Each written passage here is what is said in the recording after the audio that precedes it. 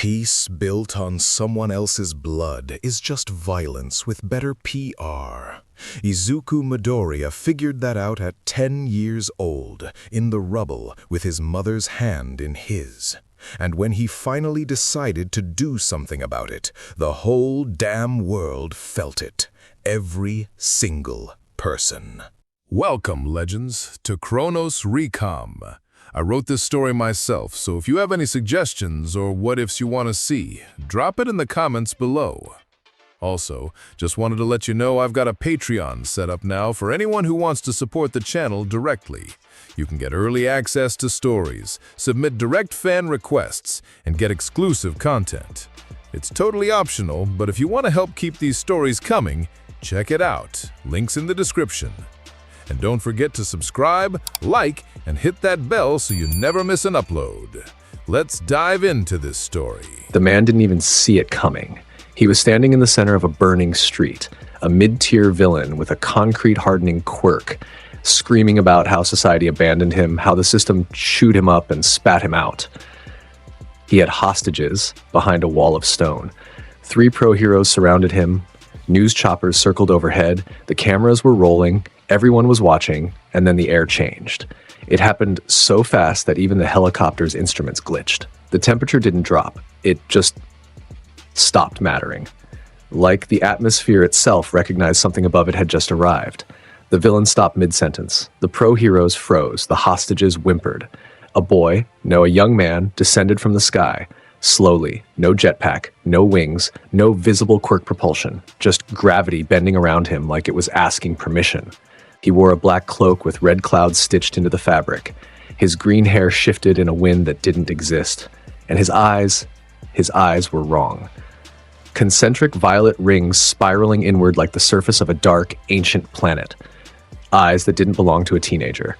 Eyes that didn't belong to this century. He landed between the villain and the heroes. Didn't look at either side. Didn't announce himself. Didn't pose. The villain snarled. "Who the hell are you, kid? Get out of my..."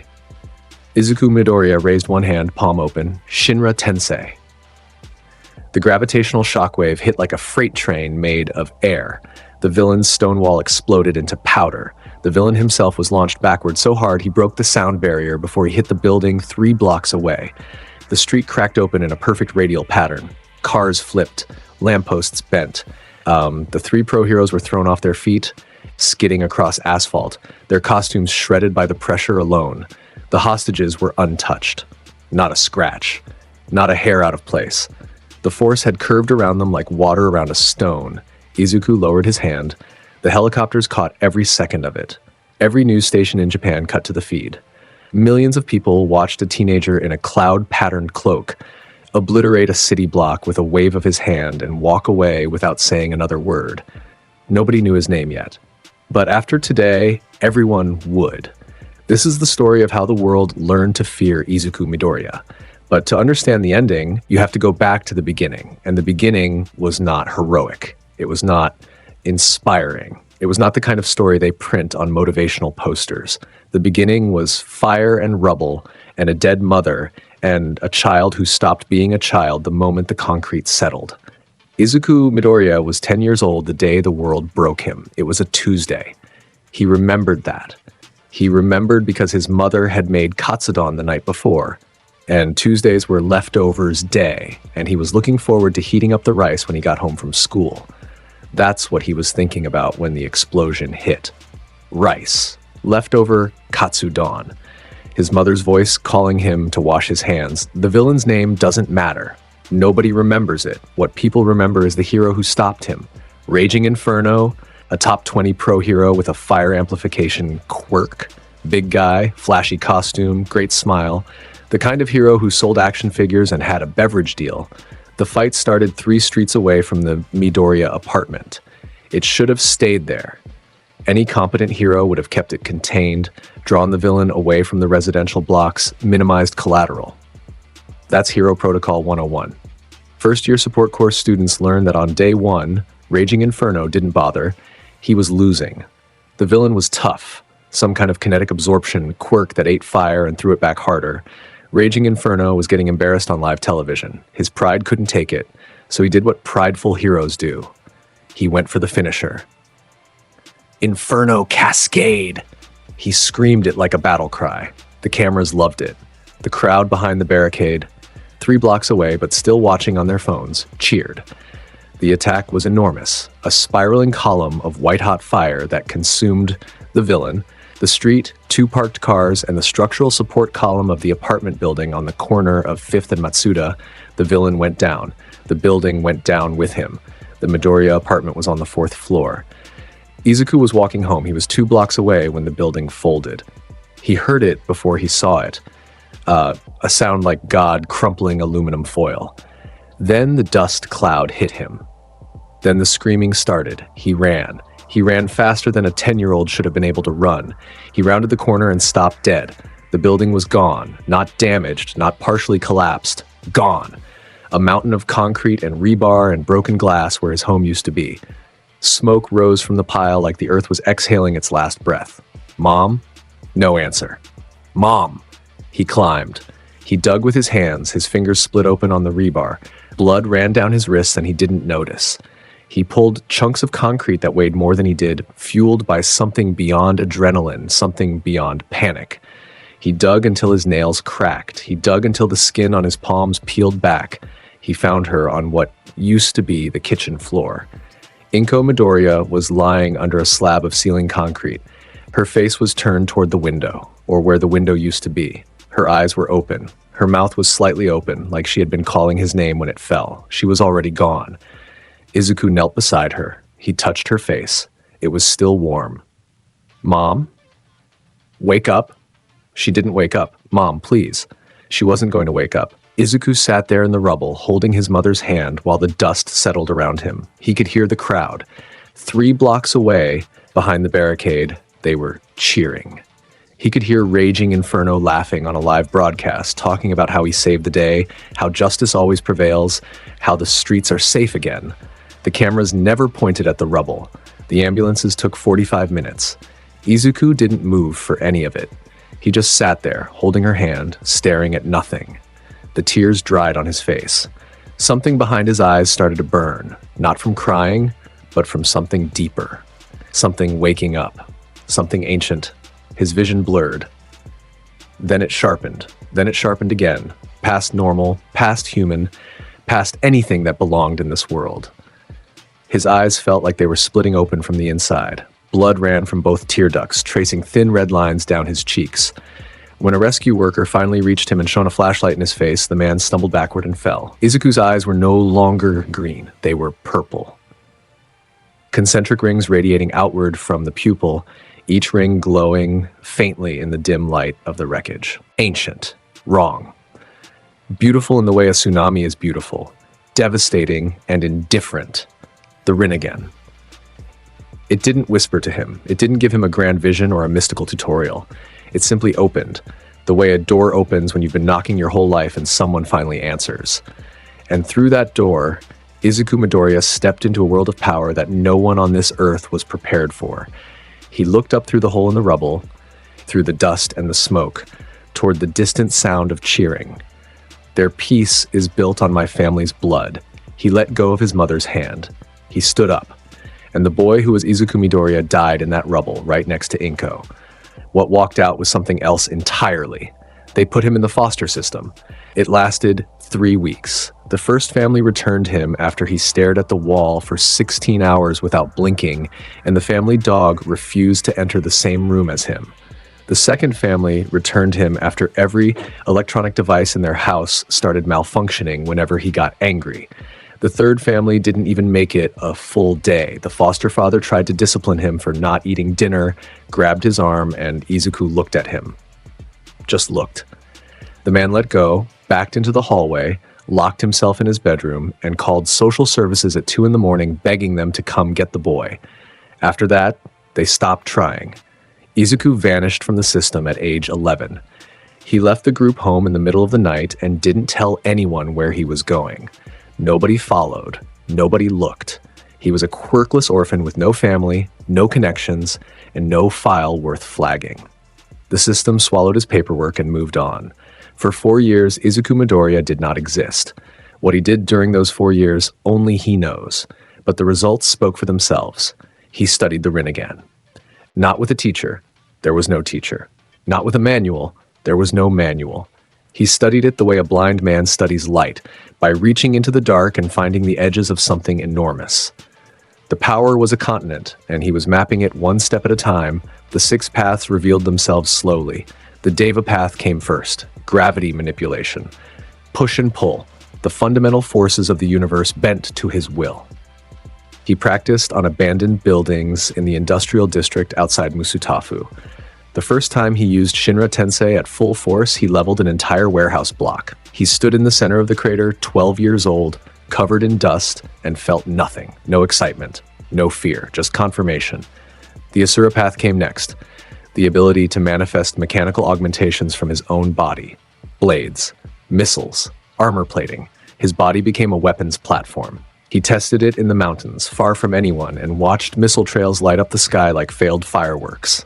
Then, the human path. The ability to read minds and extract souls through physical contact. He used it on a mugger who tried to rob him in an alley. He put his hand on the man's head and pulled. The mugger's entire life story downloaded into Izuku's brain in 3 seconds. The man collapsed, unconscious, his mind emptied like a hard drive. He was alive, but he wouldn't remember his own name for a month. The animal path. Summoning. Creatures that didn't exist in this world pulled from some other place through a dimensional tier only the Rinnegan could open. Massive beasts with armored hides and shared vision. The Preta path. Energy absorption. Any attack, any quirk output, any energy-based assault could be absorbed through his body and nullified. He was a black hole for power. And finally, the Naraka path. Restoration. Judgment. The ability to repair any damage to his body or to others, and to summon the King of Hell itself to interrogate and judge. 6 paths, 6 dimensions of godhood. And behind all of them, the crown jewel, Chibaku Tensei. The ability to create a gravitational core so powerful it pulls the Earth itself into a sphere around it. A planetary technique in the hands of a teenager. By the time Izuku Midoriya resurfaced at age 15, he was no longer human. Not really. He looked human. He sounded human. He could smile and nod and say please and thank you and pass for a quiet, polite boy if you didn't look too closely. But if you looked at his eyes, if you really looked, you saw the rings. And behind the rings, you saw the void. He applied high school's hero course. Of course, not because he wanted to be a hero, because UA was the heart of the system, the factory that built the symbols. The place where children were shaped into the next generation of smiling hypocrites who would level neighborhoods and call it justice. If he wanted to understand the disease, he had to walk through its door. If he wanted to tear it down, he had to stand inside it first. His application was flawless. His written scores were perfect. Every question answered with precision. The practical exam was different. The testing ground was filled with robots. 0-pointers, 1-pointers, 2-pointers, 3-pointers, the whole gauntlet. Hundreds of examinees were scattered across the urban simulation, running and fighting and sweating and screaming. Izuku walked. He didn't run. He didn't dodge. He walked through the streets of the test arena at an even, unhurried pace. When a 1-pointer rolled toward him, he raised a finger and it crumpled inward like a crushed soda can. Bansho Ten in, pulling its own metal skeleton into itself. When a 3-pointer fired missiles, he held up one palm and the missiles dissolved on contact, Preta path, absorbing the energy like it was sunlight. When a cluster of robots rushed him from both sides, he didn't even slow down. He turned his head left, then right, and both groups exploded outward as if hit by invisible wrecking balls. He finished the exam in 4 minutes.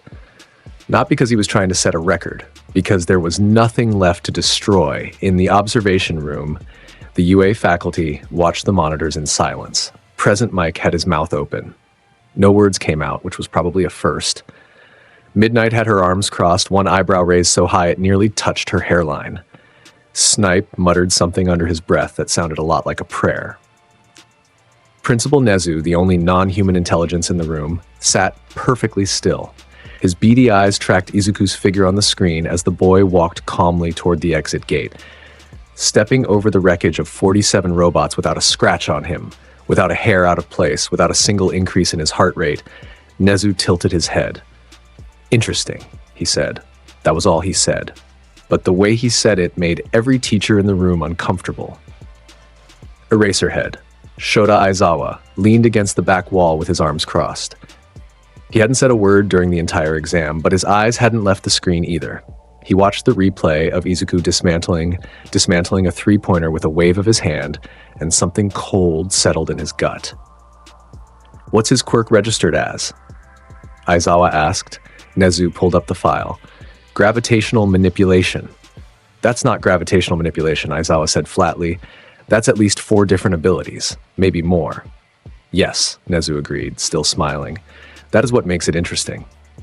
Izuku Midoriya was admitted to Class 1A with the highest practical score in UA entrance exam history. He didn't celebrate. He read the acceptance letter, folded it neatly, and set it on the table in the small, empty apartment he'd been living in alone for the last 2 years. No decorations on the walls, no posters, no memorabilia. Just a kitchen, a mattress on the floor, and a shelf full of books on philosophy, history, war, and pain. And on the windowsill, a single-framed photograph of Inko Midoriya, smiling, holding a 5-year-old Izuku, who was covered in flour because they'd been making cookies together. He looked at the photo for a long time. Then he put on his school uniform, adjusted his tie, and walked out the door. The first day at UA was supposed to be the beginning of a dream for everyone in Class 1A. 20 students, handpicked from thousands, all burning with ambition and talent, and the unshakable belief that they were destined for greatness. The energy in the room was electric. Kids were introducing themselves, flexing their quirks, sizing each other up with that mix of excitement and competitiveness that only teenagers can pull off. Katsuki Bakugo sat in the back with his feet on the desk, radiating contempt like a space heater radiates warmth. His palms crackled with small explosions, a nervous habit or a dominance display, or both. He didn't introduce himself. Everyone already knew who he was. Top scorer in the written exam. The boy who demolished the practical with raw, aggressive power. Blonde, loud, angry at everything and everyone as a default setting, Shoto Todoroki sat by the window, silent, half his face hidden behind his hand. He looked at no one and spoke to no one. The scar over his left eye told a story he didn't share. Tenya Ida stood ramrod straight near the front, already lecturing someone about proper desk posture. Ochako Uraraka bounced between groups, making friends with the ease of someone who genuinely liked people. Momo Yaoyorozu reviewed her notes. Fumikage Tokoyami sat in shadow, literally. Tsuyu Asui watched everything with calm, frog-like patience. Then Izuku walked in. He didn't slam the door open. He didn't make an entrance. He just arrived. Opened the door, stepped inside, closed it behind him. Quiet, polite. Utterly unremarkable to anyone who wasn't paying attention. But someone was always paying attention. Bakugo's head snapped toward the door the instant Izuku entered. His eyes narrowed. His palms stopped crackling. He stared at Izuku with an expression that wasn't quite recognition and wasn't quite confusion. It was the expression of a predator who just heard a sound it couldn't identify. Izuku walked to an empty seat near the middle of the room. He sat down. He placed his bag on the floor. He folded his hands on the desk. He looked forward. He didn't greet anyone. Nobody greeted him. It wasn't rudeness. It was something else, something harder to name. The air around Izuku Midoriya was heavy. Not visibly, not measurably, but perceptibly. The way you can feel a storm before it arrives. The way your body knows when something is wrong before your brain catches up. Students who sat near him shifted in their seats without knowing why. Uraraka started to walk over, mouth open to say hello, and then stopped 3 feet away like she'd hit a wall. She blinked, shook her head, turned around and went back to her desk. She'd tell Ida later that she felt like she was about to step off a cliff. Todoroki noticed. His heterochromatic eyes drifted toward Izuku and stayed there for a long moment. Then he looked away. He didn't approach either. Bakugo noticed. Of course Bakugo noticed. He leaned forward in his chair, staring at the back of Izuku's head with an intensity that could peel paint. "Hey," Bakugo said, not loud, not yelling, which was unusual enough to make several people turn around. "Green hair, what's your name?" Izuku didn't turn around. "Midoriya," he said. His voice was calm, even with a depth to it that didn't match his age, like still water over a very deep lake. "Izuku Midoriya." Bakugo's eyes narrowed further. Something about the name rang a bell, something from a long time ago. A neighborhood he used to live in, a kid who used to follow him around, a building that collapsed. Midoriya, Bakugo repeated. Why does that? The door opened. Aizawa slithered in like a caterpillar emerging from a sleeping bag, because he was literally emerging from a sleeping bag. The class went silent. I'm your homeroom teacher, Shota Aizawa. Life's too short for introductions. Put on your gym clothes. Meet me outside in 5 minutes. We're doing a quirk assessment test.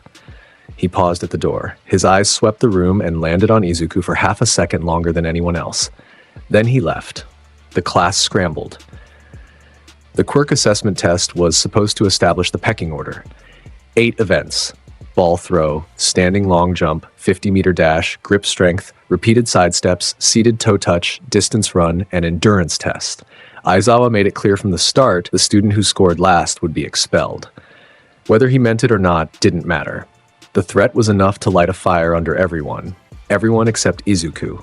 He stood at the edge of the group, hands in his pockets, watching the proceedings with the detached interest of a scientist observing lab rats.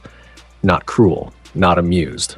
Just observing. The 50-meter dash went first. Ida clocked 3.04 seconds with his engine quirk, the fastest in the class. Bakugo used explosions to propel himself and hit 4.13. Todoroki created an ice slide and glided across at 4.50. Izuku stepped to the line. He didn't crouch. He didn't take a starting stance. He just stood there. The buzzer sounded. He vanished. Not in the way fast people move, where you can track the blur, see the afterimage, follow the trail. He was at the start line, and then he was at the finish line, and there was nothing in between. The sensor beeped 0.7 seconds. The class went silent. Aizawa looked at the readout. Then he looked at Izuku. Then he looked at the readout again. That's physically impossible, Ida said, his engine sputtering in confusion. No movement. Movement. Quirk should. Next event, Aizawa said flatly. The ball throw was next. Uraraka scored infinity. Her zero-gravity quirk launched the ball into orbit. The class cheered. She blushed and waved it off. Bakugo threw with a massive explosion, at 705.2 meters. He grinned like a wolf. Izuku stepped into the circle. He held the ball in one hand, looked at it for a moment like it was a mildly interesting rock, then he threw it. Not with his arm. He held his palm out, and the ball sat on it, and then it was simply gone. Launched by an invisible force, Shinra Tensei concentrated into a single point, a gravitational cannon that sent the ball screaming into the atmosphere at a speed that made the air shriek. The sensor didn't beep. It blinked, recalculated, blinked again. Then it displayed a number that made Aizawa's left eye twitch. Infinity. Uraraka's mouth fell open. Wait, but that's my score. Izuku lowered his hand and stepped out of the circle without a word. It didn't leave the atmosphere, Aizawa said, more to himself than anyone. It's still accelerating. Display, it just hasn't come down yet. What the hell kind of quirk does that? Bakugo exploded, literally. His palms detonated, leaving scorch marks on the ground. He didn't even throw it. He waved his hand.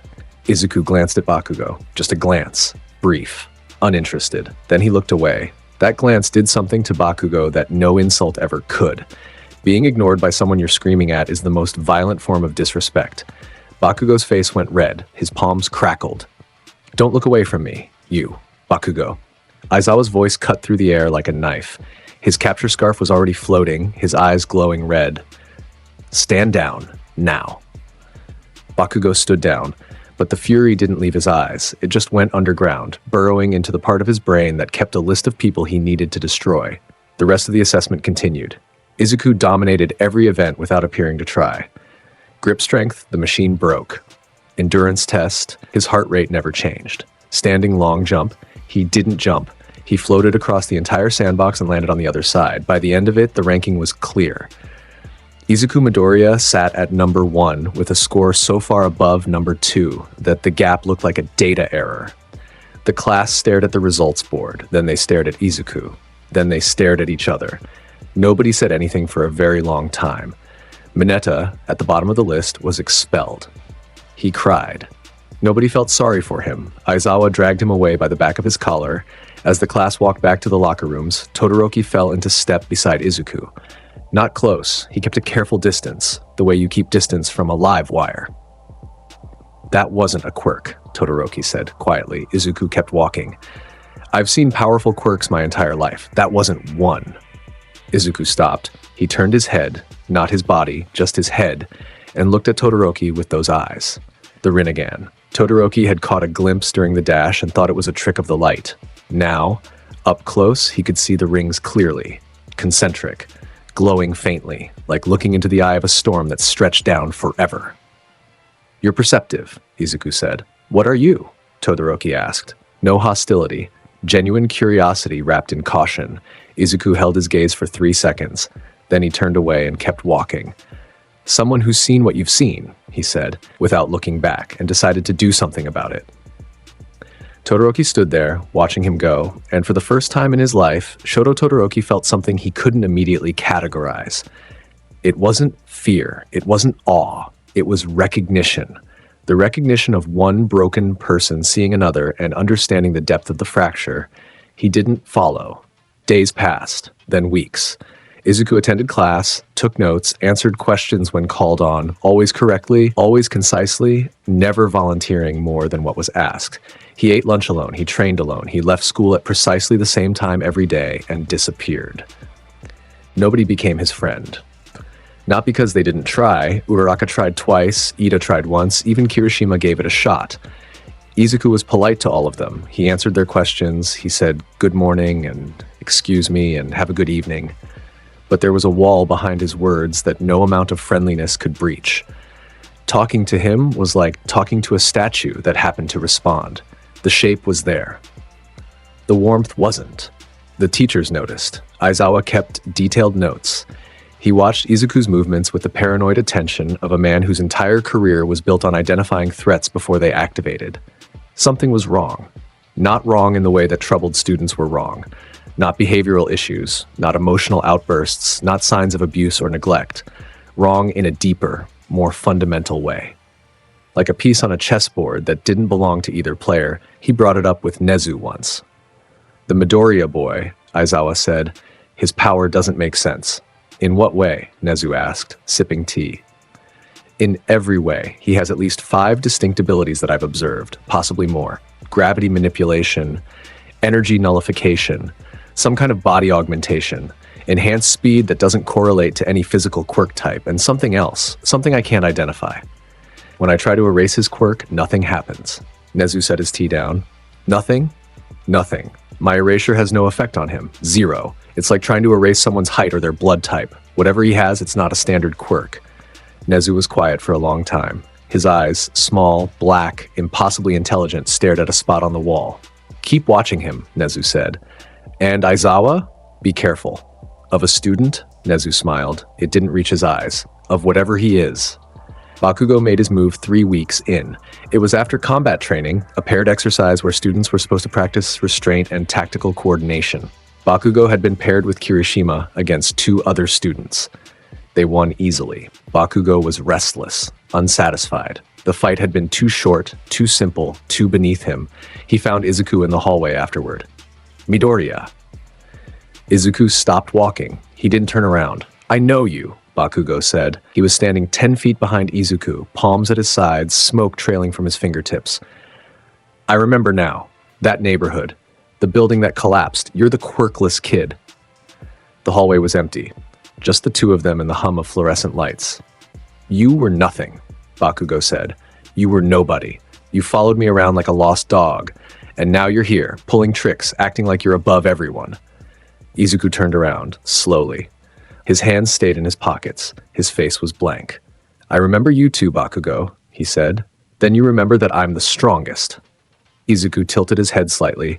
The gesture was almost curious, almost human. I remember a scared boy who screamed at other children to make himself feel powerful, Izuku said. You haven't changed. The explosion happened before the sentence finished. Bakugo lunged, full speed, palms blazing, and a right hook wreathed in flame and fury aimed directly at Izuku's jaw. Izuku didn't block. He didn't dodge. He caught the fist. The explosion detonated against his palm. Fire and force erupted outward. The hallway walls cracked. The fluorescent lights shattered, raining glass. And when the smoke cleared, Izuku was holding Bakugo's fist in his hand. Completely unharmed. Not a burn, not a mark. Bakugo stared at his trapped fist. Then he stared at Izuku. The Rinnegan stared back. Izuku squeezed. Not hard, just enough to compress the bones. Bakugo's knees buckled. "You are loud," Izuku said. "You are angry. You are talented, but you are not strong. Not yet. And if you ever swing at me again, I will show you what strong looks like." He released the fist. Bakugo collapsed to one knee, cradling his hand. His fingers were numb. His pride was worse. Izuku walked away. Bakugo knelt there in the ruined hallway for a long time, staring at the scorch mark on the floor where his best attack had done nothing. His teeth ground together so hard his jaw ached. But he didn't scream. He didn't chase. Because somewhere in the reptilian core of Katsuki Bakugo's brain, a survival instinct he didn't even know he had screamed at him not to. That was the day Bakugo stopped underestimating Izuku Midoriya. It was also the day he started being afraid of him. The call came on a Thursday. Class 1A was loaded onto a bus and driven to the unforeseen scene simulation joint, the USJ, a massive training dome designed by the space hero 13. Inside were multiple biome zones: flood, landslide, conflagration, downpour, mountain, ruins. It was supposed to be a rescue exercise. Learn to save people in disaster scenarios. Heroism 101, Aizawa and 13 led the group. All Might was supposed to be there, but wasn't. He'd used up his time limit on the way to school and was resting in the faculty lounge. Izuku knew this. He knew All Might's schedule. He knew the security protocols. He knew the exact moment the facility would be vulnerable. He'd known for weeks. The class entered the dome. 13 began her speech about rescue priorities. The students spread out, looking at the biomes with wide eyes. Uraraka pointed at the flood zone. Kirishima flexed at the mountain zone. Bakugo was already mentally mapping entry and exit points, because that's what Bakugo did. Izuku stood at the back of the group. Still, quiet, waiting. Then the portal opened. A black mist swirled in the central plaza. Not an explosion, not a crash, just a dark, expanding fog that smelled like nothing and felt like dread. Shapes emerged. Dozens of them. Villains. Low-tier thugs, mostly. Bodies for hire, disposable soldiers meant to overwhelm through numbers. But behind them, two figures stood out. Tomura Shigaraki, pale, scratching, covered in hands, eyes gleaming with childlike malice behind the severed fingers on his face. The leader, the decay. And Kurogiri, the warp gate himself, his misty body swirling like a storm in a suit. 13, Aizawa shouted. Protect the students. He was already moving, leaping from the top of the stairs, capture scarf flying. Aizawa dove into the mob of villains alone, canceling quirks and dropping bodies with brutal efficiency. He was a machine. Elbow strikes, throws, binds, each movement flowing into the next without wasted motion. But there were too many. There were always too many. Kurogiri expanded. His warp gates split the class apart. Bakugo and Kirishima were dropped into the ruin zone. Todoroki appeared alone in the landslide zone. Uraraka and Ida ended up near the exit. Yaoyorozu, Tokoyami, Asui, scattered, isolated. Exactly as planned, the students fought. They fought hard, because they were UA students and they hadn't been accepted for nothing. Bakugo and Kirishima tore through the villains in the ruin zone with complementary fury, explosions and hardening, destruction and durability. Todoroki froze the entire landslide zone in 3 seconds flat, encasing 30 villains in ice without moving from the spot he landed. Asui used the flood zone's water to outmaneuver the villains there, dragging Minetta's replacement, a transfer student with a sound quirk, to safety. But it was a holding pattern. They were scattered, outnumbered, and cut off from their teachers. And at the center of it all, Shigaraki was moving toward Aizawa. Nomu, Shigaraki said. From behind him, the creature stepped forward.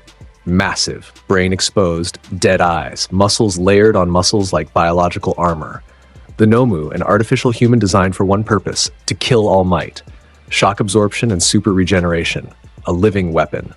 The Nomu grabbed Aizawa by the elbow and broke his arm like a breadstick. Aizawa hit the ground. The Nomu picked him up and slammed him into the concrete. Then again. Then again. Blood pooled around the hero's head. His goggles cracked. His eyes flickered.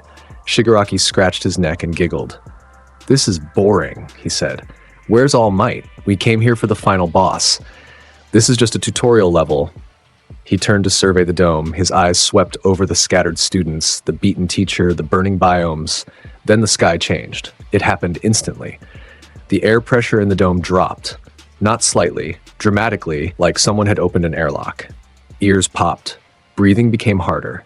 A sound filled the space. Low, bass-heavy, the kind of sound you feel in your chest before you hear it with your ears.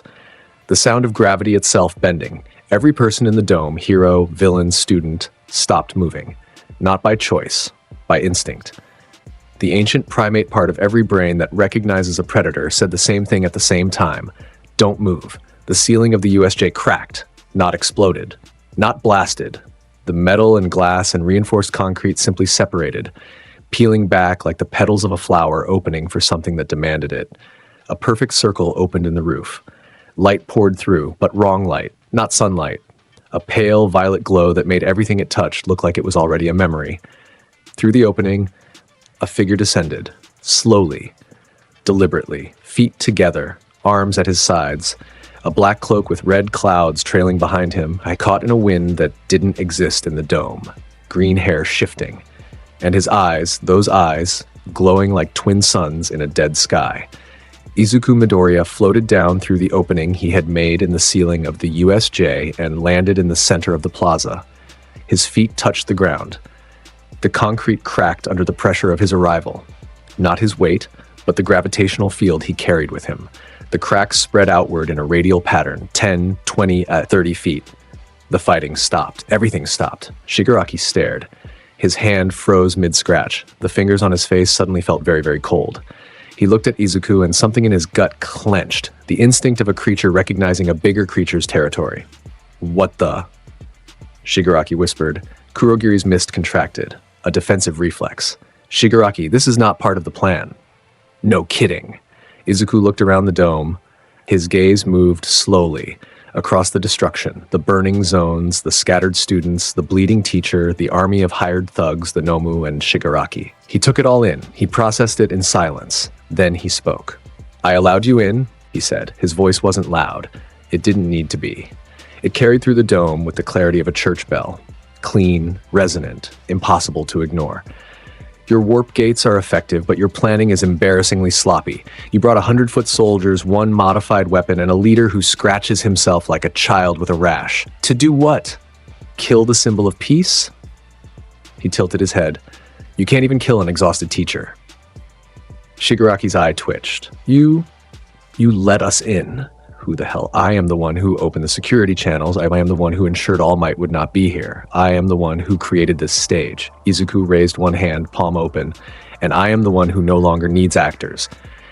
The villains around the plaza shifted nervously. The ones closest to Izuku were already backing away.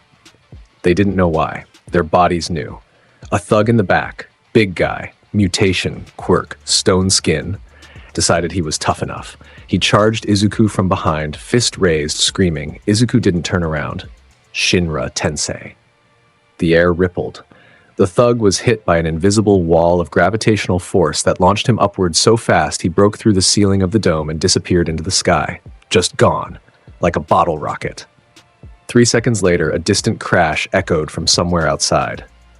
The class would later find him embedded in a hillside a quarter-mile away, unconscious and missing most of his teeth. Nobody else charged. Shigaraki's voice was shaking now, not with fear, with rage, with confusion, with the desperate frustration of a child who just realized the game was rigged. You planned this? You used us? I gave you a door, Izuku said. You walked through it. That's not manipulation. That's a test of character, and you failed spectacularly. Nomu. Shigaraki screamed. Kill him!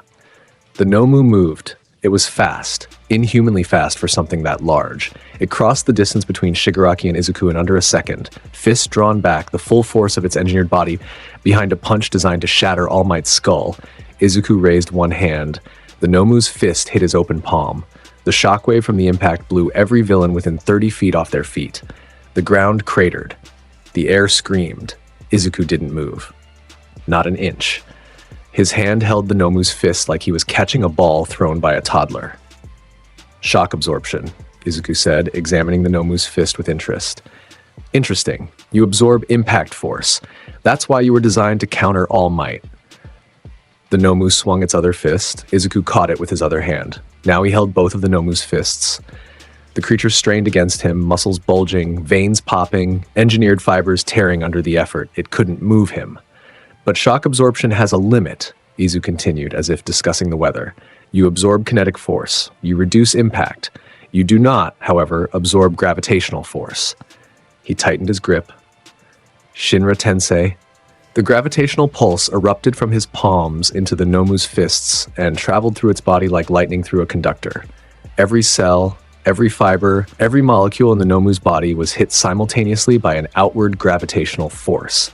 The creature didn't explode, it expanded, like something inside it was trying to push its way out through every pore. Its body bulged, cracked, ruptured. The Nomu went limp. Izuku released it. It dropped to the ground like a sack of wet concrete, twitching once, then going still. The thing designed to kill the #1 hero in the world had lasted exactly 8 seconds. The dome was silent. Bakugo, emerging from the ruin zone with Kirishima, saw the Nomu hit the ground. He stopped mid-step. Kirishima bumped into him from behind. "Dude, what?" Kirishima started, then saw the scene. His jaw dropped. Bakugo's eyes locked onto Izuku. The cloak, the glow, the casual, devastating efficiency. Something in his chest tightened. It wasn't fear anymore, it was something worse. It was the realization that the gap between him and Izuku Midoriya wasn't a gap, it was a canyon, a geological feature.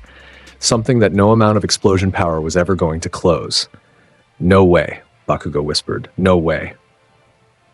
Shigaraki staggered backward. His hands were shaking. This isn't Kurogiri! Kurogiri! I'm trying! Kurogiri's mist expanded, forming a warp gate behind Shigaraki. "We need to leave immediately. This individual is Bansho Tenin." The universal pull hit Kurogiri like a hook. His mist body condensed, not voluntarily but forcibly, the gravitational pull compressing his vapor form into a dense ball of matter. The warp gate collapsed. Kurogiri was yanked forward, solidified against his will, and slammed into the ground at Izuku's feet. His metal neck brace cracked against the concrete. His yellow eyes went wide with something Kurogiri had never felt before. Helplessness. Shigaraki's exit was gone. "No," Shigaraki said. "No, no, no, no. You came here to make a statement," Izuku said, stepping over Kurogiri's compressed form, "to prove that the symbol of peace can fall, to show the world that heroes are mortal." He stopped 5 feet from Shigaraki. The Rinnegan burned. "I agree with the premise, but your execution is pathetic. You are a child throwing a tantrum, not a revolutionary delivering a message." Shigaraki lunged. 5 fingers, all of them reaching for Izuku's face, decay activated, the air crackling with the disintegration field around his hands. Izuku caught his wrist. The decay touched his cloak. The fabric at the point of contact grayed, crumbled, flaked away, but it stopped there. Izuku's skin under the cloak was untouched. The Preta path absorbed the decay's energy as fast as Shigaraki produced it. An unstoppable force meeting an immovable object, except the object wasn't immovable. It was just unimpressed. "Decay," Izuku said. "Molecular disintegration through 5-point contact. Powerful against matter, useless against someone who absorbs the energy that drives it." He twisted Shigaraki's wrist. Something popped. Shigaraki screamed. "Leave," Izuku said. "Take what's left of your soldiers. Tell your master, and I know there is a master because you are not intelligent enough to plan this alone, tell him that the USJ was not his demonstration. It was mine." He released Shigaraki and turned his back on him. That's the moment the students would remember forever. Not the Nomu, not the compression of Kurogiri, not the gravitational pulse. They would remember Izuku Midoriya turning his back on a villain who could kill with a touch and walking away like the threat didn't exist. Because to him, it didn't. Kurogiri reformed, barely, painfully, and opened a shaky warp gate. Shigaraki stumbled through it, clutching his broken wrist, face twisted with rage and humiliation. The remaining villains were already running. They didn't need a gate. They were climbing walls, breaking windows, doing anything to get away from the boy in the cloud cloak. In seconds, the plaza was empty. Izuku stood alone in the center. The students emerged from their zones one by one. Todoroki, Yaoyorozu, Tokoyami, Asui, Ida and Uraraka, Bakugo and Kirishima, Kaminari, Sero, Jiro. All of them. They gathered at the edges of the plaza, staring at the scene. The cratered ground, the broken Nomu, the cracks in the floor radiating from where Izuku had landed. None of them moved closer. Aizawa lay in the rubble where the Nomu had dropped him. One arm broken, face bloody. He was conscious, barely, watching Izuku through one swollen eye. Izuku looked at the students, 20 faces staring at him. Confusion, fear, awe, horror. A cocktail of emotions that no 15-year-old should have to process.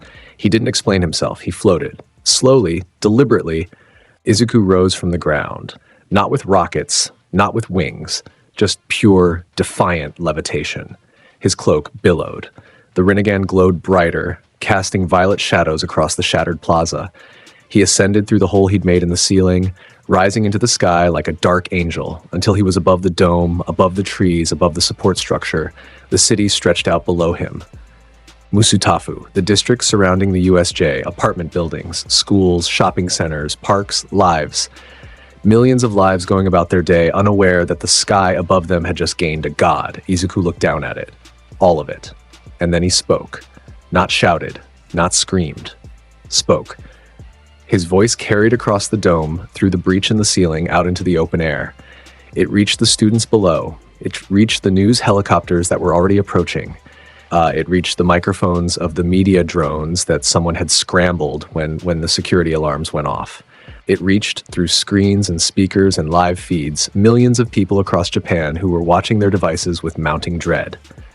For too long, this world has lived under a lie. The lie that peace is given. The lie that heroes protect. The lie that justice is clean. His voice was not angry. It was not sad. It was the voice of someone stating facts about the weather. I watched a hero destroy my home. I watched a hero kill my mother. I watched the world celebrate while I buried her. And I understood then what I understand now.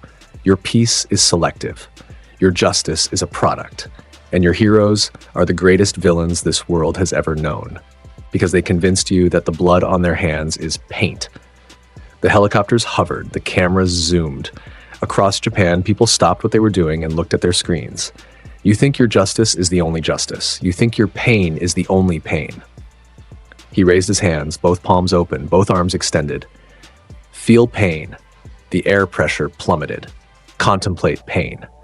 The ground beneath the dome began to tremble. Accept pain. The trembling became a vibration. The vibration became a roar. Birds evacuated, animals panicked. Car alarms exploded across the district. Windows cracked, streetlights burst. No pain. The Rinnegan blazed. The violet rings spun. Energy gathered around Izuku in visible waves. Gravitational distortion rippling outward like the surface of a pond after a boulder falls into it. Those who do not know pain will never understand true peace. Below him, the students screamed. They ran. Ida activated his engines and grabbed Uraraka, sprinting toward the exit. Todoroki created an ice barrier. Yaoyorozu materialized a shield. Bakugo grabbed Kirishima and blasted them both toward cover. They were scrambling, panicking, because every nerve in their bodies told them what was coming. Izuku's eyes locked forward. Shinra Tensei. The word left his mouth like a crack in reality. The gravitational wave erupted from his body in every direction simultaneously. Not a shockwave, not a blast, not an explosion. An event, a gravitational event.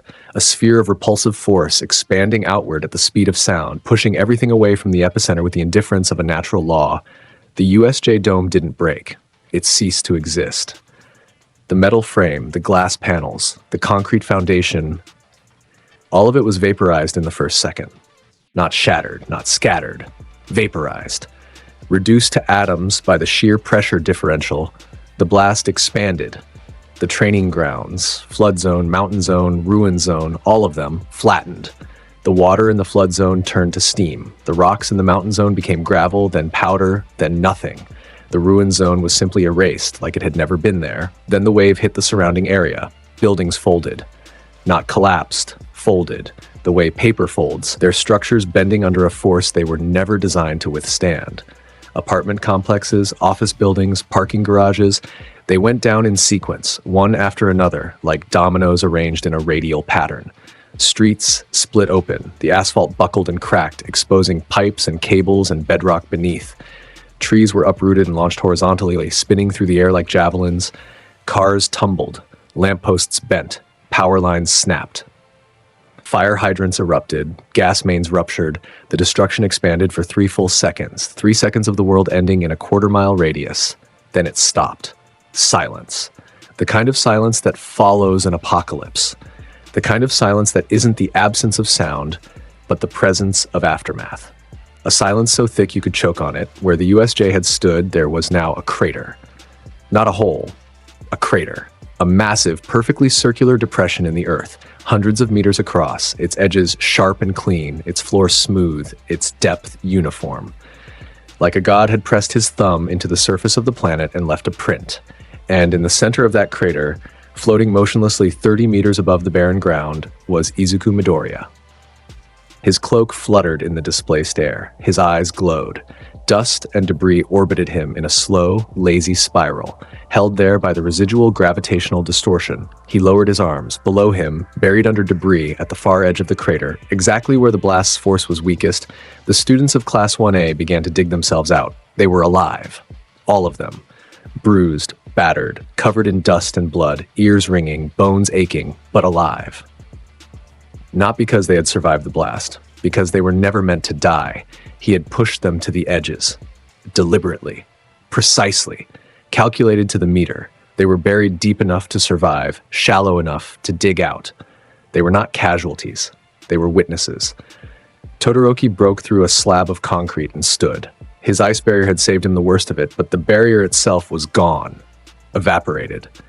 He looked up at Izuku floating above the crater, shot, and his mouth fell open. His heterochromatic eyes, one gray, one turquoise, widened until they couldn't widen anymore. "What?" he breathed. "What is he?" Bakugo crawled out of a pile of rubble, one arm hanging limp, blood running from a cut above his eye. He looked at the crater. He looked at the sky. He looked at the devastation, the absolute, incomprehensible devastation that one person had caused with a single attack. His brain, for the first time in his life, went completely blank. No anger, no pride, no competition. Just a void where his understanding of the world used to be. Uraraka was crying, not from pain, from shock, from the sheer, overwhelming scale of what had just happened. She clung to Ida, who was standing perfectly still, his engines cold, his body shaking. Ida's voice cracked. That was one attack. One attack, and the entire... He couldn't finish the sentence. Yaoyorozu was already calculating. Square footage of destruction, structural damage, blast radius, force required. None of the numbers made sense. None of them were possible. A nuclear weapon could do this. A natural disaster could do this. A single teenager could not do this. And yet, Tokoyami's dark shadow had retreated so far inside him that the bird-headed boy could barely feel its presence. Even a creature born from darkness was afraid of what it had just witnessed. The news helicopters circled the crater. The footage went live. Every network in Japan interrupted their programming. The images burned into the national consciousness, a vast, empty crater where a neighborhood used to be, and a boy floating in the center of it, cloak trailing, eyes burning violet. In the faculty lounge at UA, All Might watched the broadcast. His mug fell from his hand and shattered on the floor. His skeletal form stood from the couch, trembling, as the camera zoomed in on Izuku's face. "What have I allowed to happen?" he whispered. Then the phone rang. Every phone in the building rang. All Might didn't need to answer to know what they'd say. He transformed. The skeletal body expanded, filled with muscle and power and One for All's blazing energy. His face set, his jaw locked. He turned toward the window, toward the column of dust rising from the direction of the USJ. But the smile was gone. For the first time in his career, as the symbol of peace, All Might ran into battle without his smile. What was on his face instead was fury. And under the fury, buried deep but unmistakable to anyone who knew him, dread. The kind of dread you feel when you realize you're about to face something you might not walk away from. He leaped. A sonic boom split the sky over Musutafu. All Might crossed the distance in seconds, flanked by a squad of pro heroes scrambled from the nearest agencies. Endeavor, Hawks, Best Jeanist, Edge-a-Shot. They landed at the crater's edge and stopped dead. Endeavor's flames, normally a raging inferno around his body, flickered. He looked at the crater. He looked at the empty space where buildings used to be. His fire dimmed. "This is..." Endeavor started. "Impossible," Hawks finished, his wings. Thousands of feathers, each one a weapon and a sensory organ, fanned outward. Every single feather was trembling. Hawks had the best danger instincts in the hero world, and right now, every instinct was screaming one word. Run, Best Jeanist scanned the crater floor with narrowed eyes. "Where's the perpetrator?" "There." All Might pointed upward. They looked. Izuku floated above the crater, exactly where he had been, looking down at the assembled heroes with the expression of someone who had expected them, planned for them, wanted them. Symbol of peace, Izuku said. His voice carried down to the crater floor without effort. You are late, as always. All Might's fists clenched. One for all crackled around his body like lightning. Young man, All Might said. His voice was different.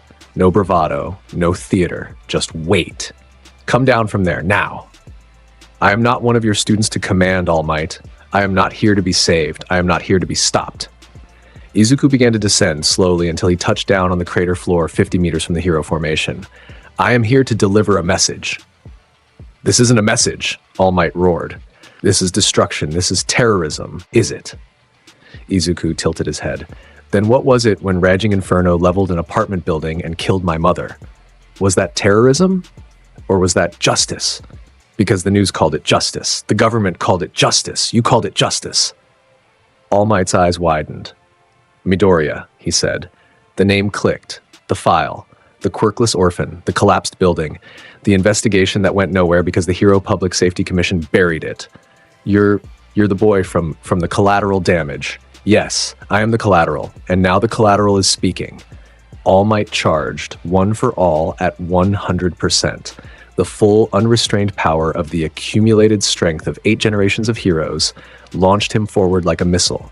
He closed the distance in a heartbeat.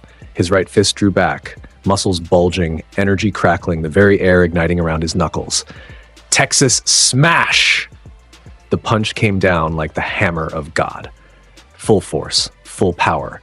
Enough kinetic energy to level a city block, enough force to crater a mountain, enough impact to end any fight in the history of heroism with a single blow. Izuku caught it with one hand. The shockwave from the impact traveled outward in every direction. The ground beneath them cratered further. The dust cloud erupted. The pro heroes at the crater's edge were pushed back. The clouds above them, the actual clouds in the actual sky, split. The shockwave punched a hole in the overcast and sunlight poured through, illuminating the 2 figures standing in the center of the destruction. Izuku held All Might's fist in his open palm. His feet hadn't moved. His body hadn't shifted. His expression hadn't changed. You are late, symbol of peace, Izuku repeated. As always. All Might stared at his fist, at the hand holding it, at the boy, the child, who had just caught Texas Smash like it was a handshake. How? All Might breathed. Because your power is inherited, Izuku said. Passed down, borrowed, mine is awakened, born, mine. He released the fist and stepped back. One step, calm, measured. Fight me, All Might. Fight me with everything you have. I want you to understand what it feels like to face something you cannot defeat. I want you to feel what my mother felt when the ceiling came down and no hero came to save her. All Might attacked. There was no more talking, no more posturing. The symbol of peace became a blur of muscle and power, throwing combinations that would have killed any villain in recorded history. A right straight, Detroit smash that warped the air into a visible pressure cone. Izuku sidestepped it. The missed punch hit the crater floor and opened a fissure 20 meters long, a left hook, a knee, an elbow. All Might was a storm of blows, each one capable of ending a battle Shiraz, and Izuku moved through them like water through rocks. Not dodging frantically, but flowing. Stepping aside, leaning back, turning his body just enough to let the attacks pass through empty space, Endeavor launched a fireball from the crater's edge, a massive, concentrated blast of hellflame aimed at Izuku's back. Izuku didn't even look. He held one hand behind him. The Preta path activated. The fire hit his palm and vanished, absorbed, consumed, like feeding a match to the ocean. Endeavor stumbled back. He absorbed it. Hawk sent a barrage of feather blades, hundreds of razor-sharp projectiles converging on Izuku from every angle. A killing strike from the number 3 hero, precise and unavoidable. Shinra Tensei. A localized gravitational pulse erupted from Izuku's body. The feathers stopped in midair, hung suspended for a fraction of a second, then reversed, flying back at Hawks at twice the speed they'd been launched. Hawks barely dodged his own attack, spinning midair, losing a dozen feathers to the ground. He reflected them. Hawk's eyes were wide. He just reflected my feathers! Best Jeanist manipulated the fibers around him, threads from clothes, ropes, anything, wrapping them around Izuku's body from every direction, pulling tight, binding. Izuku flexed. The fibers disintegrated. Not broke. Disintegrated. The gravitational field around his body simply increased, and the molecular bonds in the fibers couldn't hold. Best Jeanist was yanked forward by his own technique and sent tumbling across the crater. Edge-shot shifted into his fold-a-body, narrowing himself into a paper-thin blade and striking at Izuku's pressure points. A technique that could knock any person unconscious by puncturing specific nerve clusters. Izuku's hand moved. Fast. Faster than Edge-shot could process. He grabbed the ninja hero out of the air mid-fold, held him by his compressed form, and tossed him aside like discarded paper. 4 pro heroes. Top 10.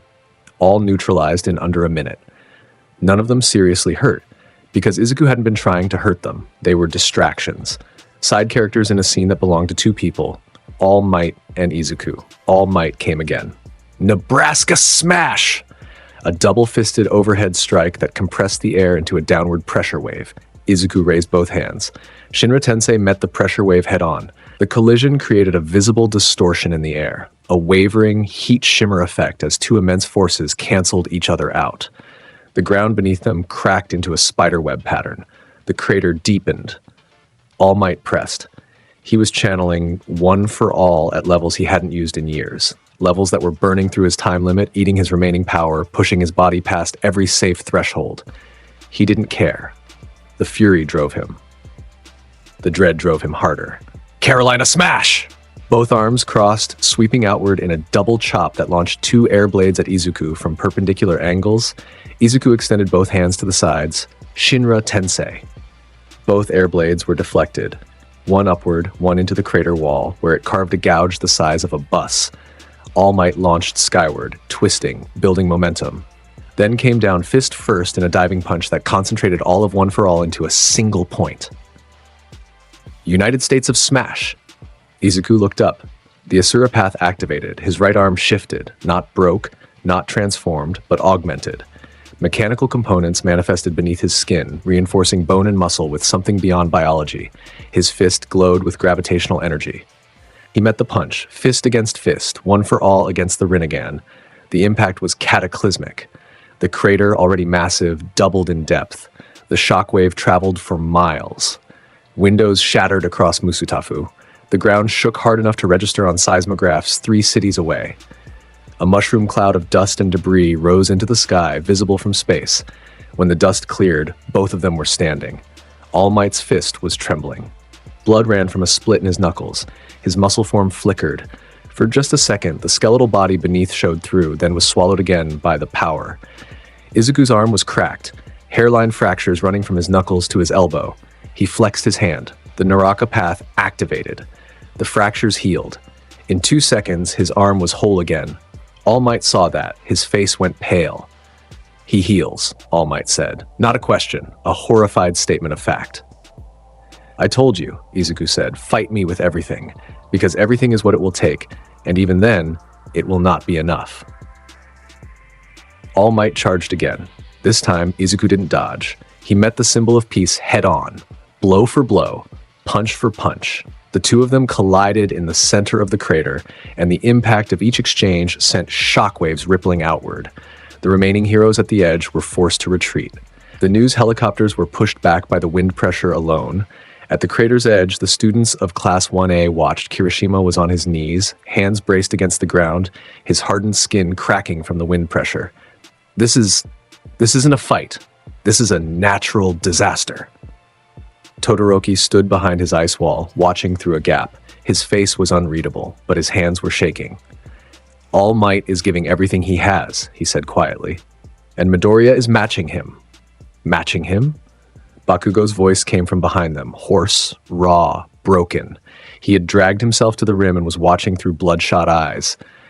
He's not matching him. He's playing with him. Open your eyes, icy hot. Midoriya hasn't gone all out once. They looked at him. Then they looked at the fight. Then they realized Bakugo was right. Izuku was fighting at a fraction. He was using one path at a time, never combining, never overlapping. He was testing All Might, measuring him. Like a scientist observing a sample, the fight raged.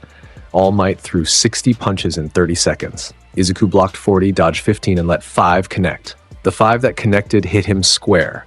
1 to the ribs, 1 to the jaw, 2 to the chest, 1 to the shoulder. Each one was a full power blow from the strongest hero alive. Each one would have killed any other person on the planet. Izuku staggered.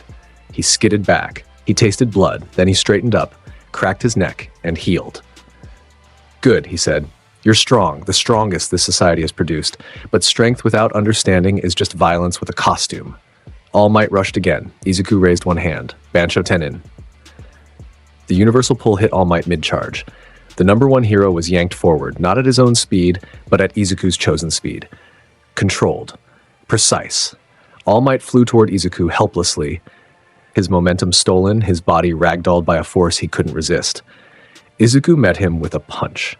A single, clean, gravitationally enhanced right hand that connected with All Might's jaw.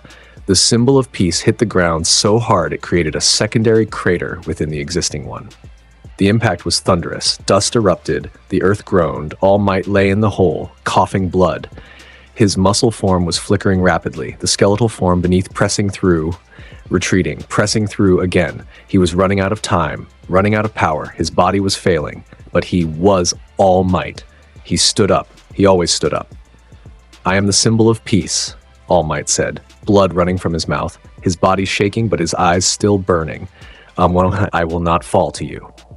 "Then you will learn the hard way," Izuku said. He reached behind his cloak and produced a black rod. Thin, metallic, covered in seals. A chakra receiver, a tool of the Rinnegan, a blade that disrupted quirk energy on contact and pinned its target in place. He moved. The exchange lasted 7 seconds. All Might threw 3 punches. Izuku deflected 2, slipped the 3rd, drove the first black rod through All Might's right shoulder. All Might swung with his left. Izuku caught the arm, twisted it downward, and drove the 2nd rod through All Might's left thigh. All Might's leg buckled. He dropped to one knee. Izuku drove a 3rd rod through his other shoulder, All Might. The symbol of peace, the number 1 hero, the man who embodied hope for an entire nation, was pinned to the earth of the crater he'd been trying to prevent. 3 black rods held him like nails in a board. His quirk energy flickered and guttered, disrupted by the rod's interference. His muscle form couldn't hold. He deflated, the towering figure shrinking into the skeletal, sunken-eyed, bleeding body beneath. Toshinori Yagi knelt in the rubble, held upright by the rods piercing his body, his hands shaking, his blood pooling in the dust. He looked up at Izuku. "Why?" he rasped. "Why do this? They were innocent. The people in those buildings, the students, they were innocent." Izuku looked down at him. The Rinnegan burned. His face was not cruel. It was not sadistic. It was not angry. It was something worse. It was calm. The calm of someone who had thought about this moment for years and found no reason to hesitate. "Innocent?" Izuku said. "What about my family, my friends, my home? You heroes decided that only you are allowed to enact justice. The justice I have enacted upon this city is the exact same as what your kind did to my mother." He pulled another black rod from his cloak, held it loosely at his side. "It was just like this when my parents were killed right before my eyes by heroes of this generation. Because of the existence of love, sacrifice is born, as well as hate, and one comprehends, one knows pain." Toshinori's eyes went wide. "Right now, we live in such a cycle. I know the past, and I can foretell our future. It is the same history. Human beings are simply incapable of understanding each other. The hero society is ruled by hatred. Tell me, symbol of peace, how would you confront this hatred in order to create peace?" The question hung in the air, heavy, unanswerable. Toshinori stared at the boy in front of him, at the eyes that held no hate, only certainty, at the hands that had just defeated him, at the mind that had planned all of this, the security breach, the villain attack, the demonstration, the speech. With the precision of a general and the conviction of a prophet, he searched for an answer. He reached into every lesson he'd ever taught, every speech he'd ever given, every platitude he'd ever offered to a frightened citizen. Plus ultra. "I am here. Everything is fine." The phrases that had sustained him for decades, they all felt empty. I don't know," Toshinori whispered. The words fell out of him like stones. The most powerful hero in the world kneeling in the ruins of his own failure, admitting to a 15-year-old boy that he had no answer. that the system he dedicated his life to building was cracked at its foundation, and he had no idea how to fix it. Izuku's eyes narrowed. That is why I formed the Akatsuki, to force peace through suffering. A sonic boom ripped through the silence. It came from above, a streak of motion so fast it distorted the air into a visible cone. Something small, something incredibly fast, moving with a velocity that defied the physical limitations of the human body. Gran Torino hit the crater floor like a bullet, his jet-propelled boots digging twin trenches in the dirt. He skidded to a stop between Izuku and Toshinori, placing his small, hunched body directly in the path of the Rinnegan's gaze. Sarahiko Torino, retired pro-hero, former UA teacher, All Might's mentor. The man who had trained Toshinori Yagi before One for All made him a god. 80-something years old, barely 5 feet tall, with a face like crumpled paper and eyes like steel bearings. The fastest hero of his generation. Possibly the fastest hero ever before technology and quirk evolution eclipsed him. He shouldn't have been there. He was retired. He was old. He was not part of any active roster, but he'd seen the broadcast. He'd seen his student pinned to the ground with black rods, and he had come. Because that's what Sarahiko Torino did. He came. Toshinori. Gran Torino's voice was ragged with speed and emotion. He didn't look at All Might. He kept his eyes forward, locked on Izuku. I won't let you die here. Toshinori's eyes filled with tears. Gran Torino. Don't. He's too. Shut up. Gran Torino said, I didn't train you to quit. He settled into a fighting stance, his boots hissed with propulsion, his body vibrated with barely contained kinetic energy. Izuku looked at him. Sarahiko Torino, he said, the Jet, All Might's teacher. You are 78 years old and you have put yourself between me and my objective. My objective. Damn right I have. You throw your life away for a failing symbol. How tragic. Gran Torino's jaw set. He's not a symbol to me, kid. He's my student. And no matter how strong you are, no matter what those fancy eyes can do, you don't get to take him. Not while I'm breathing. Izuku was quiet for a moment. A long moment. The Rinnegan studied the old hero, the lined face, the bowed back, the hands that trembled slightly with age but still held their fighting form. He saw the resolve, the defiance, the stubborn, irrational love of a teacher for his student. He saw Inko. For one fractured second, he saw his mother in that resolve. The same look she'd had in the photograph on his windowsill. The look of someone who would give everything for the person they loved. The moment passed. The Rinnegan burned it away. So be it, Izuku said. He raised one hand, palm facing Gran Torino. The gravitational field activated. Not a push this time. Bansho 10 in.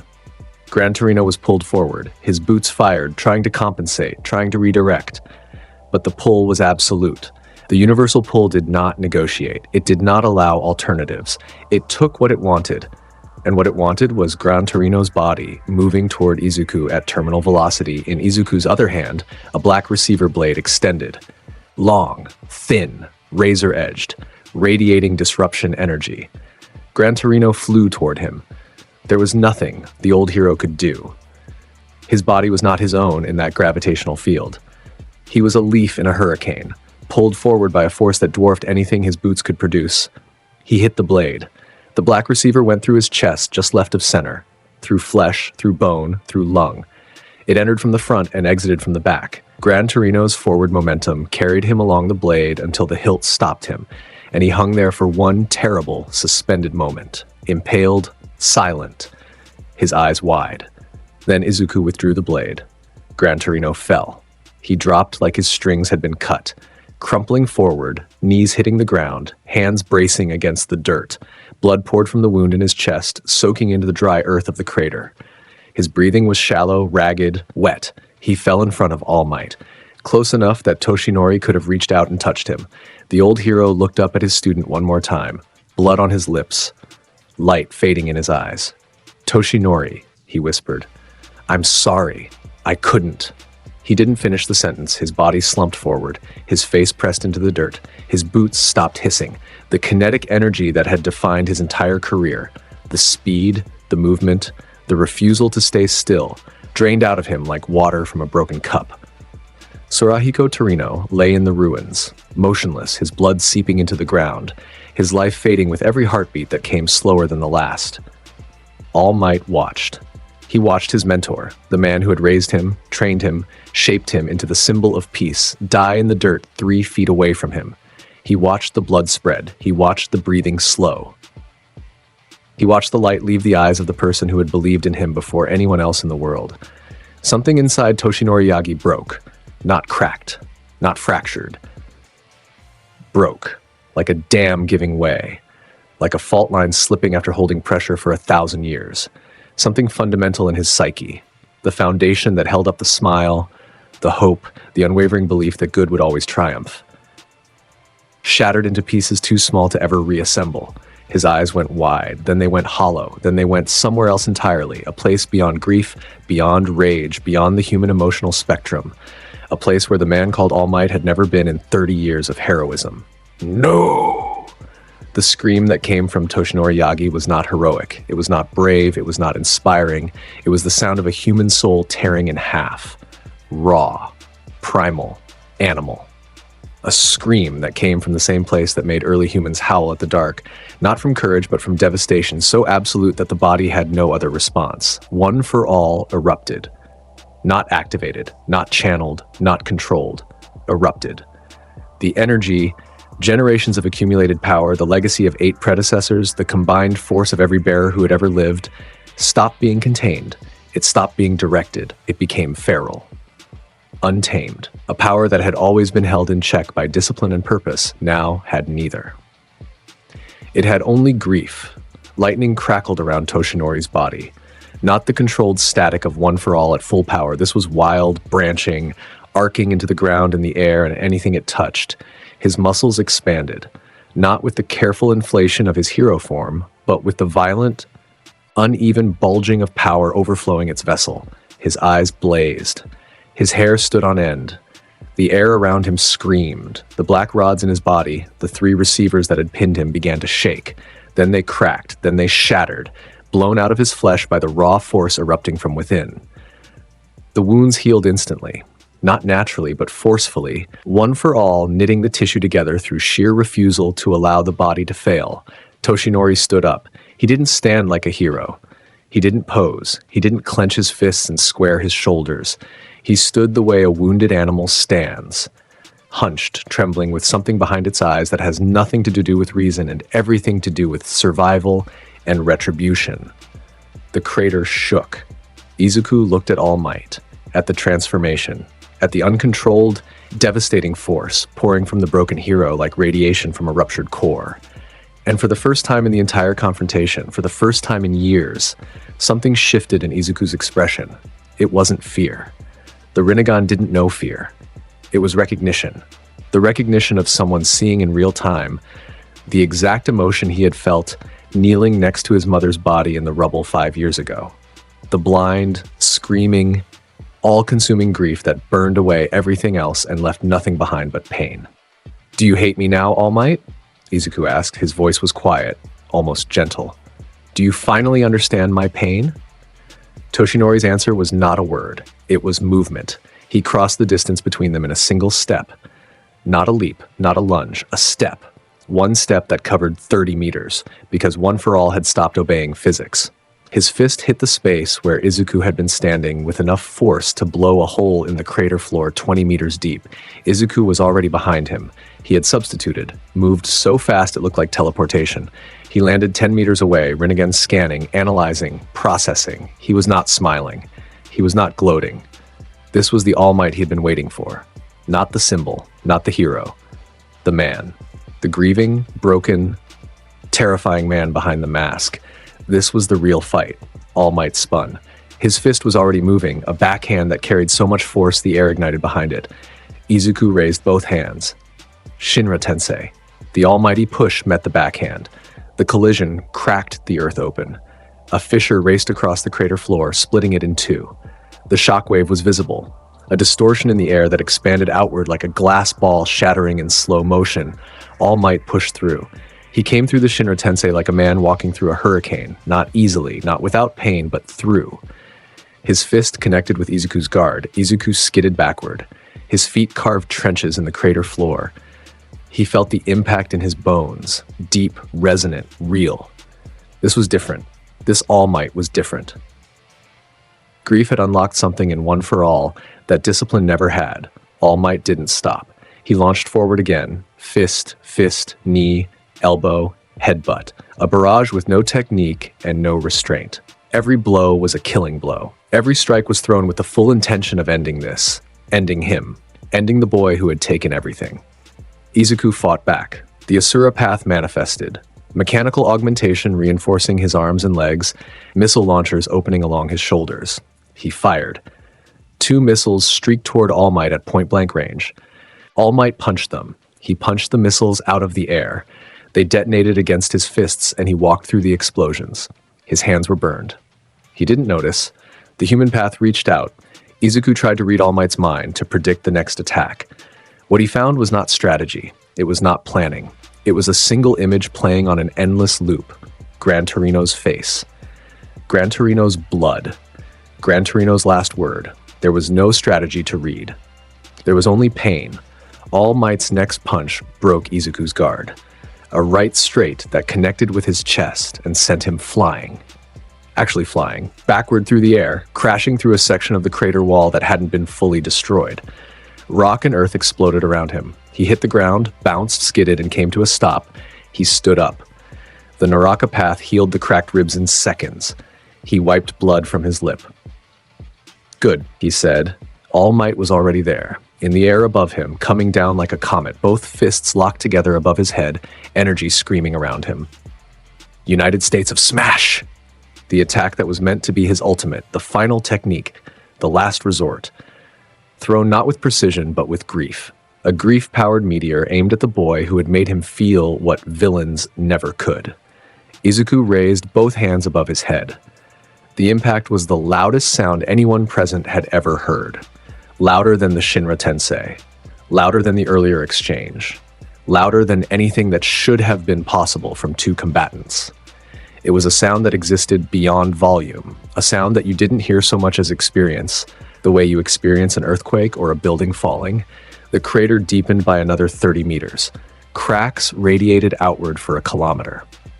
The remaining pro-heroes at the edge were blown off their feet and sent tumbling.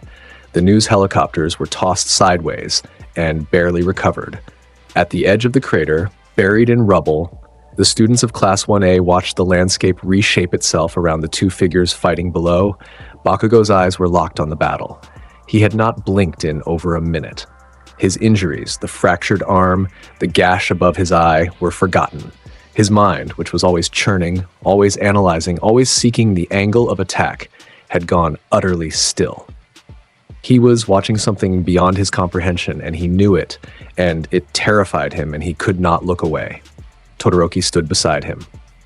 The son of Endeavor, raised in fire and abuse, trained to surpass All Might, he watched the fight and saw his entire worldview dismantle itself in real time.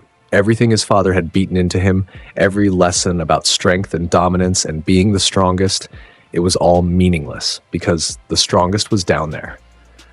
The strongest was a boy his age with purple eyes and a dead mother and a power that made the #1 hero look like a footnote. Uraraka was crying. Openly. Her hands covered her mouth and tears streamed down her cheeks. Not because she was hurt, because she was watching All Might bleed. She was watching the symbol of peace, the man who made everyone feel safe just by existing, get driven into the ground by a classmate. And she didn't know what to feel because heroes weren't supposed to bleed, and the boy who was making him bleed had a point, and that was the most terrifying part of all of it. Ida stood rigid. His body wouldn't move. His engines wouldn't fire. He was a statue with glasses, watching the foundation of everything he believed in crack and splinter. Yaoyorozu's mind was running calculations she didn't want the answers to. Force per square inch, impact velocity, energy output. The numbers told a story she couldn't accept, that Izuku Midoriya was not a student, not a prodigy, not a quirk anomaly. He was something else. Something that didn't fit in any category the hero world had ever created. Tokoyami's dark shadow whispered from within him. He is like us, born from pain, born from shadow, but he has gone deeper into the dark than we ever dared. Be quiet, Tokoyami murmured, but he was shaking below them. The fight continued. Izuku and All Might traded blows that reshaped the terrain with every impact. They moved faster than the students could follow, blurs of motion punctuated by thunderclaps. Each time All Might landed a hit, Izuku healed. Each time Izuku used a path ability, All Might found a way to endure. It was a war of attrition between a man running on borrowed time and grief, and a boy with seemingly infinite recovery. But the difference was becoming clear. All Might was slowing. His muscle form was faltering, the skeletal body flickering through more frequently, staying longer each time. His punches lost millimeters of reach. His speed dropped by fractions. One for All was a well, and he was reaching the bottom of it. Izuku was not slowing. All Might threw one more punch, a right hand that had nothing left behind it but willpower. Izuku caught it again. This time he didn't let go. "You're fading," Izuku said. "I will not fall." "You already have." Izuku pulled. Bansho Tenin. He pulled All Might forward and drove a knee into the hero's stomach. The impact folded All Might in half. He coughed blood. Red, bright, real. Then Izuku brought both fists down on All Might's back and hammered him into the ground. The symbol of peace hit the crater floor face first. The impact was seismic. Dust and rock erupted in a plume. When it cleared, Toshinori Yagi, not All Might, Toshinori, the skeletal, bleeding, broken man, lay in a human-shaped impact crater. His muscle form was gone. His transformation had finally expired. He lay on his back, staring up at the sky through one swollen eye, his body a map of injuries, his breath coming in wet, shallow gasps. Izuku stood over him. The Rinnegan blazed. He drove a black rod through Toshinori's left hand, pinning it to the ground, then the right hand, then both legs. 4 rods, 4 limbs, the former symbol of peace crucified in the dirt. Toshinori couldn't even scream anymore. His voice was gone. His body was gone. His power was gone. All that remained was the part of him that refused to close his eyes. The part that kept watching Izuku kept searching the Rinnegan for something, anything, that could be reached. Izuku knelt beside him, slowly. He looked into Toshinori's face with an expression that was not hate, not anger, not triumph. It was sorrow. "I do not enjoy this," Izuku said, and his voice cracked. Just slightly, just for a moment. A fracture in the mask of the god, showing the boy underneath, the 10-year-old who dug through rubble and found his mother's body. "I need you to know that I do not enjoy causing pain, but pain is the only language this world understands. I have tried everything else. There is nothing else." He stood. He looked up at the helicopters circling, at the cameras, at the millions of eyes watching through screens across the country, across the world. "My name is Izuku Midoriya," he said, "and this is day 1. He rose, slowly, steadily, into the air, above the crater, above the destruction, above the broken heroes and the traumatized students and the old man's body cooling in the dirt. His cloak billowed, his Rinnegan glowed. The setting sun caught the red clouds on his cloak and made them burn like embers. He turned in the air and faced the horizon, the city, the world. Behind him in the crater, the students emerged fully. They stood at the edges and looked down at the devastation, at their teacher pinned to the ground, at Gran Torino's motionless form, at the circle of ruin where their training facility and the surrounding neighborhood used to be. Nobody spoke. Nobody could. Bakugo stood at the crater's edge, fists clenched so hard blood ran between his fingers. He stared at Izuku's receding figure in the sky. His mouth moved. No sound came out. Then one word, hoarse, cracked, so quiet only Todoroki, standing beside him, could hear it. Midoriya, not a challenge, not a threat, not an insult, a name. Spoken with something Bakugo had never put into any word before. Respect forged in fear, understanding born from witnessing the impossible. Todoroki looked at Bakugo. Then he looked at the sky. Then he looked at the crater.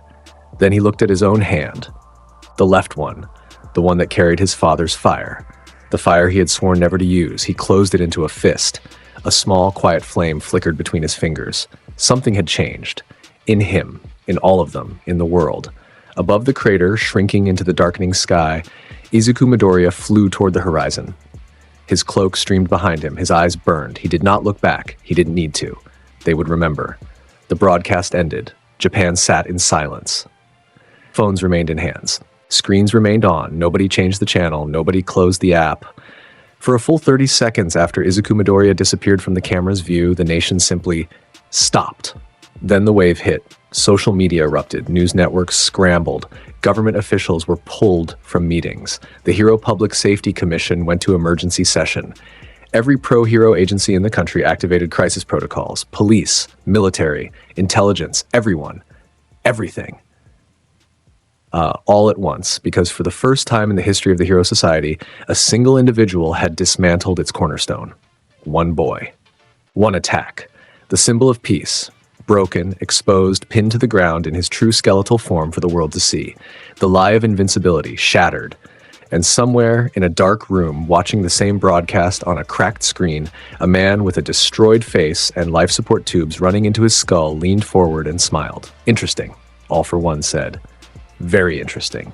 And somewhere else, in a small, empty apartment with no decorations and no warmth, and a single photograph on the windowsill, Izuku Midoriya sat on his mattress, still wearing the cloak, still carrying the blood. He looked at the photograph of his mother. "I'm sorry, Mom," he said to the empty room. "This is going to get worse before it gets better." He closed his eyes. The Rinnegan faded. Green irises returned. For just a moment, just a breath, he looked like a 15-year-old boy. Small, tired, alone. Then the moment passed. The rings returned, the violet glow filled the dark room, and the boy who was no longer a boy stood, walked to the window, and looked out at the city lights. Every one of those lights belonged to someone who now knew his name. Someone who now knew what he could do. Someone who would either fear him, hate him, or understand him. The world had received his message. Now it was time to see what the world would do with it. This was day one. Day two was going to be worse. It was worse before the sun came up. Japan woke to a country it did not recognize. The footage had played on every channel through the night. Looped, replayed, analyzed, freeze-framed, and replayed again. Nobody turned it off. The networks didn't need to push it. The algorithms didn't need to surface it. The footage played because nobody could stop watching it. The way you cannot stop watching a fire when it has already consumed the house, and all that remains is the question of what the morning will look like without it. The crater. The cloak. The boy floating in the sky with violet eyes and a voice that did not raise itself and did not need to. The gravitational wave that erased a neighborhood in 3 seconds. The Nomu, the engineered weapon built to kill the number one hero. Lasting 8 seconds and hitting the ground like a wet bag of sand.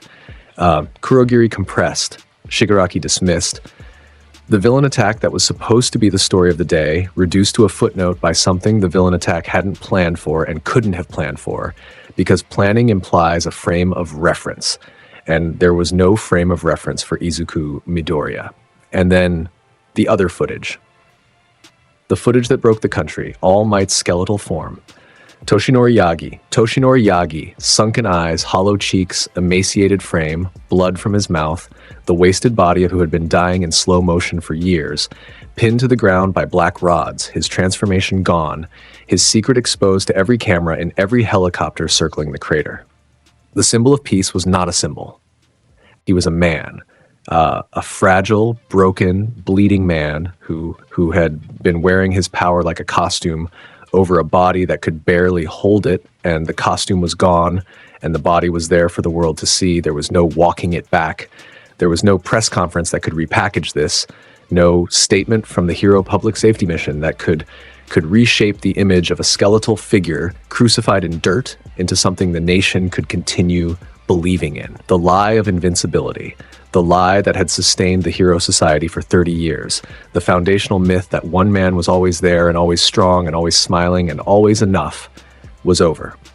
Finished. Done. Not defeated by argument or erosion or gradual public disillusionment, but by a 15-year-old boy who had ripped the curtain down in front of every screen in Japan and said, "Look, the Hero Public Safety Commission went into emergency lockdown before sunrise. The building, a glass and steel monument to institutional confidence in the government district, was sealed. Armed guards at every entrance. No press, no visitors, no public statements. Behind the sealed doors, the highest-ranking officials in the Hero regulatory apparatus sat in a room that suddenly felt very small and tried to have a conversation that none of them were prepared for. The commission president, a woman named Kana Tsukihara, silver-haired, sharp-eyed, the kind of bureaucrat who had spent 30 years building a career on the principle that public confidence could be managed if you controlled the narrative. sat at the head of the table and said nothing for the first 4 minutes of the meeting. She did not say nothing because she had nothing to say. She said nothing because the people around her were all talking at once and none of them were saying anything useful. And she was waiting for the noise to exhaust itself so the silence could do its work. When the room finally quieted, she spoke. All Might's condition is no longer classified. We need to proceed on that basis. We can issue a statement, someone said. A deputy, young, still operating under the belief that statements did things. Frame it as a temporary injury. The villain attack caused... The footage shows him deflating, Tsukihara said, frame by frame, his muscle form collapsing into his true body. That is not a temporary injury. That is a permanent condition that we have been concealing from the public for years, and every person who watched that broadcast knows it. The room absorbed this. What about the boy? Another official asked. What about him? Classification, response protocol. We need to categorize the threat. Tsukihara pulled up a file on the screen behind her. The file was thin. Izuku Midoriya. Quirk, gravitational manipulation. Parents, Hisashi Midoriya, deceased, listed as overseas, file incomplete. Inko Midoriya, deceased, collateral damage incident, case closed. Status, ward of the state, released from system at age 11. Current enrollment, UA High School, Class 1A. Notes, none. The file was pathetically inadequate. It described a normal boy with a normal quirk and no history worth noting. It described a ghost. There is no existing classification for what he demonstrated, Tsukihara said. He displayed at minimum 6 distinct abilities that do not correlate to any known quirk type, individually or in combination. He defeated the #1 hero in single combat.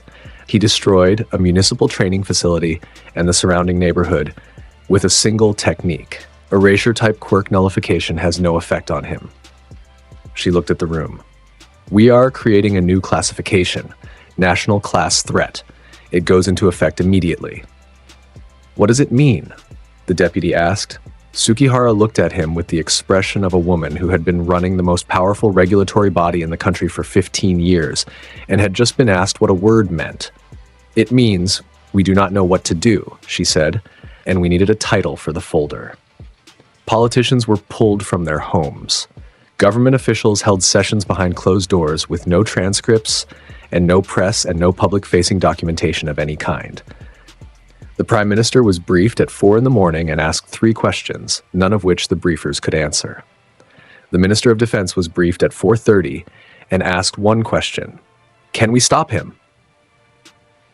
And the silence that followed was the only answer anyone in the room was going to get.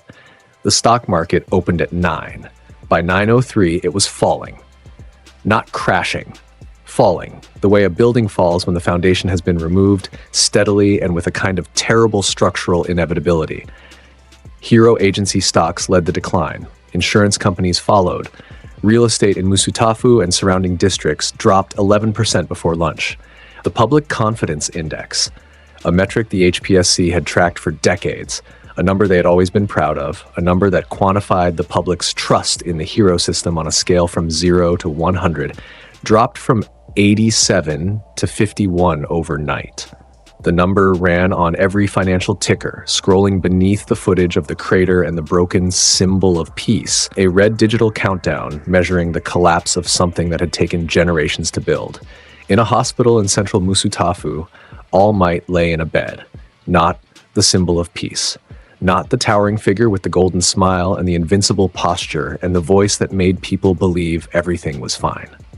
Toshinori Yagi, a thin man with sunken eyes and bandages on his shoulders and thighs, where the black rods had been removed by a surgical team that had never seen anything like the wounds, and had to improvise extraction protocols on the fly because the rods had left behind traces of an energy that disrupted cellular regeneration in a 2-centimeter radius around each entry point. 3 black rod wounds, multiple fractures, ribs, left orbital, right wrist, 3 vertebrae compressed, internal bleeding from the abdominal wound that had never fully healed from All for One's attack years ago, now aggravated by the beating. And the worst injury, the one that did not appear on any chart or any scan, his time limit. The USJ fight had not just hurt him, it had consumed months of his remaining capacity as the symbol of peace. The reservoir of one for all that he had been drawing from, the finite, diminishing pool that allowed him to transform, was significantly smaller than it had been yesterday morning. He could feel it. The hollowness, the thinness of the power inside him, like a lake that had been half drained overnight. He stared at the ceiling, white tile, fluorescent light, the hum of medical equipment. A heart monitor beeping at a rate that was too slow for anyone who hadn't been through what he had been through, and too fast for anyone who was supposed to be resting. A nurse came in at 7. She checked his vitals. She adjusted his IV. She told him that Gran Torino was still in surgery, that the team had been working since midnight, that the black rod had missed his heart by centimeters but had punctured his left lung and nicked an artery, and the blood loss had been severe, and the outcome was uncertain. She said it gently, professionally, with the trained compassion of someone who delivered bad news as part of her job and had learned to do it without breaking. Toshinori heard every word. He understood every word. He processed every word. He did not speak. He had not spoken since they brought him in. Not to the doctors, not to the nurses, not to the officials who called, not to the other heroes who had been brought to the same hospital and were asking about him and being told he was resting and not to be disturbed. He was not resting. He was staring at the ceiling and thinking about a 15-year-old boy standing in a crater asking him a question. How would you confront this hatred in order to create peace? He had said, I don't know. In 30 years of heroism, 30 years of saving people, of fighting villains, of standing in front of cameras and telling the nation that everything was going to be fine, he had never said those words. He had always had an answer. The answer had always been him. His strength, his smile, his presence. I am here. That was the answer. That had always been the answer. The ceiling stared back at him, white, empty, offering nothing. Somewhere down the hall, in an operating room with 6 surgeons and 4 nurses, and equipment that had been rushed from 3 different hospitals, Surahiko Torino lay on a table with his chest open and his blood in bags on both sides of the bed and his heart beating at a rhythm that the lead surgeon described to her team as stubborn, because it kept going when every metric said it should have stopped 2 hours ago. He was alive. Barely. The kind of barely that exists in the space between a medical chart's prediction and a human body's refusal to accept it. The black rod had entered his chest, passed through his left lung, nicked the subclavian artery, and exited through his back. The surgical team had repaired the artery, sealed the lung, and spent the remaining hours managing the complications that cascaded from the initial damage. Like dominoes falling in slow motion, he would survive. Nobody knew that yet. The lead surgeon would not call it for another 3 hours. But his heart kept beating, stubborn and slow, the heart of a man who had been too fast his whole life, and was now doing the last important thing slowly, deliberately, one beat at a time. Toshinori did not know this. He lay in his bed and stared at the ceiling and thought about the boy and the question and the crater and the silence where his answer should have been. He did not sleep. The public split. It was not clean. In the hours after the broadcast, the reaction followed the pattern that reactions always follow when something breaks the framework people use to understand the world. Denial, then anger, then fragmentation. The denial lasted about 40 minutes. The anger lasted longer. The fragmentation was still happening and would continue to happen for weeks, months, years, in ways that no one watching the initial broadcast could have predicted. Millions were scared. The footage of the Shinra Tensei, the gravitational wave that erased the USJ and the surrounding blocks, played on a loop behind the fear, the scale of it, the effortlessness, the fact that one person had done this, one teenager, and had walked away from it intact and speaking calmly. The fear was rational. The fear was the correct response to the existence of a power that could level a neighborhood with a gesture. People locked their doors. People called their families. People looked at their children and felt the specific kind of helplessness that comes from realizing that the thing you trusted to stand between your family and danger was lying in a hospital bed with tubes in its arms and the secret of its fragility playing on every screen in the house. Millions were furious. The fury came from multiple directions and pointed in multiple directions, which is what made it dangerous. Some were furious at Izuku, a terrorist, a villain, a monster who had destroyed property and injured heroes and impaled an old man and broadcast a manifesto like every other radical who believed violence was a message. That fury was loud and public and appeared on every platform and in every comment section and was shared widely because fury is the easiest emotion to distribute. Some were furious at the hero system, at the revelation of All Might's true form, at the lie that had been maintained at the HPSC for building a nation's sense of safety on a foundation it knew was crumbling. That fury was quieter but deeper, the kind of fury that comes not from sudden shock but from the slow recognition that a suspicion you had been told was unreasonable had been correct all along. And then there was the third group. They were smaller than the other two, harder to find, harder to count. They did not appear in comment sections or on broadcast panels or in the streets. They sat in kitchens and living rooms and break rooms and watched the replay of Izuku's speech, the one from the crater before the Shinra Tensei, the one where he named his mother and described her death and used the word collateral. And they said nothing aloud because saying it felt dangerous. But they thought it. He's not wrong. In a cramped apartment in the government district, a woman named Harumi Endo sat at her kitchen table with her hands folded in her lap and watched the broadcast for the third time. She was 42.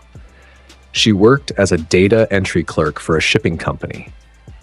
5 years ago, her husband had been killed during a hero battle in the commercial district, caught between a pro-hero's shockwave attack and the concrete wall it shattered. The hero had captured the villain. The news coverage had celebrated the capture. The collateral damage report had listed 3 civilian casualties, her husband among them. She had received a condolence letter from an automated system, form letter, official letterhead, a sentence about sacrifice and the greater good, and a settlement of 200,000 yen, which was supposed to cover the funeral and the loss and the years she would spend at a kitchen table with an empty chair across from her. She watched Izuku Midoriya say the word collateral, and she watched the way his face did not move when he said it, and she felt something she had not felt in 5 years. Not comfort, not vindication, recognition. The recognition of someone hearing their own story told back to them by a person who had lived it from the inside. She said nothing. She turned off the television. She sat at the table with her hands folded and looked at the empty chair. In Hosu City, a middle school teacher named Kenji Muraoka sat in his apartment and watched the broadcast on his phone. He had taught 7th grade science for 16 years. 3 years ago, the school building where he worked had been declared structurally unsafe after a hero fight. A pursuit that had gone through the commercial district adjacent to the school, the resulting shockwave cracking the building's foundation in 4 places. The students had been relocated to a temporary facility. The city had taken 3 years to repair the building. During those 3 years, his class sizes had doubled because the temporary facility had half the capacity. He had written 7 letters to the city council. He had received 2 responses, both automated, both containing the phrase, "We appreciate your patience." He watched the broadcast. He watched the numbers Izuku read, the case files, the settlement amounts, the incident dates. He recognized the structure of the numbers because he had seen the same structure in his own case file, the same institutional language, the same bureaucratic architecture designed to process human suffering into closed cases and archived reports. He turned off the phone. He stared at the wall. He stared at the wall. He did not say anything to anyone, but he thought about it at breakfast. He thought about it on the train. He thought about it when he stood in front of his classroom the next morning and looked at 30 students who were all talking about the same thing and did not know what to tell them. The fracture. It was not manufactured. It was not Izuku Midoriya's creation. He had not built it. He had not planted it. He had not designed it or engineered it or assembled it from component parts. It had been there for years, decades, growing in the space between what the Hero Society said it was and what it actually was, fed by every closed case and every form letter and every 200,000 yen settlement and every hero who smiled for a camera, while the rubble behind him was still settling. Izuku Midoriya had not created the fracture. He had just shown it to everyone at once. He woke at 6. The apartment was the same. Mattress on the floor, shelf of books, kitchen with one bowl, one plate, one set of chopsticks, no decorations, no television, no background noise.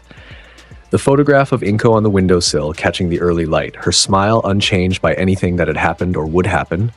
He showered, he dressed, he made rice, plain, white, measured precisely, cooked in a pot on the single burner because he had never purchased a rice cooker and did not intend to. He ate at the table, slowly, methodically. The way a person eats when the act of eating is a discipline rather than a pleasure, when meals are fuel and not comfort, and the distinction has been so thoroughly internalized that it no longer registers as a distinction at all. His phone was face down on the table. He did not touch it until the bowl was empty. When he picked it up, the screen was a wall of notifications, hundreds.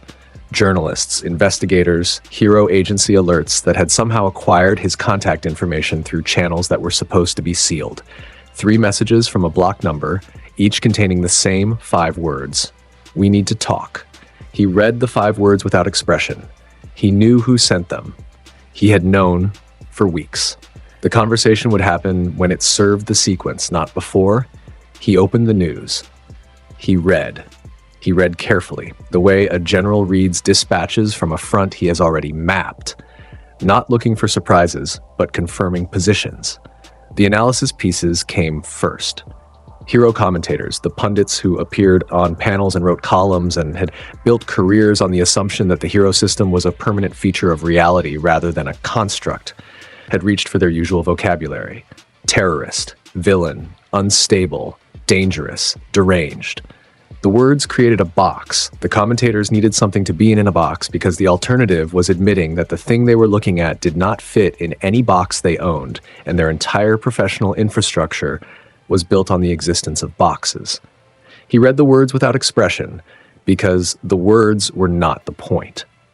The words were the last reflex of a system trying to categorize something it could not categorize. The words would change. They always did once the box stopped holding. The political statements were next. Measured, careful, constructed with the precision of language designed to say something without committing to anything. The Prime Minister expressed concern and confidence simultaneously, which is a rhetorical trick that only works when nobody is paying close attention. And right now, everyone was paying very close attention. The Minister of Defense referenced the national security framework and the government's commitment to public safety and used the phrase all necessary measures, which was the bureaucratic equivalent of an empty hand held up in the dark. He read the public comment sections, the ones the algorithms had not scrubbed yet. The raw, unfiltered, anonymous expressions of a population processing something it had never processed before. He found the anger. He found the fear. He found the support, smaller, quieter, tucked into replies and subthreads and comments posted at 3 a.m. by people who could not sleep and could not stop thinking about the word collateral and the number 200,000 yen and the name Izuku Midoriya. He set the phone down. He looked at the photograph. Step 1. He said he stood up, he put on the cloak, he adjusted the collar, the fabric settling around his shoulders with the weight of something that was more than cloth, the red clouds catching the morning light. He stepped out into the morning. The air was cool. The street was empty. The city around him hummed with the particular frequency of a place that had not slept and was not sure how to start the day and was filling the uncertainty with routine because routine was all it had. Izuku Midoriya walked through the empty streets of Musutafu at 6:45 in the morning, and nobody who passed him, the few early commuters, the delivery drivers, the woman opening a convenience store, looked at him twice. A boy in a cloak. Strange, maybe. But this was a world of quirks and costumes and people who could set themselves on fire. Strange was relative. Strange was manageable. Strange was not the same thing as the face on the broadcast, and the human brain is remarkably good at not recognizing the thing it fears most when the thing it fears most is standing 3 feet away buying a bottle of water. He bought a bottle of water. He drank it while he walked. He set the empty bottle in a recycling bin at the corner of 5th and Matsuda, the same corner where his mother's building had stood, now an empty lot, cleared and leveled. The kind of absence that looks deliberate until you know what used to be there. He did not stop at the corner. He did not look at the empty lot. He had looked at it enough. He had carried it enough. The lot was in him now, as permanent as the Rinnegan, and he did not need to visit it the way you do, not need to visit your own heartbeat. He kept walking. He had somewhere to be. Tartarus Prison sat on a man-made island 12 kilometers off the coast, a concrete monolith designed to hold the worst of the worst, the villains whose power levels and psychological profiles exceeded what any standard facility could contain. Redundant power supplies fed the suppression systems. Quirk inhibitor collars on every detainee ran on independent batteries with 48-hour backup cycles. Armed response teams were stationed at 4 points per corridor, rotating on 6-hour shifts. Biometric locks on every access point required 3-factor authentication: retinal, vocal, and a physical key that changed configuration every 12 hours. It was the most secure facility in Japan, possibly the most secure facility in the world.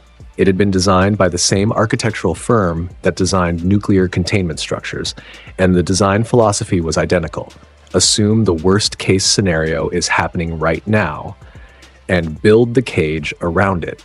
Izuku Midoriya arrived at the front entrance at 7:15 in the morning. He did not arrive by boat. He did not arrive by helicopter. He arrived by standing on the surface of the ocean and walking across it, the Deva path applying a continuous, precisely calibrated gravitational field beneath his feet that treated the water's surface as a solid plane. He walked across the 12 kilometers of ocean the way a person walks across a parking lot. Unhurried. Steady. The water did not even ripple beneath his steps. It simply held him, because the alternative was to disagree with gravity, and the water did not have that authority. The guards at the front entrance saw him coming from 300 meters out. They saw a figure walking on the water in a black cloak with red clouds. They saw the green hair. They saw, as he got closer, the eyes. The first guard's hand went to his radio. The radio was dead before his fingers touched it. The Preta path reached through the building's grounded infrastructure. Every wire, every conduit, every piece of metal connected to the earth and absorbed the facility's electronic grid. Not disrupted, absorbed. The energy that powered every system in Tartarus was pulled through its own wiring and consumed by a 15-year-old boy standing at the front door. The lights went out. The suppression systems went dark. The biometric locks lost their signal. The armed response team's communication equipment became inert plastic and metal in their hands. Tartarus went silent. Izuku walked through the front entrance. The door, reinforced steel, designed to withstand a direct hit from a Class A offensive quirk, opened when he applied a localized gravitational pull to its internal locking mechanism. Not the door, just the mechanism. The precision of it was surgical. The lock folded inward without sound. The door swung open on its own hinges as if it had decided, independently, that this was the appropriate thing to do. The corridors were dark. Emergency lighting, battery-powered, independent of the main grid, cast a red glow along the floors. Izuku walked through the red light at an even pace. Guards appeared in his path. Their weapons came up. Their bodies did not cooperate.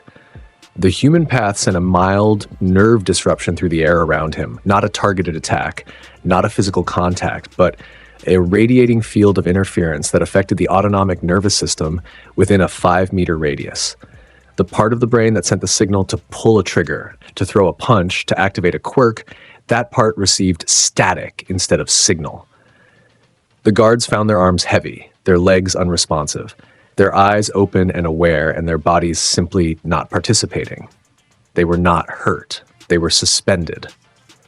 They stood in the corridors like mannequins in a museum of their own helplessness, watching the boy in the cloak walk past them without looking at them, without acknowledging them, without considering them obstacles because they were not obstacles. They were scenery. He navigated the cell blocks without checking signs or consulting a map. The Rinnegan saw the building the way a blueprint sees a building, structurally completely. Every corridor and junction and sealed door, a line in a schematic he had already memorized from documents he had obtained weeks ago through channels the HPSC did not know were compromised. He stopped at a cell on the maximum security wing. Solitary, reinforced. No window. The door was 6 inches of composite alloy with a locking mechanism that required 3 keys held by 3 different people in 3 different buildings. He held up one hand. The Devapath applied a concentrated gravitational pull to the lock mechanism. The 6-inch door did not open. The lock inside it folded, the pins collapsing, the tumblers inverting, the deadbolts retracting, and the door drifted open on its own weight. The cell was small, bare. Concrete bench, concrete floor, concrete ceiling.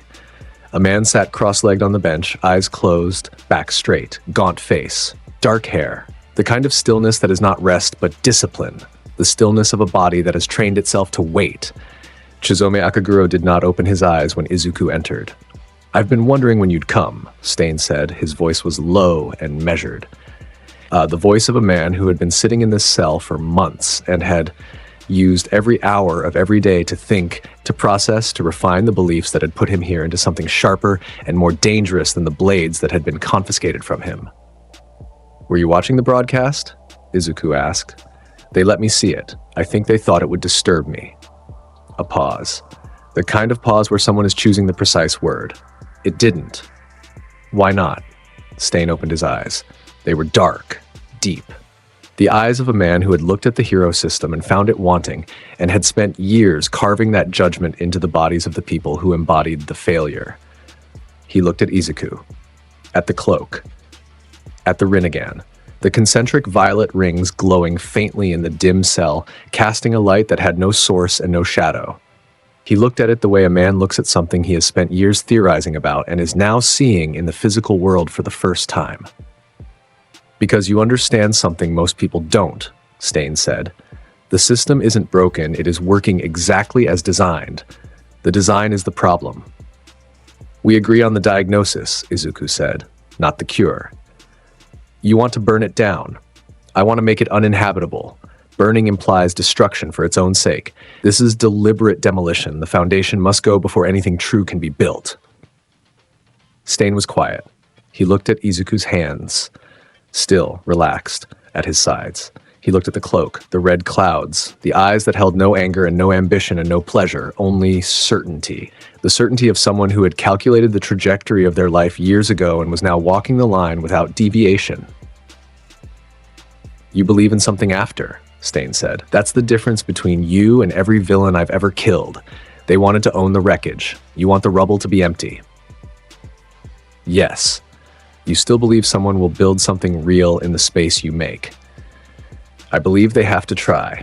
I believe they cannot try until the current structure stops giving them the excuse not to."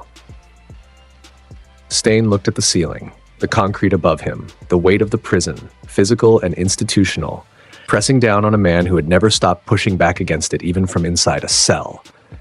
"I spent years trying to find real heroes," he said. "Purify through violence. Find the worthy ones and let them remain. I killed the false ones." His voice was flat, measuring, the voice of a man reviewing his own work, with the detachment of a surgeon examining post-operative results. "How many real ones did I find?" Izuku did not answer. He did not need to. They both knew the number. It was a small number. A number that could fit on one hand with fingers left over. A number that, by its smallness, said everything about the system that produced it. "You spent years working from the inside," Izuku said. "The inside didn't change. The inside used your work as evidence that the system was correcting itself. They called you a monster and built a museum exhibit about the dark age you represented. The system absorbed your violence and made it a story about why the system works." Stain's jaw tightened, the muscles in his face, lean, hard, the face of a man who had not eaten well or often for most of his adult life, shifted under the skin, because it was true. Every word of it was true. His crusade had been processed, categorized, contained, and repurposed by the very institution he had been trying to dismantle. The hero killer had become a cautionary tale that the hero system told about itself, a darkness in the past tense that made the present seem brighter by comparison. His violence had been consumed and excreted as propaganda, and he had sat in this cell knowing it and unable to do anything about it except refine the blade of his frustration into something that could cut through the walls. "I am not asking you to believe in my method," Izuku said. "I am asking you to follow it to its conclusion. When this is over, what fills the void is not mine to decide. I am not building a replacement. I am creating a space where a replacement is possible, and I need people willing to stand in the fire long enough to make sure the space exists." Stain was quiet for a long time. The kind of quiet that has weight. The kind of quiet where something is being decided that cannot be undecided. Where a person is stepping across a line they have been standing at for years, and the step, once taken, becomes permanent. The kind of quiet that fills a room and makes the walls feel closer, and the ceiling feel lower, and the air feel thicker, because the gravity of the moment is not metaphorical. "One condition," Stain said. "Name it. We do not kill civilians. We do not kill heroes who are genuinely fighting for the right reasons, even if they are on the wrong side. The false ones, the ones in it for money and fame and power, yes. The ones who are genuinely trying, no, even if they're in our way." Izuku held his gaze. The Rinnegan and the dark eyes met and held. Two men who had been shaped by the same system's failures, who had reached the same conclusion through different paths of violence, who were now standing in a concrete cell making an agreement that would reshape the country they were both products of. "Agreed," Izuku said. Stain's expression did not change, but something behind it shifted. The tectonic movement of a man whose entire life had been building toward a moment he had not been sure would arrive. "Then I've been waiting for this my whole life," Stain said. He stood, unfolded from the concrete bench with the smooth, controlled motion of a body that had maintained combat readiness even in captivity. His hands hung at his sides. His posture was a weapon even without a blade in it. Izuku turned and walked out of the cell. Stain followed. They walked through the dark corridors of Tartarus together, past the suspended guards, past the emergency lighting, past the silence of a facility that had been designed to hold the most dangerous people in Japan, and was now watching two of the most dangerous people in Japan walk through its front door because the locks had stopped working and nobody could lift a hand to object. They walked across the water, side by side, two figures on the surface of the ocean, moving toward the mainland with the unhurried pace of people who had somewhere to be and all the time in the world to get there. Tartarus reported the breach 40 minutes later when a guard finally regained motor function and found a backup radio. By then, Izuku Midoriya and Shizome Akagura were gone. The cell was empty. The door was open, and the most sophisticated security system in Japan had a hole in it the exact shape and size of a boy with violet eyes. Dabi found Izuku. That was the difference. Izuku did not go looking for him. He left a door open, and Tuya Todoroki walked through it, because Tuya Todoroki had been looking for something like this for as long as he had been alive and on fire. 2 days after the USJ, late night, the street outside the apartment. Dabi stood in the yellow wash of a malfunctioning streetlight with his hands in his pockets and that too-wide burned smile and flames threading lazily between his fingers the way other people tap their foot when they are impatient. The fire was blue. It was always blue.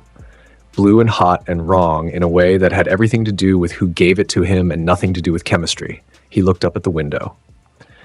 A shadow moved behind the glass. Izuku came outside. He stood on the front step, the cloak, the eyes, the stillness that was not peace but control. They looked at each other, two products of the hero system's collateral, two boys who should have grown up in homes that were safe and instead grew up in the space between what the system promised and what it delivered. They did not need to explain themselves to each other. The explanation was written in Dabi's scars and Izuku's eyes and the distance between what they were supposed to be and what they had become. "You watched the broadcast," Izuku said. "Twice," Dabi said. "Once for the explosion. Once for the part where you put my old man on the ground in front of every camera in Japan. Endeavor was not the target, but he was embarrassed. Publicly. That works for me." He tilted his head. The burned skin pulled at the staples along his jaw. "What do you want from me?" "Your fire," Izuku said, "and your name. When the time comes, both will be weapons." "My name." Dobby's voice shifted. Something in the flat effect cracked, just slightly, just for a fraction of a moment, the way a wall cracks before it falls. Not weakness, exposure, the sound of something buried being pulled toward the surface. You know my name. Todoroki Tuya, eldest son of Endeavor. Firstborn of the Todoroki line, discarded when the experiment failed. You are the evidence of everything the hero system ignores about itself. Izuku's voice was matter-of-fact, not cruel, not pitying. The voice of someone stating a coordinate on a map. When the world hears your name, your real name, it will not hear the name of a villain. It will hear the name of a consequence. And Endeavor will not be able to stand on a single stage in this country without everyone in the room thinking about what he did to earn you. Dobby was very still. The flames between his fingers went out, not extinguished, withdrawn, pulled back into a body that was having a response it had not planned for. Nobody had called him Tuya in years. Nobody had understood the weapon in that name. The specific, surgical, devastating weapon that a name becomes when it connects a public figure to a private atrocity. The casual deployment of it, the recognition that Izuku had already planned the reveal, already calculated its maximum damage, already placed it in a sequence of events that would extract the maximum possible impact at the moment of maximum vulnerability, did something to Dobby that no fight ever had. It told him he was not a loose piece. He was a key piece, in the hands of someone who knew what locks it opened. The smile came back, that burned, too wide thing that was not happiness and was not cruelty, but was the expression of a man who had finally found someone who could see the shape of him and use it. All right, boss. He fell into step. No ceremony, no oath, no dramatic declaration. Two weapons pointing in the same direction. Himiko Toga was not looking for purpose. She was not looking for ideology. And she was not looking for a reason to exist or a philosophy to follow or a mentor to reshape her broken perception of the world into something the world could tolerate. She was looking for blood and the warm, dizzy feeling that came with it, and the particular kind of joy that arrived when she was with someone who did not ask her to be less than what she was. Izuku found her in an alley in Shizuoka 2 days after acquiring Dobby. She had just finished draining a low-level thug who had tried to mug her. She was sitting cross-legged on the pavement with blood on her cheeks, and her school uniform stained, and 2 knives in her hands, and an expression on her face like someone who had just had a very good dessert and was thinking about whether she wanted another. The thug was alive, slumped against the wall, pale. He would wake up in a few hours with a headache and a lesson about choosing targets. Toga tended not to take everything unless she needed it. She spun when she heard the footstep. Fast, trained. The knives came up in a guard position that was instinctive rather than taught. The combat stance of someone who had been surviving by violence since she was old enough to hold a blade and had refined the process through repetition. She saw a boy in a black cloak. Then she saw the eyes. The knives stayed up. But she went still. Her head tilted. She stared at the Rinnegan with a focus that was unlike any focus she had ever applied to anything in her life. A particular, unsettling, deeply personal intensity that had nothing to do with threat assessment and everything to do with something she had found and wanted to keep. Those eyes, she breathed. Those are the prettiest eyes I've ever seen. Izuku looked at her for exactly 1 second. The Rinnegan processed. The human path read the surface of her psyche. Not deeply, not invasively, just the top layer, the broadcast signal of who she was. Himiko Toga. Blood-based transformation quirk. Hunted. Unstable by every clinical metric the system had for measuring stability. Dangerous by every metric the system had for measuring danger. Effective by every metric that mattered. You kill to survive, he said, and you are hunted for it. Come with me and you will never run again. Toga tilted her head the other direction. The blood on her cheeks caught the light from the alley's single overhead bulb. Her eyes, yellow, bright. The eyes of a person who processed the world through an entirely different emotional grammar than anyone around her. Narrowed with something that was not suspicion, but evaluation. The evaluation of a person who had been offered things before and learned to check the fine print. Will there be blood? She asked. Oceans of it. She pocketed both knives. She bounced to her feet. She fell into step beside him like she had been waiting at this specific corner for this specific person, and finally, he had shown up. Like the universe had been late to an appointment and she had been too polite to say anything about it until now. She was laughing softly to herself for the rest of the walk. A quiet, bubbling sound. The sound of someone who is deeply and genuinely pleased with how her evening turned out. Stain, meeting Toga for the first time in the apartment, looked at her for 3 full seconds. She was spinning a knife between her fingers and humming a song that did not appear to have a melody. The blood on her uniform had dried into patterns she had not bothered to wash out. She smiled at him when he looked at her, a bright, open, enthusiastic smile that belonged on a girl meeting a friend at a cafe, and absolutely did not belong in a room where 2 of the most dangerous individuals in Japan were planning the dismantlement of a national institution. Stain looked at Izuku. "You are testing my patience," Stain said. "She is effective," Izuku said. "She is unstable." "She is chaos in a system that runs on order," Izuku said. "Chaos is useful." Toga, hearing herself being discussed, waved brightly at Stain. A little wave, fingers wiggling. The kind of wave you give a neighbor across a fence. Stain stared at the wave. He processed the wave. He found the wave to be exactly the kind of thing he had been afraid of when he agreed to this.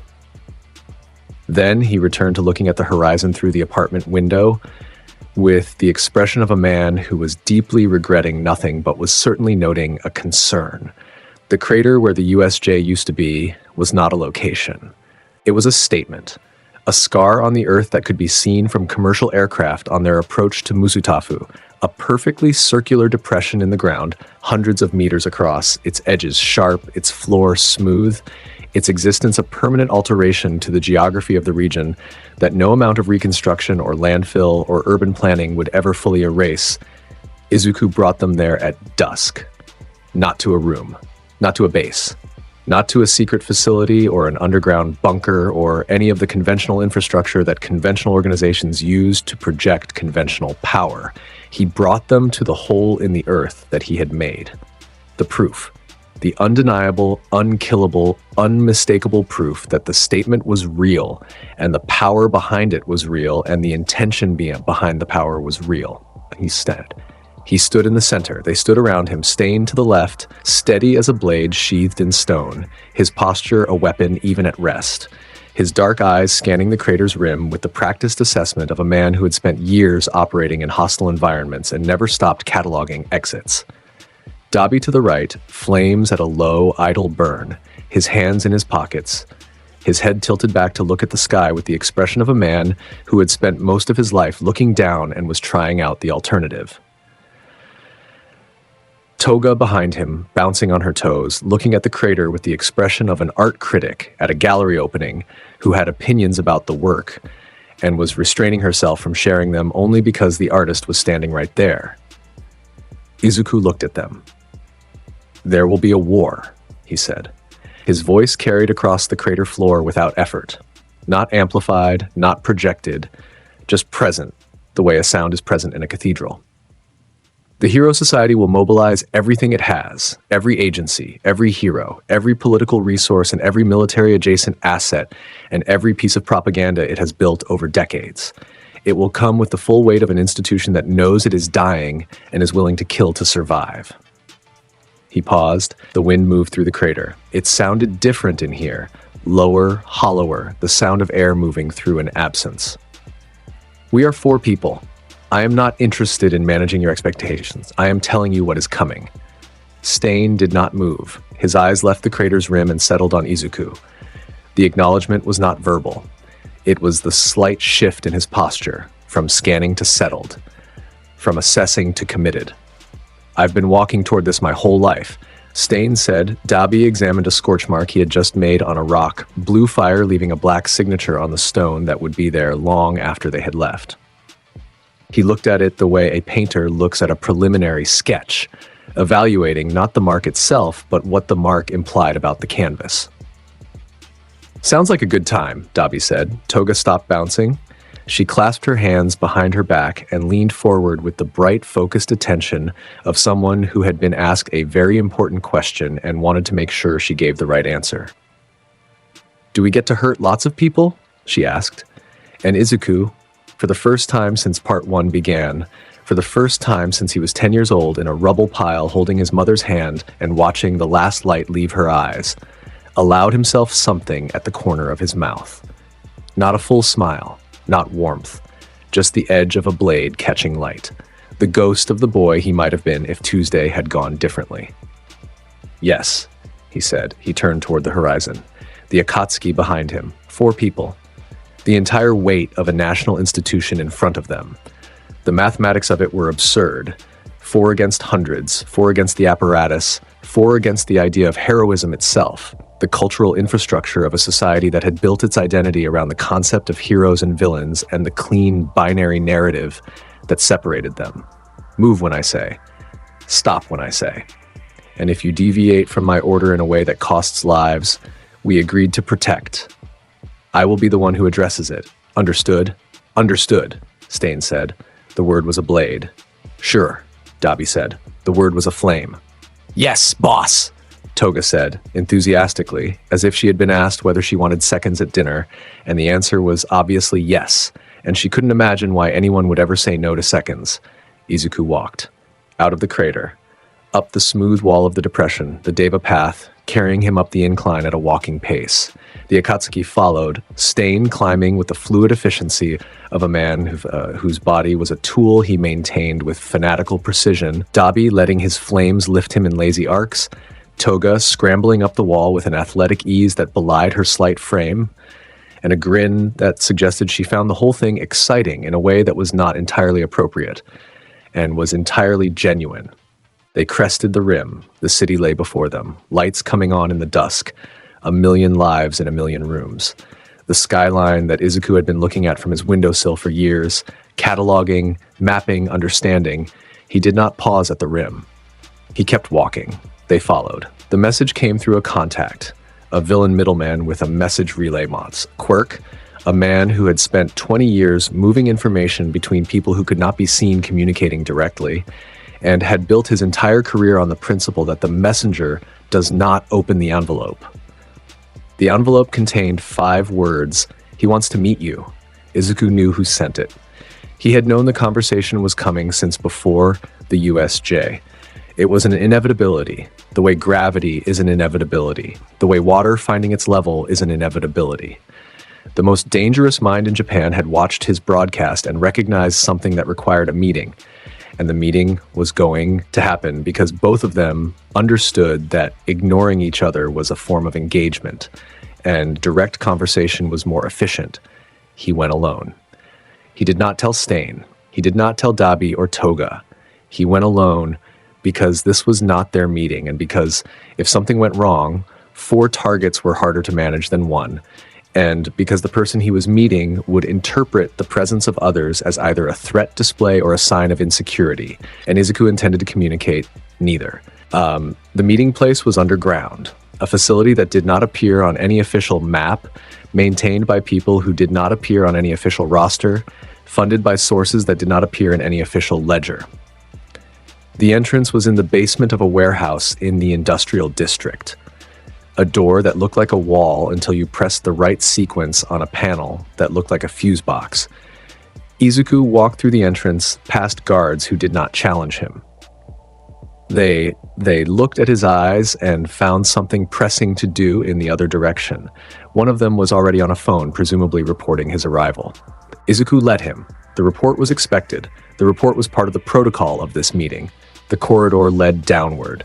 The air changed, cooler, sterile, the recycled atmosphere of a facility designed for long-term occupation. Medical equipment lined the walls. Monitors displayed readings that Izuku did not need to read, because the Rinnegan read them for him. Vital signs, atmospheric composition, power levels, the constant humming maintenance of a body that was being kept alive by technology, because the body itself had stopped being able to do it unassisted. The room at the end of the corridor was dark. Life support equipment hummed. A chair, large, medical, somewhere between a throne and a hospital bed, sat at the center. Tubes ran from the chair to machines that lined the walls. The machines breathed for the man who sat in the chair. They pumped his blood. They filtered his air. They did the work that his body, ravaged by a fight that had happened years ago and had never fully healed, could no longer do on its own. All for one. He did not look threatening in the way powerful men usually threaten, not through posture, not through display, not through the visible markers of physical dominance that most dangerous people rely on to communicate what they are. He threatened through stillness, through weight, through the accumulated presence of decades, through eyes that were not eyes, the destroyed face, the scar tissue, the life support apparatus that covered most of his features, and turned him from a man into an interface, a terminal, a node in a network of power that extended in every direction and had been extending for longer than most people alive could remember. He looked at Izuku. Or more precisely, the sensors that served as his eyes turned toward Izuku and processed what they found. The cloak, the Rinnegan, the gravitational stillness of a person whose presence altered the physics of the room he stood in. "You are something new," All for One said.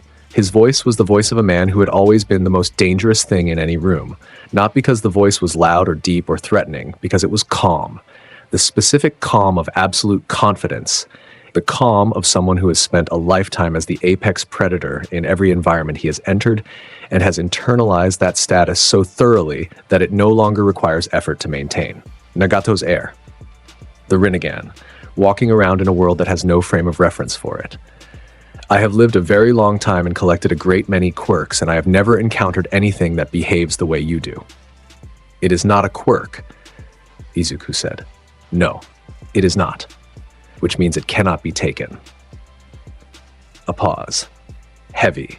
The kind of pause that communicates the weight of a realization that a man who takes things has never had to make before, which means our relationship, if we have one, is necessarily different from any relationship I've had before. He offered an alliance. He explained it with the smooth precision of a man who had convinced hundreds, thousands of people to walk into arrangements that served only him and believed they were walking into something mutual. Resources, infrastructure, intelligence networks reach into every corner of the hero world that Izuku currently lacked. Communication channels that the government did not know existed, safe houses, supply lines, the machinery of an empire that had been running in the shadows for decades. He presented it as mutual benefit, equal terms, shared goals pointing in the same direction. Izuku listened to all of it. He let the full offer stand in the air. He did not interrupt. He did not react. He listened the way a person listens to a piece of music they have heard before and are hearing again out of courtesy rather than curiosity. Then he said, "You would use me. You would allow me to do the work of dismantling the hero society while conserving your own forces. When I had served my purpose, you would attempt to remove me. You would need to. A world without the hero society but with me still standing is not a world you control. So you would wait for the right moment and you would try." The silence in the room was different from the silence that had preceded it. It was the silence of a mask being removed from a face that was already visible. "All relationships are transactional," All for One said. The voice had not changed, the calm had not shifted, but the content had pivoted, from offer to acknowledgement, from salesman to negotiator, from the pretense of mutuality to the reality of calculation. "Then, let me be direct about the terms of this one." Izuku held up one palm. A black rod rested across his fingers, thin, dark, radiating disruption energy that made the life support equipment flicker. The monitors on the walls glitched. The machines that breathed for All for One stuttered for half a second before their backup systems compensated. "You participate in what is coming by staying out of my way, or you oppose me. Those are the only options. An alliance with you is a leash. I do not wear one." All for One was quiet for a long time. The life support equipment hummed. The room breathed around them. The mechanical respiration of a man who could not breathe on his own and the gravitational stillness of a boy who did not need to. Then he laughed. A dry, old sound, like the first page of an ancient book cracking at the spine. The laughter of a man who had not been surprised in years and was finding the experience not unpleasant. "Nagato's heir, indeed," he said. There was something in his voice that was almost respect. The almost respect of a man who did not know how to do the real thing but recognized its outline, the shape of it, the place where it would go if he were a different person. "Very well. I will watch. Izuku closed his hand. The black rod dissolved. The disruption energy faded. The monitors stabilized. The machines resumed their normal rhythm. He walked out, through the corridor, past the guards, up the stairs, out of the warehouse, into the night air. He did not look back. Behind him, in the dark room, All for One sat with the life support humming and looked at the space where Izuku had been standing. For the second time in decades, the first being the fight that had destroyed his body and ended his public existence, the most dangerous mind in the world was genuinely uncertain about an outcome. The uncertainty was not the uncertainty of a man facing a stronger opponent. It was the uncertainty of a man facing a different game. A board he had not designed, pieces he had not placed, rules he had not written. He found it interesting. He found it, if he was honest with the part of himself that was still capable of honesty, a little frightening. He said nothing about that to anyone. The HPSC made its decisions the way all institutions make decisions when something threatens to unmake them. Loudly, bureaucratically, and with the full conviction that rules applied forcefully enough constitute a response, Endeavor was promoted to acting symbol of peace. The announcement was made at a press conference in the commission's briefing room. His flames burned behind him in the broadcast frame. Hellfire, the signature ability that had made him the number 2 hero for 20 years, and the number 1 hero for exactly as long as the number 1 hero had been a skeleton in a hospital bed. The optics were exactly as bad as Hawks had told them they would be.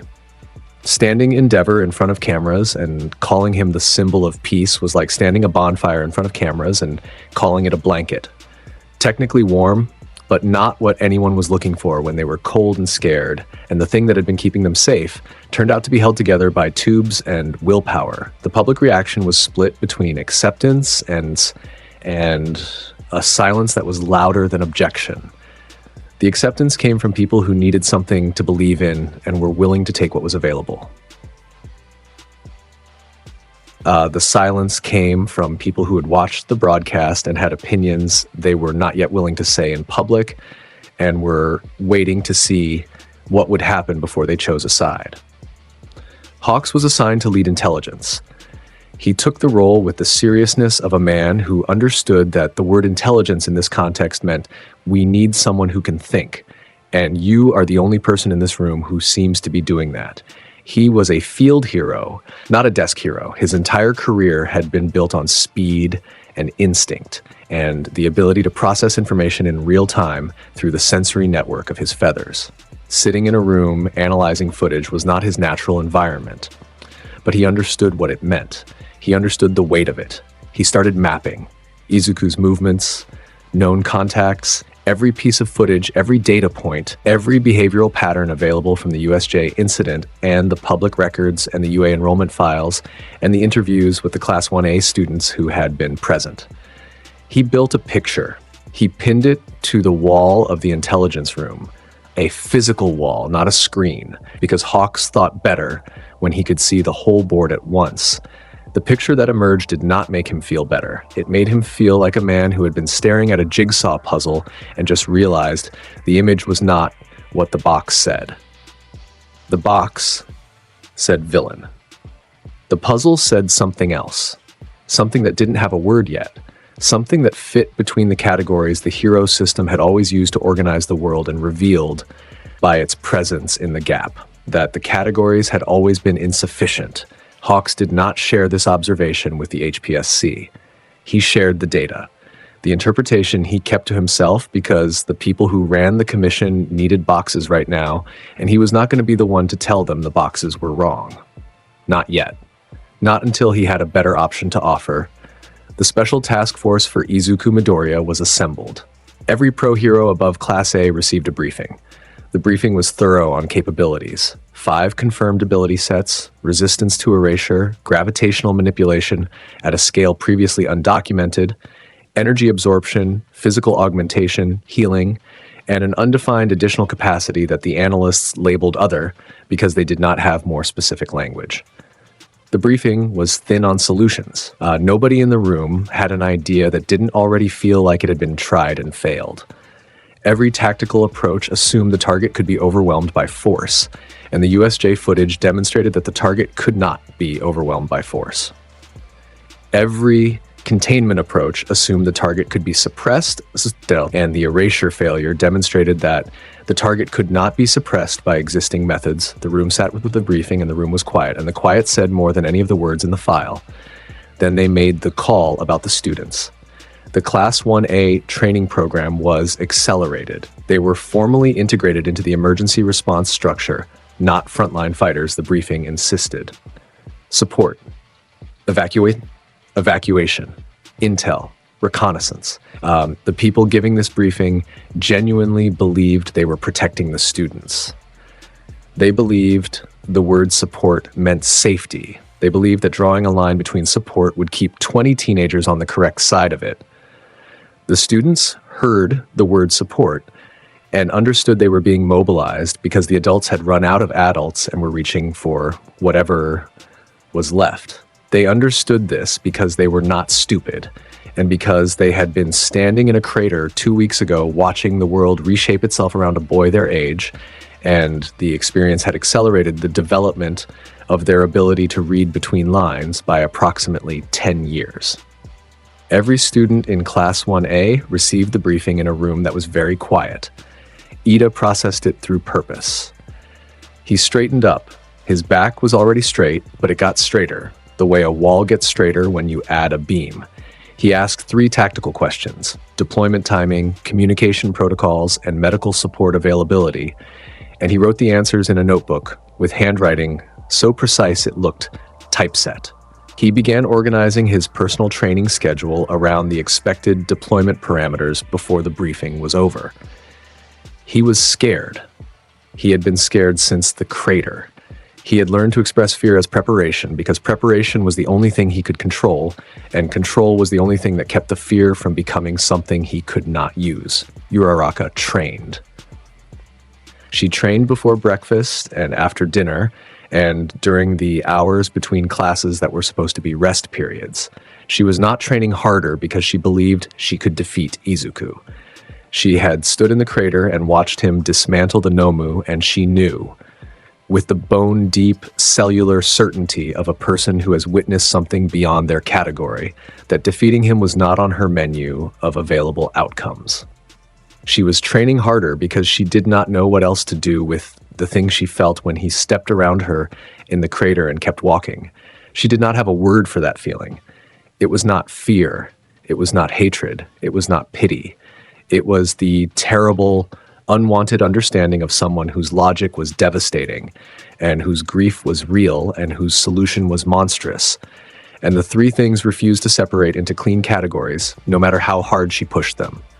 She ran an extra 3 kilometers every morning trying to outrun it.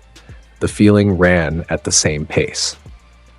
Yaoyorozu threw herself into strategy sessions and tactical theory because numbers made sense when people didn't. She spent hours in the analysis room, running simulations of the USJ event with different variables, different hero combinations, different response times, different tactical approaches, different initial conditions. She ran the simulation 17 times. Each time she changed something. Each time the outcome was the same. On the 17th run, she closed the laptop. She sat with her hands flat on the table. She stared at the wall. The wall did not offer the answer the numbers had refused to provide. Kirishima hardened, literally and figuratively. He worked his quirk past the activation limit every session, pushing Red Riot Unbreakable to its maximum duration, then pushing past it, feeling the cracks form in his hardened skin and holding the form through the pain until the cracks sealed or the form broke. He shattered the support department's impact testing equipment twice and did not stop because hardening was the one thing he could control. And right now, the entire world felt like something he could not. Kaminari made jokes at dinner. Nobody laughed. He made more jokes. The jokes got worse. The jokes were deliberately terrible because deliberately terrible was easier than accidentally sincere. And sincerity was dangerous right now, because sincerity led to the conversation everyone was avoiding, and the conversation everyone was avoiding was, are we going to be okay? And the answer was, we don't know. Jiro told him to stop. He did not stop. He made jokes while his hands shook under the table and his earphone jacks coiled and uncoiled with nervous energy, and his smile was the kind of smile that is holding the door shut on something that wants to come through. Tokoyami trained with Dark Shadow in the night, the far end of the campus, the wooded area where the trees blocked the security lights and the darkness was thick enough to feed the creature. He pushed Dark Shadow's range and power and learned the depth of the shadow it required to operate at full strength. His bird-like face was unreadable. His shadow whispered things he didn't share, things about the boy with the eyes, things about what Dark Shadow had felt in the crater, a presence so heavy that even a creature born from darkness had recoiled from it. Tokoyami was afraid of the dark in a way that had nothing to do with light. Todoroki trained alone at night. The corridor near the support workshop, long, empty, concrete-walled, the sound of his footsteps echoing in the midnight quiet. He stood at one end and raised his right hand and created ice. Then he raised his left hand and created fire. He held both simultaneously, neither consuming the other, the ice advancing from his right side and the fire advancing from his left, meeting in the middle of his body at the point where Endeavor's ambition intersected with his mother's tears. He held the balance for longer and longer each session. 10 seconds, 30, a minute, 2. He was not thinking about technique. He was thinking about a boy his age who had watched his mother die and decided the whole world needed to feel it. He was thinking about the question that the boy had asked All Might in the dirt. How would you confront the hatred in order to create peace? He was thinking about his own hatred, the hatred of his father. The hatred that had shaped his entire life into a weapon against his father's dream. And he was thinking about the answer his mind kept returning to when he asked himself what he would have done if his mother had died in that rubble instead of going to the hospital. He did not like the answer. He did not like how close it was to the boy in the cloak. He held the fire and the ice, and he trained. And Bakugo did not talk. He trained at hours that were not hours. 2 in the morning, 3, 4. The support workshop records showed his explosion output had increased by 9% in the last week. His accuracy had increased by 14%. His speed had increased. His form was tighter, cleaner, more efficient than it had ever been. The metrics were impressive. The metrics were the kind of improvement that took most students a semester to achieve, and Bakugo had done it in days. He was becoming better. He was becoming better because he had stood at the edge of a crater and looked at the gap between himself and Izuku Midoriya and felt the canyon. Not the gap. The canyon. The geological feature. The thing that had been carved over years by a force he was only now beginning to understand. And he had decided that he was going to fill it with everything he had, even if it killed him. He did not know what he would do when he got to the other side. He was not thinking that far ahead. He was a boy with a fire in his chest and a direction to aim it, and right now that had to be enough. Izuku appeared on every screen in Japan at 9 p.m. on a Tuesday, not through hacking, not through a pirated signal or a hijacked satellite, or any of the methods that the government's cybersecurity teams had been preparing to counter for the last 2 weeks. Through the animal path, dimensional tiers opened at transmission points across the country, shocker receivers placed over weeks at every major broadcast relay station. A signal distributed through the Rinnegan's reach in a way that occupied a frequency band that did not officially exist, and therefore could not be jammed by equipment designed to jam frequencies that did. Every television in Japan, every phone that was on and connected, every screen in every bar and restaurant and transit terminal and government building and classroom and hospital room. The signal was not invasive. It did not force devices to turn on, did not override locked screens, did not penetrate systems that were off. It simply appeared on everything that was already receiving a signal, replacing the scheduled programming with a face that had not been scheduled and had not been invited and was not going to wait for an invitation. His face, the cloak, the eyes, a background of empty sky. He was standing on the roof of a building that the analysts would later identify as a decommissioned radio tower on the outskirts of Musutafu, chosen for its height and its line of sight to the relay stations and the particular quality of its silhouette against the evening sky. He spoke. Not loudly, not like a declaration of war, not with the theatrical intensity of a villain making demands or the polished authority of a politician making promises. He spoke like a man reading a list of facts out loud to a room that had been in denial about them for too long and had finally been sat down and told to listen. He named names, not villain names, hero names. Hero names attached to specific incidents that the hero system had processed and closed and filed and buried and forgotten. A hero in Osaka. His name was Thunderlane, a mid-tier pro with an electrical discharge quirk and a commercial endorsement deal with 3 beverage companies. During a pursuit of a fleeing villain through the Umeda district, he had deployed his signature technique, a wide-area electrical discharge in a commercial zone during peak traffic hours. The resulting electromagnetic pulse had disabled every vehicle on the Hanshin Expressway for 300 meters. 11 vehicles collided. 3 people died. The incident was ruled unavoidable collateral in a report the HPSC commissioned from an independent review board that was funded by the HPSC and staffed by former HPSC employees. The report was classified. The families of the 3 dead received settlement offers contingent on non-disclosure agreements. 2 of the 3 families signed. The 3rd family refused, filed a public complaint, and watched the complaint disappear into a bureaucratic process that had been designed from its inception to process complaints into silence. Izuku read the case number. He read the date. He read the names of the people who died. He read the settlement amounts, a hero in Nagoya. Not a single incident, but a structural pattern. A commercial endorsement system in which hero agencies in wealthier districts received priority response funding that was 12% higher than agencies in poorer districts, a disparity that had existed for 11 years and had been flagged internally 4 times by HPSC auditors and corrected 0 times because the agencies in the wealthier districts were the ones generating the endorsement revenue that funded the HPSC's operations. He read the audit reports. He read the memos.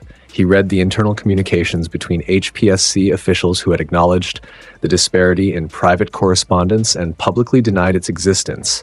A hero in Shizuoka, retired with 17 commendations and 32 open collateral damage claims.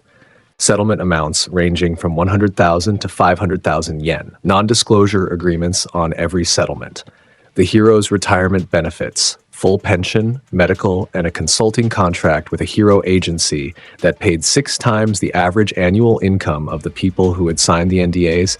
He read the case files. He read the benefit packages. He read the contracts. The screens were very quiet. Across Japan, in bars and living rooms and offices and train stations and hospital rooms and government buildings, people watched the numbers scroll and the names appear and the pattern emerge. Not as theory, not as accusation, not as ideology, but as data. Sourced, dated, referenced data that drew a picture of a system that was not broken, but functioning. Functioning exactly as designed, producing exactly the outcomes it was structured to produce. And the outcomes were people's lives processed into paperwork, and their grief processed into settlements, and their complaints processed into silence. Then he reached the end of the list. These are not exceptional cases, he said. They are documented ones. There are more. There will always be more, because the system that produced these outcomes has not changed. It has been defended, promoted, celebrated. He looked directly into the camera. The Rinnegan was perfectly still. The violet rings caught the last light of the evening and turned it into something that did not belong to the visible spectrum.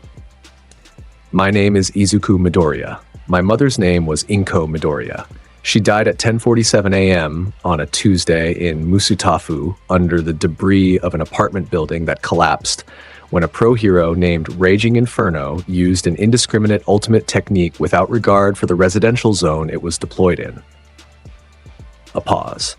The pause before her name was longer than any other in the speech. The breath he took to say Inko was a different kind of breath. Slower, deeper, drawn from a place that the Rinnegan did not control and the god inside him did not own, the boy's breath, the 10-year-old's breath. The breath of a child who dug through rubble with bleeding hands and found his mother's face. The pause after it was shorter than it should have been, because he did not let himself stay in it. Staying in it was a luxury that belonged to a version of himself that had died in a rubble pile next to the person the pause was for. The incident was classified as unavoidable collateral. Raging Inferno received a commendation for the capture. The building site was cleared. The case is closed. His eyes did not waver. This system will end not because I hate the people who defend it, because you deserve the truth of what you are defending, because you cannot build something real on a foundation you are not allowed to examine, because every person who died in a rubble pile while a hero smiled for a camera deserved better than silence and a settlement check. He looked at the camera for 3 full seconds without speaking. The silence was not empty. It was the silence of an invitation. The kind of silence that a door makes when it opens and waits. Come and stop me if you believe I am wrong. The screen went black. Japan did not sleep that night. The phones did not go dark. The screens did not turn off. The conversations did not end. They multiplied. They split. They branched into arguments and agreements, and the particular kind of silence that happens when 2 people in the same room are both thinking the same thing and neither one wants to say it first. In the morning, 3 separate government officials resigned. Not loudly, not in protest. They submitted their letters through the proper channels, cited personal reasons, and disappeared from public life with a speed that suggested the personal reasons were very specifically related to having their names appear in the data Izuku had read on national television. Raging Inferno's agency issued a statement. The statement was 3 paragraphs long and said nothing. It acknowledged the incident. It expressed sympathy. It referenced the official report. It used the phrase unavoidable circumstances, which was the phrase the report had used, which was the phrase the system had generated, which was the phrase that meant we have decided this does not count and we need you to agree. The comment sections beneath the statement were afire, not the productive kind, the consuming kind. The kind that feeds on itself and spreads. Endeavor came for Izuku 11 days after the broadcast, not because the HPSC ordered it. They were still in committee, still arguing about jurisdictional authority and operational parameters, and the 12 of other bureaucratic considerations that institutions use to delay action when they are afraid of the action's outcome. Endeavor did not wait for the committee. Endeavor did not ask for permission. He went because he was the kind of man who moved forward when he was afraid, and he had not been this afraid since his own kitchen 20 years ago. And moving forward was the only response his personality had ever allowed itself. He had a second reason, a reason that burned hotter than his quirk and sat deeper than his pride, and involved a name that had been broadcast to every screen in the country 72 hours earlier. Tuya Todoroki. Deku had arranged the leak with the precision of a surgeon making an incision at the exact moment when it would cause maximum damage and minimum deniability. Not during the broadcast itself. After. In the follow-up coverage, when journalists were digging into the data Izuku had released and looking for connections and finding them, one of the connections they found was a family tree that led from the #1 hero's household to a burn ward, to a missing persons report, to a villain known as Dabi. The documents were authentic. The DNA records were real. The timeline was irrefutable. Endeavor arrived in the industrial district outside Musatafu with 6 pro heroes, all Class A level, coordinated formation, aerial support from 2 hero agencies, with flight-capable operatives. He had a plan. The plan had a counterplan. He had reviewed every piece of USJ footage available and built tactical responses to every technique Izuku had demonstrated and several he suspected Izuku had not yet demonstrated. The plan lasted about 40 seconds. Stain moved first. He was already in the district. He had been there for 6 hours. Motionless, patient, folded into the shadow of an industrial air handling unit on the roof of a warehouse, invisible to surveillance systems because surveillance systems looked for movement punned, and Stain had trained his body to be the absence of movement. 2 of the support heroes went down before the formation could recalibrate. A blur of motion, a blade drawn across exposed skin, blood on a tongue, and then paralysis. The heroes dropped mid-step. Not dead, not injured beyond the cuts. Stopped. Frozen. Stain's blood curdle doing exactly what it was made to do to exactly the people it was made to do it to. Toga was 3 streets east. She had been wearing the face of a civilian traffic officer for the last 40 minutes. a face she had acquired from a blood sample collected during the briefing the hero team had held in an evacuated parking structure. She had been inside the structure. She had been one of the faces at the perimeter. She had smiled and nodded and held a clipboard, and nobody had looked twice because the face was right and the uniform was right, and the human brain fills in the rest when the surface matches expectations. She had collected enough blood samples from the ground-level heroes to know which faces she needed and when. The coordination in the support team broke in 15 seconds. Heroes who should have been flanking were hesitating because 3 of their colleagues had suddenly become unrecognizable, or the person standing next to them was not the person who had been standing there 10 seconds ago, or the radio was saying things that did not match what their eyes were seeing, and Dabi walked down the center of the street, hands in his pockets, flames at idle, that too wide burned smile, the same posture he had on the night he found Izuku. Loose, unhurried, the walk of a person who has stopped caring about the outcome because the outcome was never the point. Endeavor saw him from 200 meters. The fire went out. Not from suppression, not from interference, not from any technique or countermeasure. Endeavor's flames went out because his body saw his dead son walking toward him, and the part of his brain that controlled the quirk lost its signal for 1 full second. 1 second of the fire that had defined his entire existence, flickering and dying in the face of the thing it had created and destroyed. Tuya, Endeavor said, not a command, not a challenge, not the voice of the number 1 hero. The voice of a man saying the name of a child he had broken and lost and pretended was gone so that the pretending would make it true. Don't, Dabi said. Don't do that. His flames went from idle to maximum. Blue fire erupted along every surface of his body. Not gradually, not in stages, but all at once. The full output of a quirk that had always been this powerful and had always been too powerful for the body that held it. The industrial district's ambient temperature increased by 40 degrees in a 2-second radius. Paint blistered on walls, asphalt softened. The air above Dabi shimmered and bent. The battle broke open. Izuku walked through the middle of it. Past the collapsed support heroes. Past the confusion Toga had sown in the perimeter. Past the blue and red fire exchange between a father and son who were having a conversation in flame because neither of them had ever learned how to have one in words. Endeavor through everything. Hellflame, prominence burn, every intermediate technique between them. Concentrated blasts, wide area sweeps, rising columns, spiraling vortexes of heat that turned the air into something you could see and something that hurt to breathe. He threw it at Izuku because Izuku was walking toward him, and the instinct of a man who solves problems with fire was to throw fire at the problem. The Pretapath took everything. Every blast, every column, every vortex hit Izuku's outstretched palm and vanished, consumed, absorbed into nothing. The fire entered the field of the Pretapath and ceased to be fire. It became energy, and the energy became nothing, and the nothing left Izuku's palm cool and dry and unaffected. Endeavor escalated. Endeavor always escalated when he was not being hurt. It was the core of his fighting philosophy.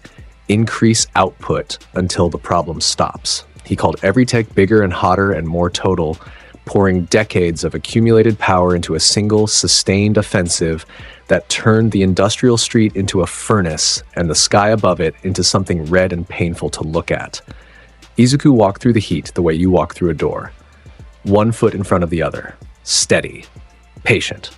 The cloak's edges singed and curled. His hair shifted in the thermals. His expression did not change. When Endeavor finally committed to the prominence burn, the whole body technique, the ultimate expression of his quirk, the attack that consumed his own body heat to produce a white-hot conflagration that was supposed to be impossible to approach, Izuku raised both hands. He did not absorb it. Not this time. He applied the Bansho Tenin, the universal pull, targeting not Endeavor, but the center of the flame itself. He created a gravitational reversal in the attack's momentum. The fire, which was traveling outward from Endeavor toward Izuku, suddenly found its direction reversed. The gravitational pull behind it was stronger than the thermal expansion pushing it. The flame folded, it collapsed inward. It reversed course, it went back. Endeavor's own prominence burn hit him in the chest. The impact drove him backward, not from force, but from the particular devastating irony of being struck by the product of your own power, redirected to him by someone who did not consider it worth absorbing. He hit the street. He slid. The asphalt melted under him. He came to a stop against the base of a warehouse wall with his flames guttering and one hand pressed flat against the molten ground. He survived. Fire did not kill the man who generated it, but he was on the ground, and his formation was broken, and his dead son was standing 20 meters away laughing with that burned too-wide smile, and every camera on every helicopter above the industrial district was catching all of it in perfect, unforgivable clarity.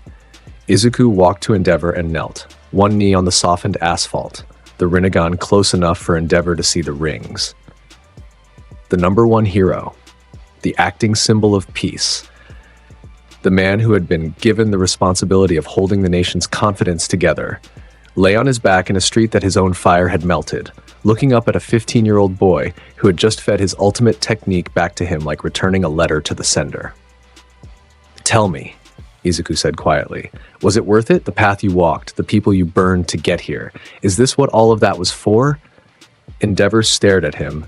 His fire did not come back up. The fighting spirit, the enormous, furious, self-righteous engine that had driven Enji Todoroki his entire life through the abuse of his children and the destruction of his family and the obsessive pursuit of a title that he had finally obtained, only to discover that it was a hospital gown draped over a skeleton, found nothing to catch on.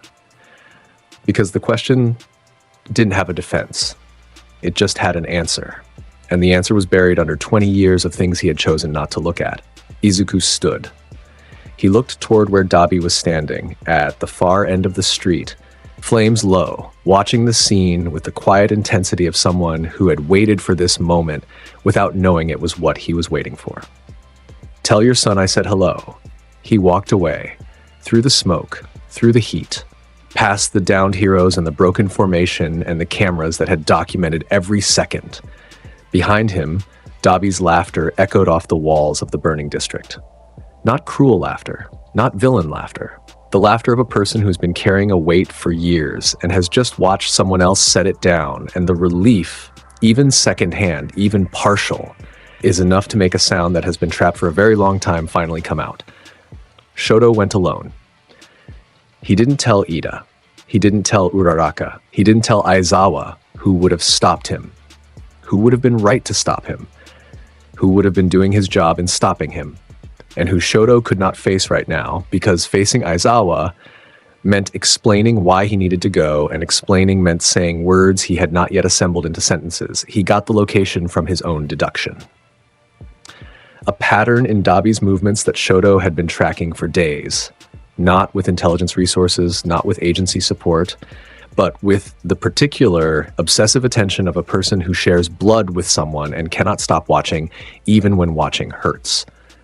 Burn patterns, fire signatures, the specific blue of Dabi's flame appearing in security footage from industrial areas, always at night, always alone, always in locations that had no tactical significance and served no strategic purpose.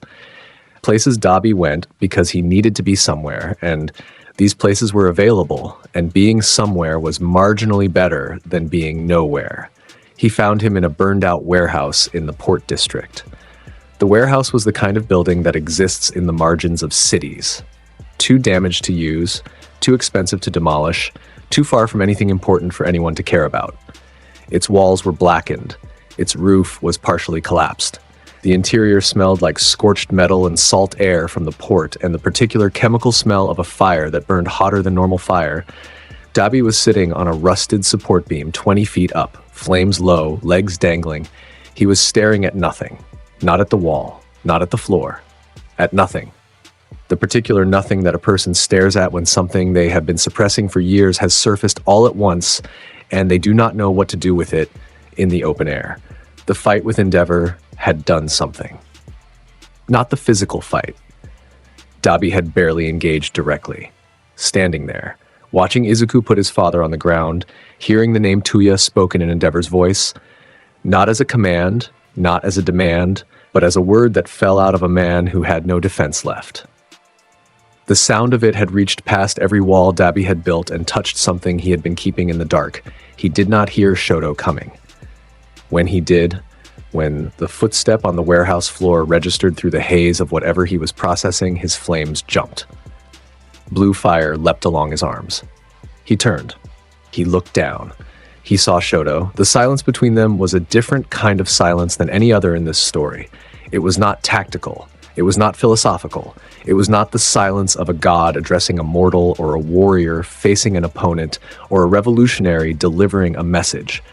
It was two people from the same burning house meeting in the ruins and not knowing whether to run or stay. "You should not be here," Dabi said. His voice had lost the edge it always carried, the performance, the sneer, the affected detachment that he wore like armor. Without it, he sounded, briefly, unwillingly, like someone young. Like someone his actual age, which was not as old as his scars made him look, and not as old as his choices made him seem.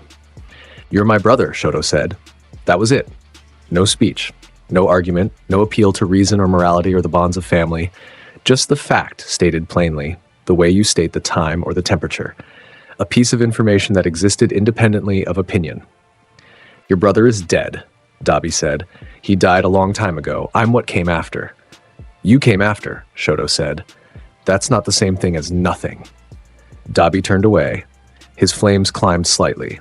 The defense response. The thing fire does when the person behind it feels exposed. Make it bright and hot and nobody can see what's underneath. Make the approach cost something. Make closeness dangerous. The survival mechanism of a person who learned very early that being close to people meant being burned. "Don't do this," Dabi said. "Don't come here with your sincerity. It doesn't work on me." "I know." "Then why are you here?" Shoto was quiet for a moment. He looked at his brother's back. The burns that covered most of him, the staples, the grafted skin, the patches where the damage was so thorough that healing had simply stopped trying and left the tissue as it was. The posture. A person who had spent years making himself smaller in the shape of something larger and angrier because smaller was not safe, and anger was the only armor that didn't require someone else's hands to put on. "I'm not here to stop you," Shoto said. "I'm not here to bring you back to the hero side or talk you out of whatever you're part of. I know. I can't. I know you wouldn't." He paused. "I'm here because you're still my brother, and because whatever happens next, I needed you to know that I know. I know what he did. I know it wasn't right, and I am not my father." The warehouse was quiet. The port wind moved through the gaps in the walls and made a low, moaning sound that was the building's way of acknowledging its own emptiness. Davi's flames held steady, not climbing, not dropping, just burning, the idle state of a person whose fire was always on and could not be turned off any more than a heartbeat could be turned off. He did not turn around for a long time.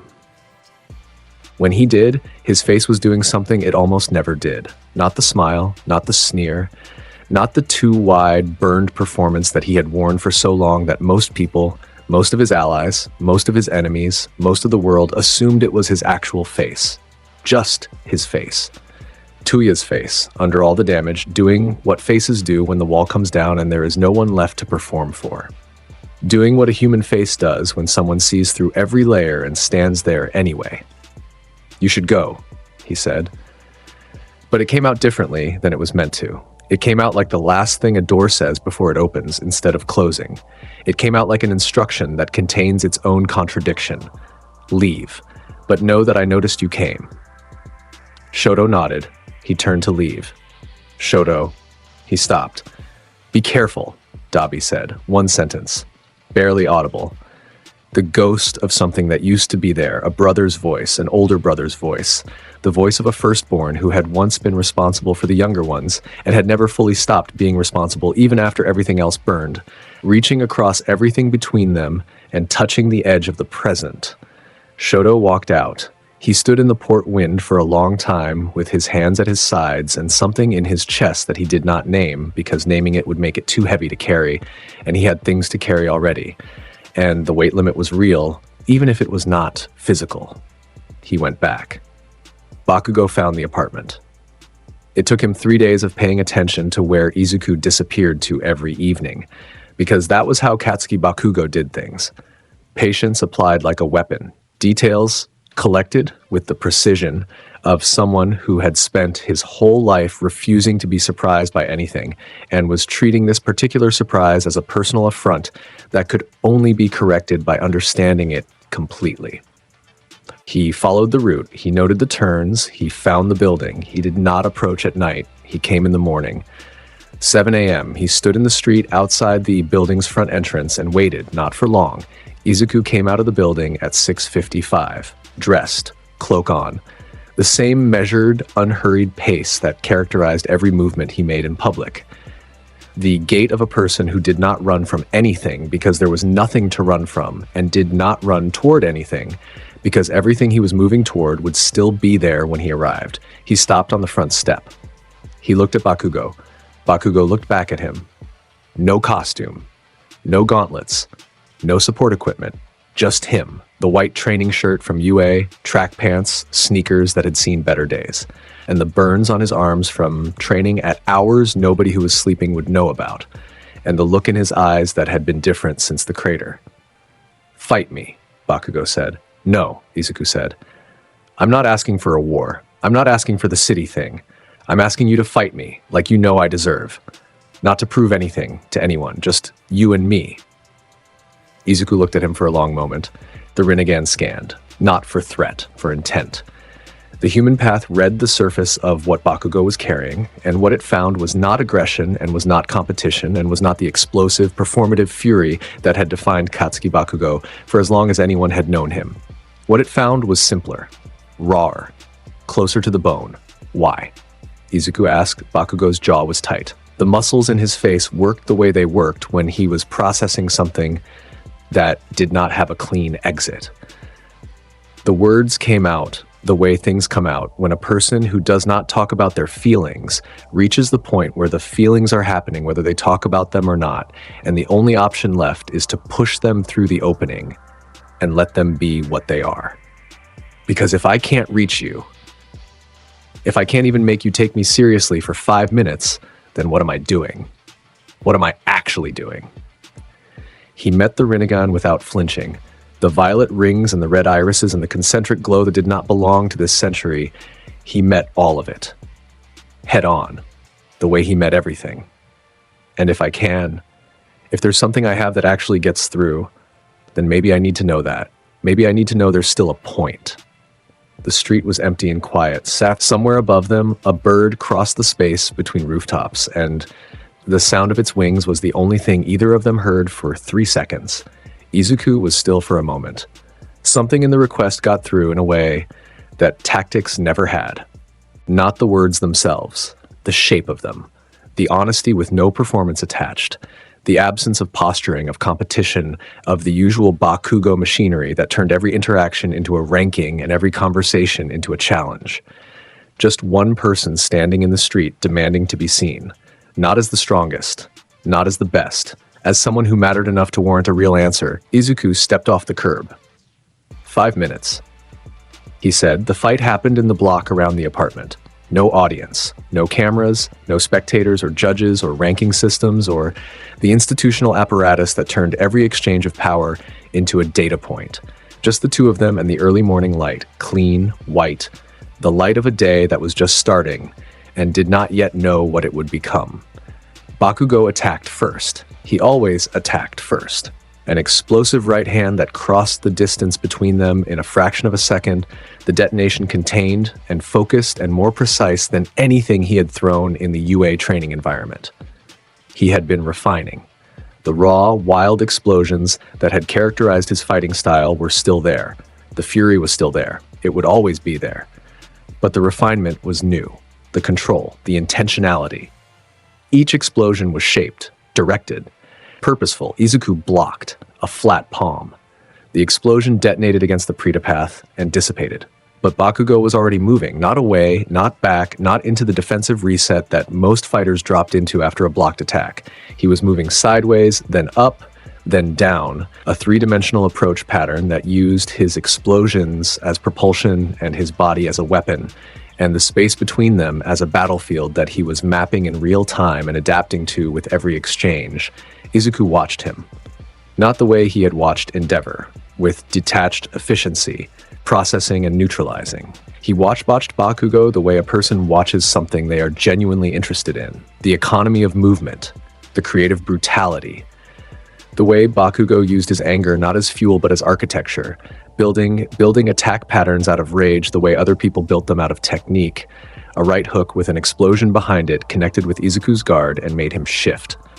Not step back, shift.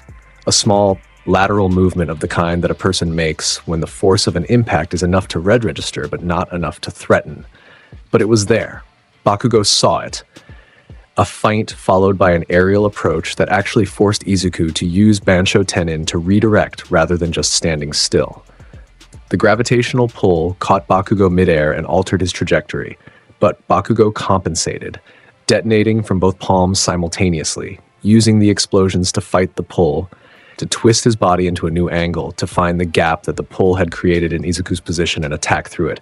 A combination that was faster and more precise than anything Bakugo had shown in any training session, ever. Left, right, knee, spin, overhead, the explosions punctuating each strike like percussion in a piece of music that was violent and beautiful and entirely, unmistakably his. He did not win. He was never going to win. The gap between them, the canyon, was real and it was deep and it did not close because one side wanted it to. But he made the God move 3 times, 3 shifts, 3 moments where Izuku had to adjust rather than simply stand, where the attacks were real enough and fast enough and creative enough that the Rinnegan processed them as noteworthy rather than routine.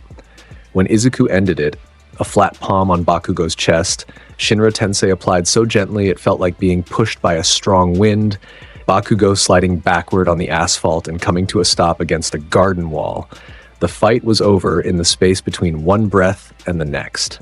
No fanfare, no dramatic conclusion. Just a palm and a push, and a boy sitting on the ground, breathing hard. Bakugo sat against the wall. His chest heaved, sweat ran down his face and mixed with the ash from his own explosions. His arms were shaking. The particular shake that comes from maximum exertion, sustained past the body's preference. He looked up, Izuku crouched in front of him. Eye level. The Rinnegan close enough to look into. The concentric rings, the violet glow, the impossible depth of something ancient and wrong and beautiful staring out of a teenager's face. You are the closest thing to genuine in that building full of manufactured heroes, Izuku said. Your anger is real. Your ambition is real. Your power is real. You do not perform for anyone. When you fight, you are exactly what you are. Then why aren't you trying to recruit me? Bakugo said. Flat. Not even a question. The observation of a person who has noticed a pattern and is pointing at the gap in it. Because you are not built for what I'm doing. And what are you doing? Izuku stood, turned. The cloak settled around his shoulders. I am burning the field. You are a thing that grows after. Do not waste that propping up the structure that is about to fall. Choose carefully what you build when it does. He walked inside. Bakugo sat against the garden wall for a long time. His hands rested on his knees. The explosions in his palms popped softly, reflexively. The nervous habit of a person who was processing something larger than they had expected and could not stop the processing any more than they could stop their pulse. He did not follow. He sat there until the sun was fully up, until the street filled with the sounds of a city waking.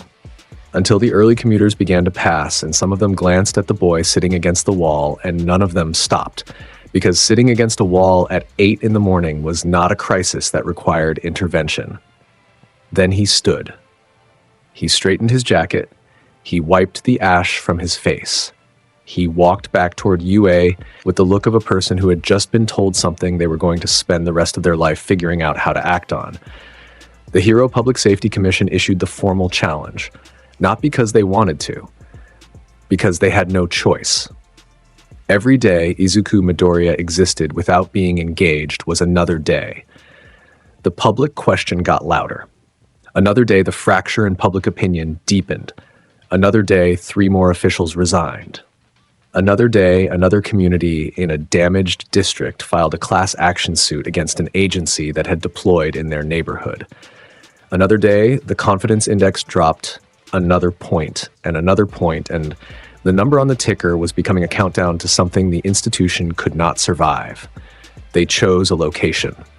A decommissioned industrial complex 40 kilometers outside Musutafu, a vast grid of warehouses, loading bays, concrete yards, and open ground that had been abandoned by its corporate owner 3 years ago and had been sitting empty, rusting, waiting for a purpose that had just found it. Wide, open, evacuated. Room for everything. Room for the thing they were trying to do and the thing they were afraid might happen instead. The challenge was issued through every official channel simultaneously: government press conference, hero agency communications, broadcast media, digital platforms, and also through every broadcast signal, because they understood now that the broadcast was where this lived. Izuku Midoriya had made the broadcast the battlefield. The commission would meet him on it. Come and be stopped, or be hunted forever. They mobilized everything. Every licensed pro hero in the country above Class B. Hundreds of heroes. The full roster of the nation's defenders assembled in the industrial complex in formation, rows and columns and wings and reserves, organized by quirk type and combat capability and regional affiliation. The formation stretched across the complex's central yard like a military parade that was also a last stand. Aerial support circled overhead. Medical teams staged at the perimeter. Communication arrays triangulated from 3 positions. Every contingency that the tactical minds of the hero world could conceive of was in place. They knew he would come. Coming was the point. Coming had always been the point. He wanted them to face him directly, completely, with everything they had, so that the outcome was unambiguous and the world had nowhere to look but at the truth of it. Izuku read the challenge on his phone at breakfast. He read it while eating rice. He read the formal language, the legal citations, the implicit threat in the phrase, or be hunted forever. He finished reading. He finished his rice. He set the bowl in the sink. Tonight, he said to the apartment. He picked up the cloak. The akatsuki arrived walking, 4 people crossing the open ground toward the assembled hero formation with the unhurried ease of people who had already calculated the outcome and were here for the execution of it, not the uncertainty. The industrial complex's central yard, cracked concrete, rusted equipment, the abandoned infrastructure of a capitalism that had moved on, stretched between them and the hero formation like a stage waiting for its final act. In the center, Stain to his left, a blade walking. Dabi to his right, flames at idle, blue light casting shadows that moved in ways shadows should not move. Toga behind, and she was not bouncing. Not now, not here. The seriousness of the moment having reached even her, though the knives in her hands caught the overhead lights with a brightness that suggested the seriousness was a close neighbor to something else entirely. The assembled heroes saw them coming. Hundreds of pro-heroes, the best the country had produced over decades of the greatest hero system in the world. Names that appeared on billboards and in textbooks and on the action figures that children slept with. Power that could reshape geography and alter weather and break the laws of physics. All of them, everyone, standing in formation and looking at 4 figures crossing an industrial parking lot. The feeling that passed through the formation was not courage. It was the feeling of people who had been told they were the line that must hold and were looking at what they were holding against and feeling something shift in the foundation of that belief. Stain peeled off first. 1 second walking beside Izuku, the next second gone. Not disappeared, displaced, absorbed into the environment with the terrifying efficiency of a man who had spent years killing heroes and had refined the approach into an art form that was less about speed and more about invisibility. He did not move fast. He moved unseen. He moved through the spaces between attention, the gaps in peripheral vision, the blind spots in formation coverage, the moments when a guard's eyes swept left and had not yet returned right. He moved through those gaps like water through a sieve. The heroes on the left flank began to go down 3 minutes later, quietly. A hero stopping mid-step, his body freezing, his eyes wide, his muscles locked. Another hero turning to ask their partner what had happened and finding their partner already on the ground, a thin line of blood on their hand where the blade had been so fast they hadn't felt it. Stain's blood curdle moved through the formation like a rumor. Nobody saw him until they were already stopped, and by the time they were already stopped, the information was useless. Toga skipped forward. Literally skipped. 3 steps. Bounce. 3 steps. Bounce. Her face shifted as she moved. Not gradually, but in flickers, one face replacing another like a slideshow of stolen identities. 2 heroes on the right flank saw a face they recognized. A colleague, a friend, someone who should have been beside them in formation, and hesitated. The hesitation was enough. The formation on the right began to dissolve into confusion. Heroes unsure who was next to them, communication breaking down under the paranoia of not being able to trust a face. And Dabi walked straight ahead. He did not engage tactics. He did not maneuver. He walked forward with his hands in his pockets, and his blue flames climbed idle to low to medium to high. And when Endeavor, standing at the center of the hero formation, the nominal symbol of peace, the father of the fire that was walking toward him, raised his arm and launched Prominence Burn for the second time in 10 days at his own firstborn son, Dabi raised one hand. The blue fire met the red fire. The collision point was visible, a wavering line of purple-white heat where the 2 quirks intersected and fought for dominance. The blue fire won. It won because Toya Todoroki's quirk was always this powerful, always this total. The fire that Enji Todoroki had bred into his bloodline and then abandoned when the body that carried it couldn't hold the output, that fire had not stopped growing. It had spent years burning in the dark, fed by rage and grief, and the particular terrible fuel of a person who is defined by the thing that destroyed them and uses it anyway. Dabi's blue flame pushed through Endeavor's red flame the way dawn pushes through night. Not violently, but inevitably, by being more, Endeavor went to one knee. Not from the heat, from the sight of it. From the sight of his son's fire being categorically superior to his own, in the way that a father's worst nightmare always comes from his own reflection. Izuku did not look at any of this. He walked toward the center of the formation. Every hero between him and the center of the field was an obstacle that got resolved in the fewest possible moves. A Prita path absorption here. A flame attack consumed. A Shinra Tensei there. 2 heroes pushed aside. Bansho Tenin applied to 2 heroes simultaneously, pulling them into each other at a velocity that put them both down without serious injury. He was a machine designed for exactly this situation. He had been designing himself for it since he was 12 years old in an empty warehouse leveling buildings to understand what he was. Hawks saw the pattern. He did what Hawks did. Adapted, thought 3 moves ahead, deployed information rather than force. He pulled every remaining feather back from the formation and redirected them into a net pattern. A 3-dimensional cage of razor edges converging on Izuku from every point on the compass simultaneously. Thousands of feathers, each one a blade, each one a sensory organ. The net was complex and dense and precise, and it represented the most sophisticated aerial technique Hawks had ever executed in combat. It closed on Izuku from every direction at once. It was the best he had. Izuku raised his head. The Rinnegan scanned, processed, every feather, every trajectory, every intersection point. The calculation took less time than a heartbeat. He exhaled. Shinra Tensei. The gravitational pulse erupted outward in a perfect sphere. Every feather stopped at the same moment, hung, then reversed. The net became an explosion. Every feather flying outward from the epicenter in the direction it came from, at double the speed, 1,000 razor blades finding their origin points. Hawks dodged 100 of his own feathers and was hit by 11 of them before he could clear the blast radius. He hit the ground rolling, bleeding from a dozen shallow cuts, wings ragged, and stayed down. Not because he had to, but because he was looking at Izuku and making a calculation that he was too honest to pretend turned out differently. Best Genus deployed mass binding, threads from every hero's costume and range, a coordinated constriction from 30 angles. The technique was elegant, precise, threads wrapping around Izuku's body from every direction, pulling tight, layering, a cocoon of fiber that was designed to compress and immobilize and hold. Izuku let it land. He let the threads wrap. He waited 1 full second, long enough for Best Genus to believe it, to feel the moment of hope that comes when a plan appears to work.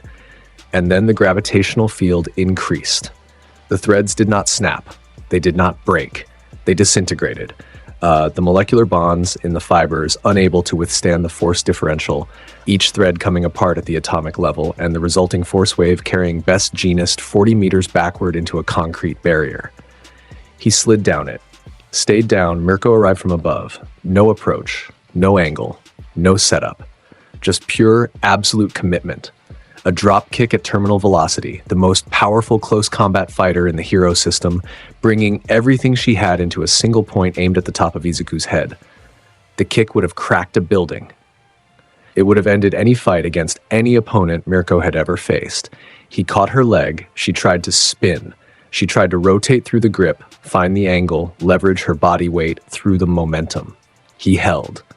The Asura path had reinforced his arm, and his arm did not have a limit that her body could reach.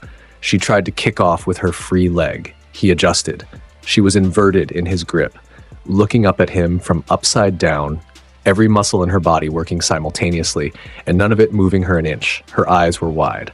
Not afraid, Mirko did not do afraid, but present, fully, completely present in the way warriors are present when they are facing something they have not faced before, and they are measuring it honestly.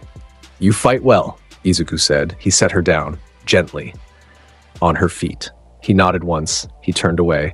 Mirko stood behind him. She did not charge. She stood there with her fists at her sides, breathing hard, and looked at the battlefield. The formation broken, heroes down across every zone, and made a decision that was not surrender and was not defeat, but was the honest conclusion of someone who had run the calculation and found the same answer every time. She did not charge again.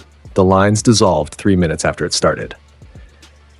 The support position that Class 1A had been assigned became irrelevant the moment the formation broke because there was no more formation to support. The clean line between frontline and support, the line the briefing had drawn with such confidence, dissolved under the pressure of reality the way every line dissolves when the thing it's separating refuses to stay separated. Now the students were in the middle of it because there was no more outside. Ida was running. Not away, toward the downed heroes. His engines were at maximum, carrying injured pro heroes out of the active zones, depositing them at the medical station on the far edge of the field and going back for more. He had not thought about his own safety in 15 minutes. He was not going to start now. He was a machine for this. His body a vehicle, his purpose a route, his fear compressed into fuel. He ran. Uraraka was creating zero-gravity zones in the outer radius, lifting debris away from heroes who were pinned, making space for evacuation routes. She was working efficiently and precisely, and her face was dry because she had already cried everything out before this started. And what was left was just the work and the quiet voice in the back of her head that kept saying, "He's right, he's right, he's right," and the louder voice that said, "It doesn't matter. People are hurting. Help them." Yaoyorozu was manufacturing at a pace that burned through her body's reserves faster than she should allow. Emergency medical equipment, splints, bandages, restraint devices for heroes whose quirks were destabilizing without intent. Some of the downed heroes were leaking power, their unconscious bodies producing output that was dangerous to the people trying to help them. Communication equipment because half the radios were down.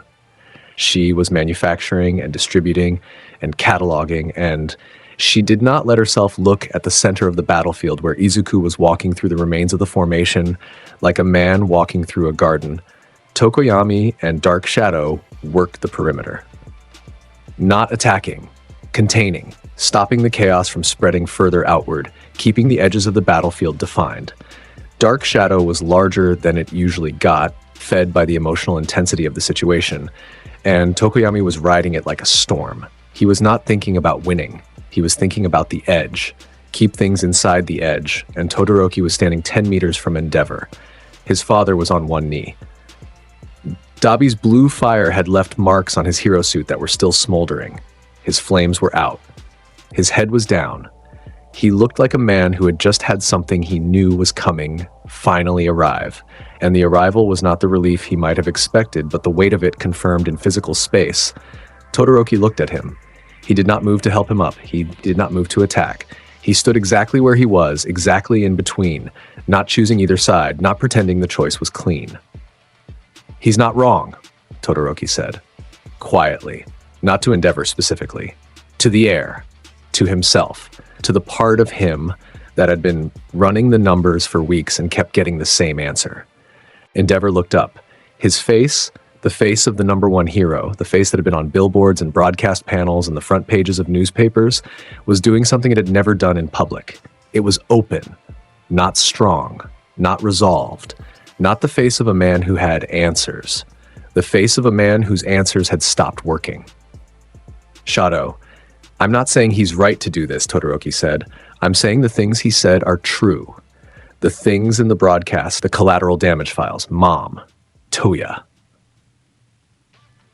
His voice didn't break. It stayed exactly even, the way a person's voice stays even when they have spent years learning to control the thing underneath it. All of it is true, and you know it's true. Endeavor had nothing to say to this. Not because he disagreed, because agreeing out loud would break something he had been holding together with silence for 20 years, and silence was the only structural support he had left. Todoroki turned and went back to work. He did not see his father's face. The expression that lived there, briefly, in the space between the silence and the next thing, the look of a man whose walls were coming down in a way that was always going to happen and arrived too late to be anything but wreckage. The look of a man who was losing a fight he had been losing for decades and had only just now, in the middle of someone else's war, realized was happening. He did not see it because he had stopped waiting for it to appear. He had other things to do. Izuku was moving through the field. He had just redirected a simultaneous attack from 5 Class A heroes without stopping walking. Shinra Tensei applied in 5 separate directions at 5 different force levels. Each hero pushed precisely far enough to be removed from the fight without being seriously injured, the calculations happening in the space between steps. He was heading toward the center of the formation where the last coordinated resistance was organizing. He did not hurry. He had never hurried. Uraraka stepped in front of him. She was covered in construction dust from debris she had been clearing. There was a cut above her right eye that she had not addressed, a piece of shrapnel from a hero whose ice quirk had shattered under impact, the fragment catching her brow and opening a line that bled freely down the side of her face. Her hands were at her sides. She was shaking. Not from fear of what he would do to her. She knew he would not hurt her. She was shaking because of what she was about to say and what she knew she could not unsay. Izuku stopped. She looked up at him, 5 feet of space between them, the battlefield behind her, the Rinnegan above her. Your mother, she said. Her voice was steady, just barely. The steadiness of someone who is holding the walls up with their voice because their body has already given out. She was like mine, wasn't she? She just wanted good things for you. Izuku did not answer. The Rinnegan held her gaze. Behind the rings, in the stillness, something shifted. Not much. A degree. The way a large ship makes a small, almost invisible correction to its course and ends up somewhere entirely different 3 days later. She didn't want this. Uraraka said, she wouldn't have wanted any of this. The shift deepened. Not visible, not measurable, but present. The way a temperature change is present before the thermometer confirms it, the way a sound is present before it becomes loud enough to identify. Something in Izuku Midoriya, not the god, not the Rinnegan, not the weapon, heard the words and recognized them, because they were true, and the truth of them was the specific truth that he had been carrying since he was 10 years old and had never been able to set down. No, he said. She wouldn't. He stepped around her. He kept walking. He did not look back. Then, why? She started. That is why, he said without turning. So no other mother has to want something and not get it because a hero needed to be spectacular. She stood in the middle of the war and watched him go. The tears came now, not dramatic, not heaving, just running quietly from the corners of her eyes because she understood every word he said, and that was the thing about Izuku Midoriya that no one had ever found a clean answer to. He made sense.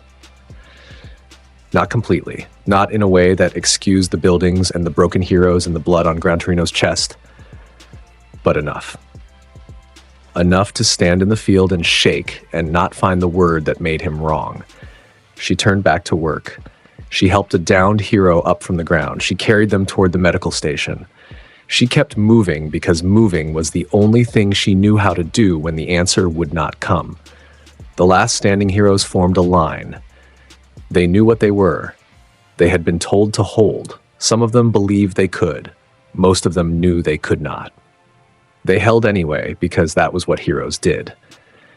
And if there was one thing the Hero Society had built well, the one thing that survived the corruption and the collateral and the settlements and the silence, it was the people who held the line even when the line could not hold. Endeavor recovered, his flames burning again, smaller and more controlled than usual, the fire of a man who was no longer fighting out of pride but out of something older and less comfortable. Hawks regrouped, a reduced collection of remaining feathers deployed in a defensive pattern around his body, every feather trembling. Aizawa, standing at the edge of the formation with his capture scarf floating, eyes red, watching Izuku across 50 meters of empty battlefield with the expression of a man who had been doing this calculation since the day of the assessment test. Present mic. 13. The teachers. The ones who had stood in front of classrooms and taught teenagers how to be heroes, and were now standing in front of those teenagers' enemy and wondering if the teaching had been enough and suspecting it had not. They formed a line because it was what they had. Izuku stopped walking. He looked at the line. The faces, the quirks, the postures, the determination, and the fear, and the complicated, painful mixture of both that characterized people who were doing something they believed in while suspecting it would not work. "This is your last stand," he said, his voice carried across the empty field. "The symbol is gone, the system is fractured, the nation is watching, and you are standing in a line because you do not know what else to do." "We stand because it's right," Endeavor's flames climbed. "You are a terrorist. You are a..." "I am the consequence," Izuku said. "Every choice has one." He rose. He ascended. 10 meters. 20, 50, 100. He kept going. He rose until the battlefield below looked like a map, until the industrial complex was a model, until the assembled heroes were figures he could cover with his hand. He rose until every camera and every helicopter had a clean, perfect, unobstructed view of exactly what came next. He closed his eyes. When they opened, the Rinnegan blazed, not the faint violet glow of normal operation. Blazing. Both eyes like two suns in a dead sky. Violet light pouring outward in every direction, visible for miles, casting shadows on the ground below that pointed in every direction away from him like compass needles rejecting the north. The light was not natural. It was not artificial. It was the light of something that existed in the gap between physics and will. He held out his right hand, Chibaku Tensei. The black sphere formed above his palm. It was small, the size of a marble, a dark, impossibly dense point of gravitational singularity, not a black hole, not quite, but something adjacent, something that existed in the same conceptual space, a point where gravity stopped being a force and became a law.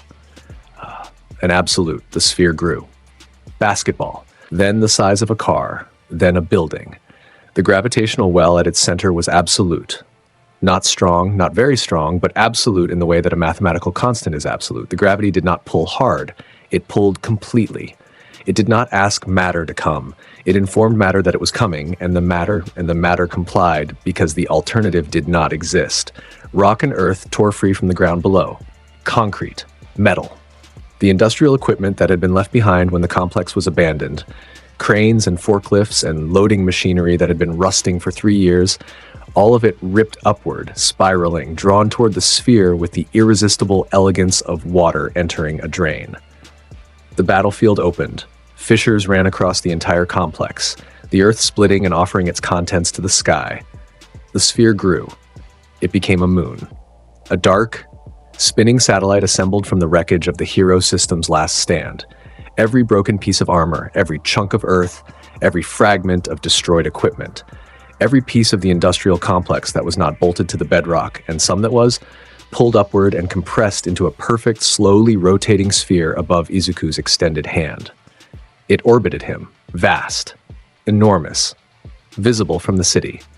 Visible, the analyst would later confirm, from orbit, and inside it, held, suspended, alive and immobilized in the gravity field at the core.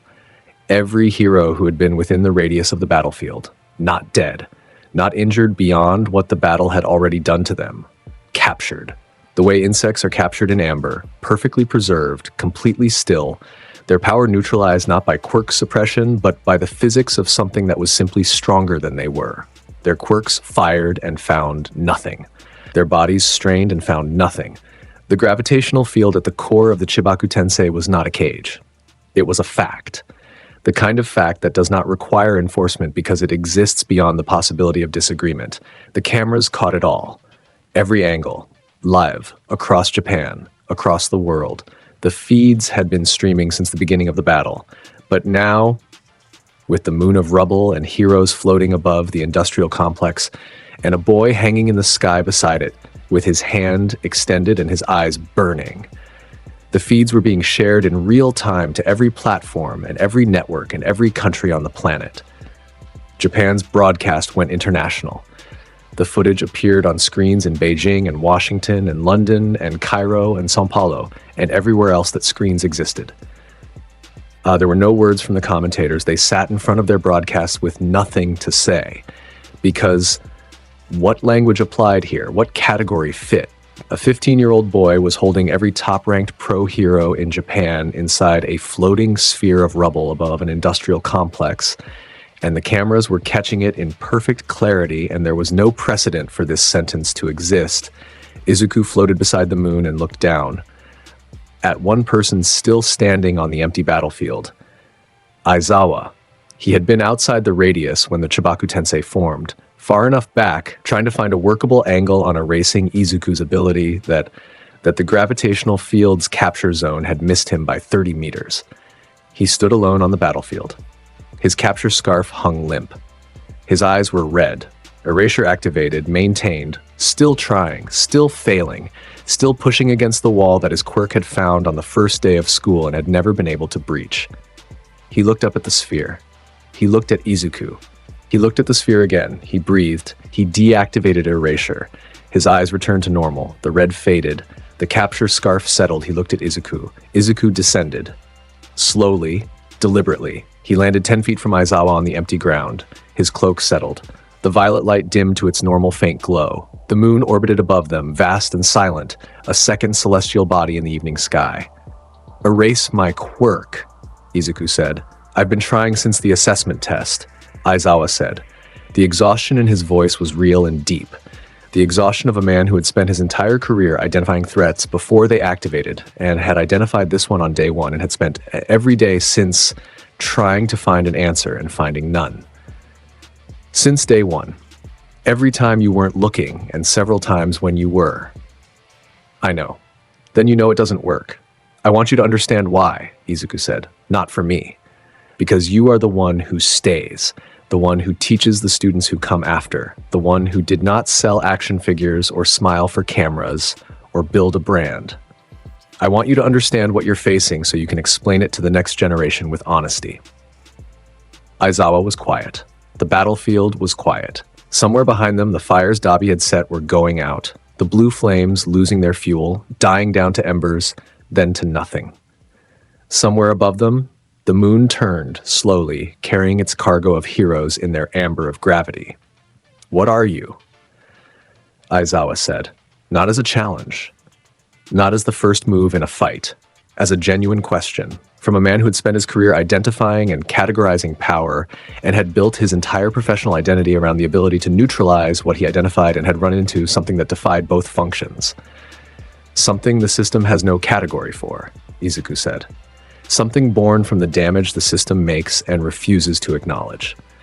If it had acknowledged it, if any single person in any official capacity had looked at the rubble where my mother died and said this was wrong and it will not happen again, I would not be here." He held Aizawa's gaze. The Rinnegan and the dark, tired eyes. Two people who had spent years looking at the same problems from opposite sides of the same wall. "You are the most honest teacher in that building. You know the problems are real. You have always known." Aizawa looked at the ground. His jaw worked.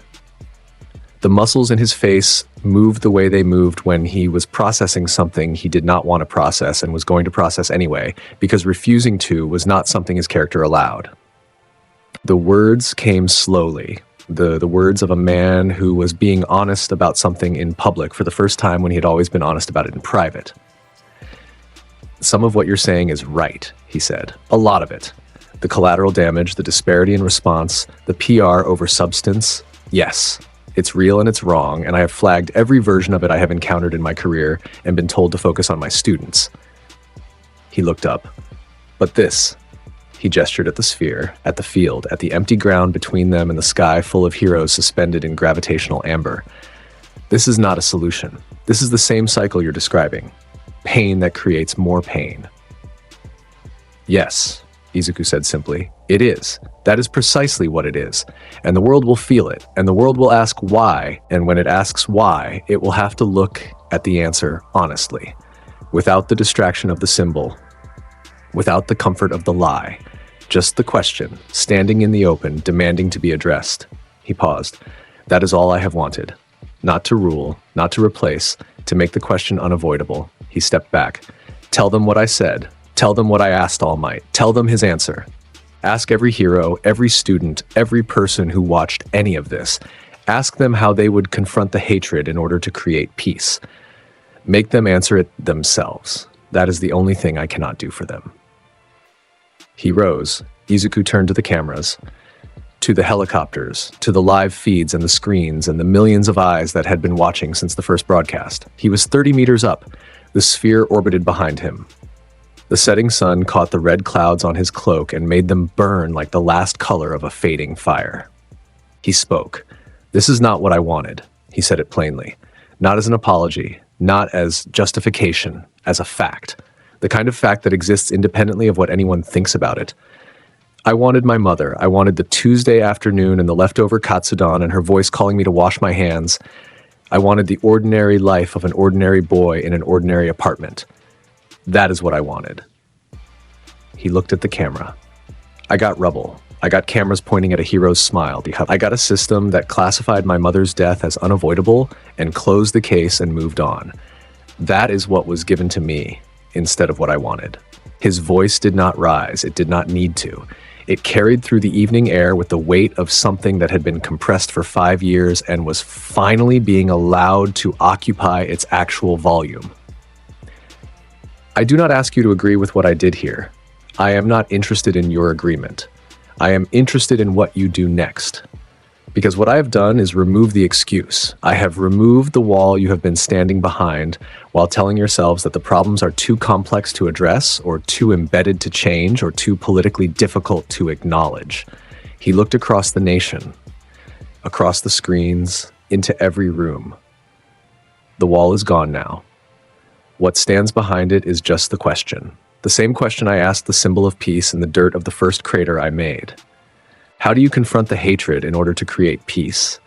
Not in theory, not in a speech, in practice, in policy, in the way you structure response times and accountability, and who gets to decide what counts as collateral and what counts as murder.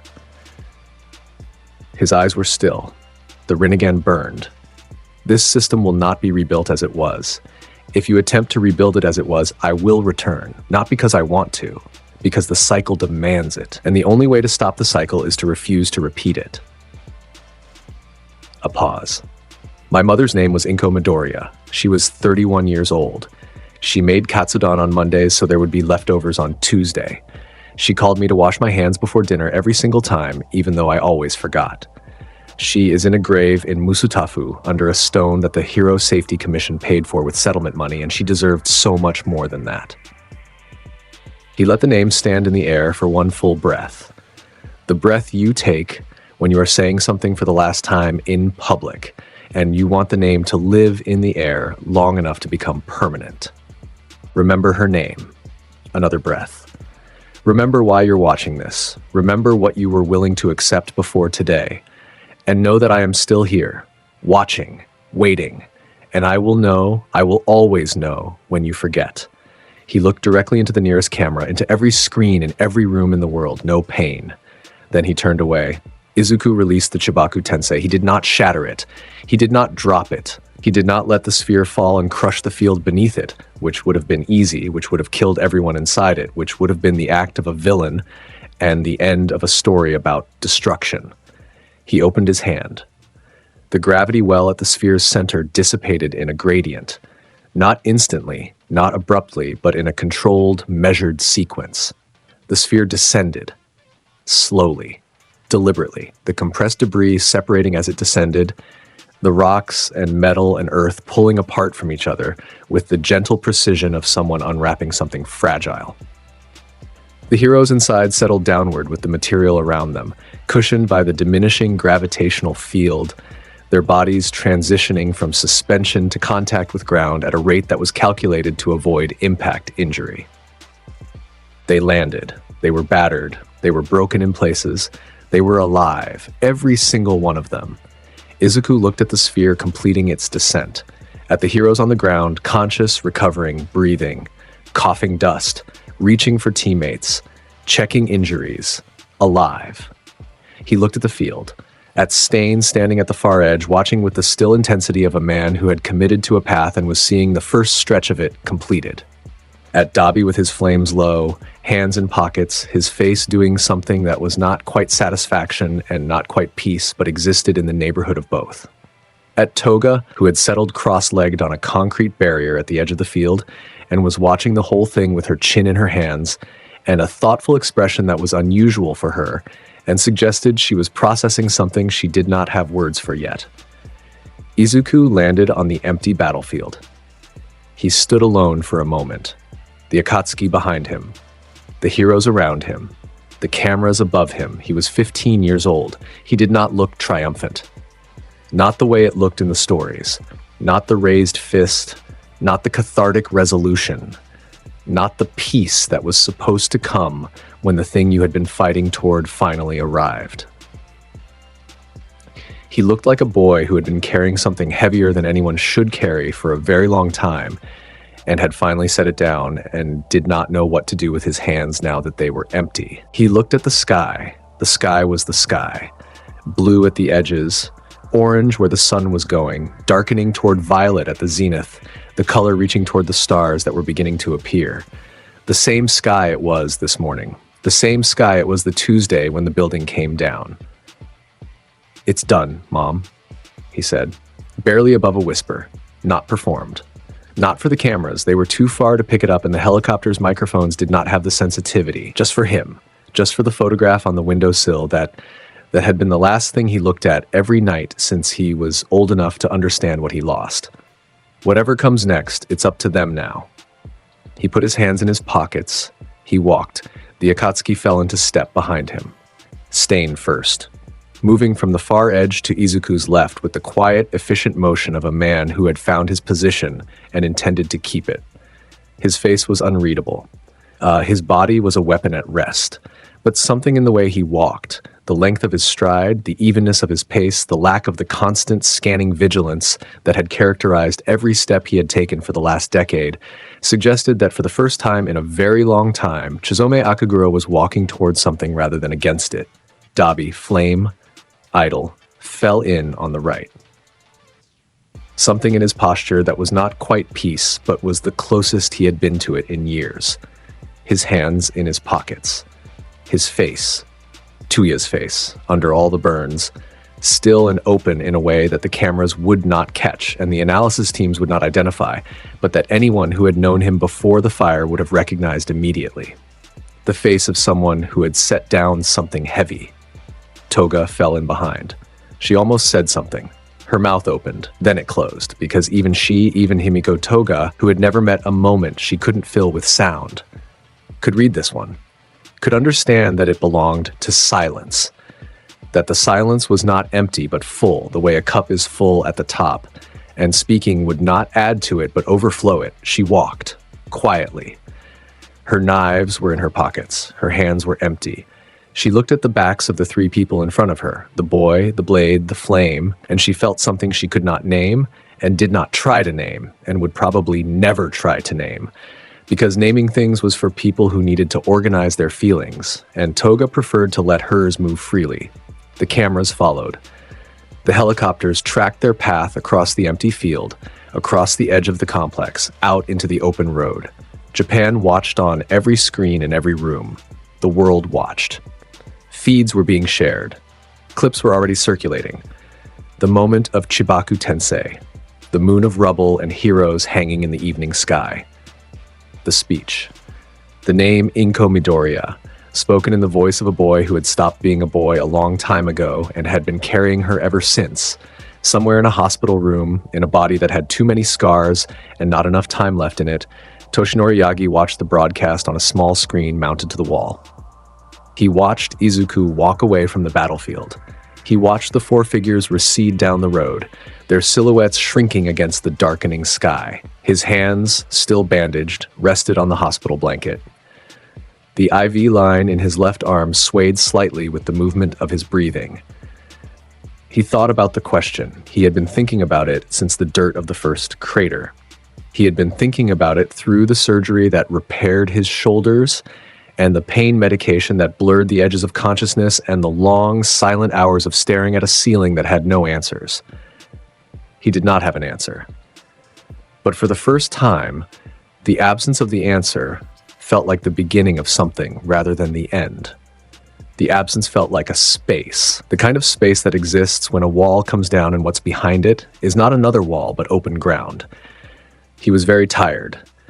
He was also, in some way he could not articulate, grateful. Not for the pain, not for the destruction, not for the black rods and the shattered pride and the secret that was no longer a secret. Grateful for the question, for the fact that it had been asked plainly in a voice that would not let the world look away. For the fact that someone, even someone whose methods were monstrous, even someone whose pain had been weaponized into something terrible, had stood in the open and said the thing that needed to be said. How do you confront the hatred in order to create peace? He did not have the answer.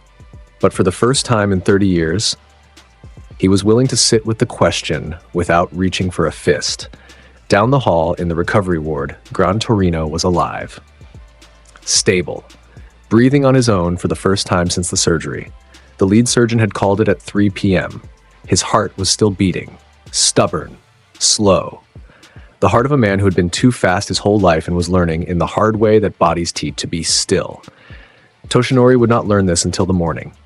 When he did, the tears would come, the first tears he had shed since the crater, and they would be the tears of a man who had been given something back that he thought was gone forever and was not equipped for the weight of the gratitude. But that was tomorrow. Tonight, he watched the screen. Somewhere in a dark room with life support equipment and decades of accumulated power, All for One watched the same broadcast and said nothing. He watched Izuku disappear from the camera's view.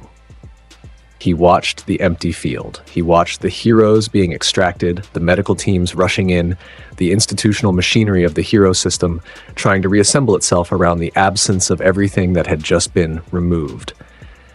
He filed the information away in the part of his mind that tracked things he would need to account for. This particular thing would take a long time to account for. Possibly the rest of his life. The boy with the Rinnegan had not just defeated the Hero Society, he had done something worse. He had made it visible, made the architecture visible, made the foundations visible, made the cracks visible, made the corpses in the foundation visible, and visibility was the one thing that the shadow could not survive. All for One's power lived in the dark, in the unseen, in the space between what was known and what was hidden.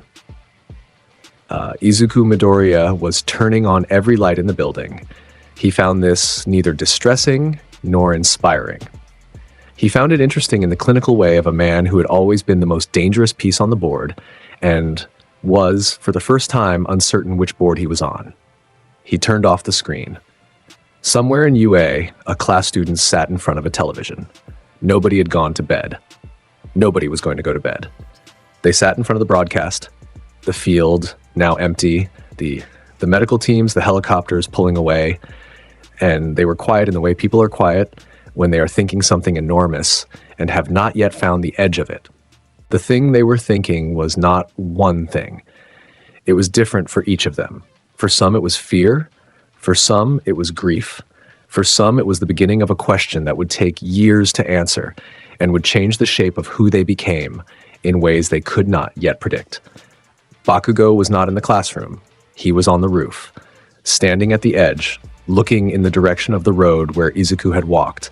His hands were in his pockets. His palms were not crackling. He was still. The stillest he had been in years. Perhaps the stillest he had been in his life.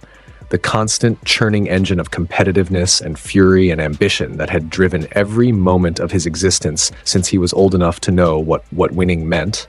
It was not gone. It was never going to be gone, but it was idle, quiet, waiting for something to catch on that was worth the fuel. He did not know what he thought. He did not know what he believed. He did not know what came next or what his role was in it, or what the word hero meant in a world that had just had the word turned inside out in front of every screen on the planet. But Izuku had told him someone would need to rebuild, and he had told him to choose carefully what to build it around. Bakugo looked at his hands, the power in them. The fire he had carried since he was a child and pointed at everything in front of him without ever asking why. He closed them into fists. He opened them again. He looked at the horizon. Somewhere along a road outside Musutafu, 4 figures walked toward the darkening sky. The boy in the cloak, the blade, the flame, the girl with the knives. Their silhouettes shrank against the horizon, merging with the coming night, becoming shadows, becoming outlines, becoming the kind of thing that exists in the space between seeing and remembering. Izuku Midoriya walked with his hands in his pockets and his cloak trailing and his mother's name still on his lips in the dark. He did not know what came next. He had never claimed to. He had never stood in front of a camera and promised a future. He had never offered a replacement for the thing he was dismantling. That was not his work. His work was the demolition. His work was the removal of the structure that made it possible to look away. His work was the question placed in the open air where it could not be buried. He knew the old answer was wrong. He knew the question was standing in the open now and could not be put back behind the wall. He knew that somewhere out there, someone would try to build the thing the system never was. Something honest, something accountable, something that did not process human suffering into settlements and silence. And he knew that someone else would try to rebuild the system exactly as it was. The same lies, the same structure, the same boxes for the things that didn't fit. And the cycle would turn again. And he would be watching. But tonight, he walked. Because that was what pain taught you in the end. That you keep moving, even when you don't know where you're going, even when the road ahead has no name, even when the only thing left to carry is the weight of a question the world has to answer for itself. He walked. The world had been given the question. Now it had to find the answer. And somewhere above the city, under a sky that had seen too much and a sun that rose anyway, Izuku Midoriya walked toward a horizon that nobody, not the heroes, not the villains, not the cameras, not even he himself, could fully see. But he walked toward it anyway, because that is what pain teaches you in the end, that you keep moving. The roster is reaching god-tier levels. A huge shout out to the newest legends joining the ranks and the longtime supporters who keep this community thriving. You guys are the fuel to the fire. Pro heroes. The elite front line, stepping up and setting the pace for the whole community. Jacob Rops, Dark Eye, DA, Fire 05, symbol of peace. The pillars of the community, the titans who keep our foundations solid and the hype at an all-time high. Damian Leon, Yam, Christian Mullins, Bully Maguire Shadow, Amory B, Kenneth Ponteras, Neo Star Productions, Asael Cardenas, Shaquan Simmons, Thunder, Elijah Saunders, Peter Hamilton, Freddie Rose, Omega, Chris Talley, Remorsefuls, Black Vein, Joshua Hedrington, Aaron Abercrombie, Drift SK Eater, Akeno Himejima, Corey Tokaz, Yan, Devin Black, Crow, Dasher Games, Joe Bros, Ray Von Crimson River, Dante Alistair, Adam Yonkers, Blood Saints, Donna Cafe, Zeph, KC, Howie 60, Ignatius, Albert. hope of the universe, the ultimate guardians, celestial tier supporters whose impact literally shines across the galaxy. Tayshawn Palmer, Keyshawn, Coldbane 4, The Maniac 563, Sean Brooks, Debbie Vo, L.S. Morningstar, Marl, Spintown, I Shoot X50, Greg Green, James, Kwon Yen Thompson, Juan, Zeno KJ. If this story hit different, you already know what to do. Like, subscribe, and drop a comment telling me what you think. Thanks for watching. Welcome to the family. We're just getting started.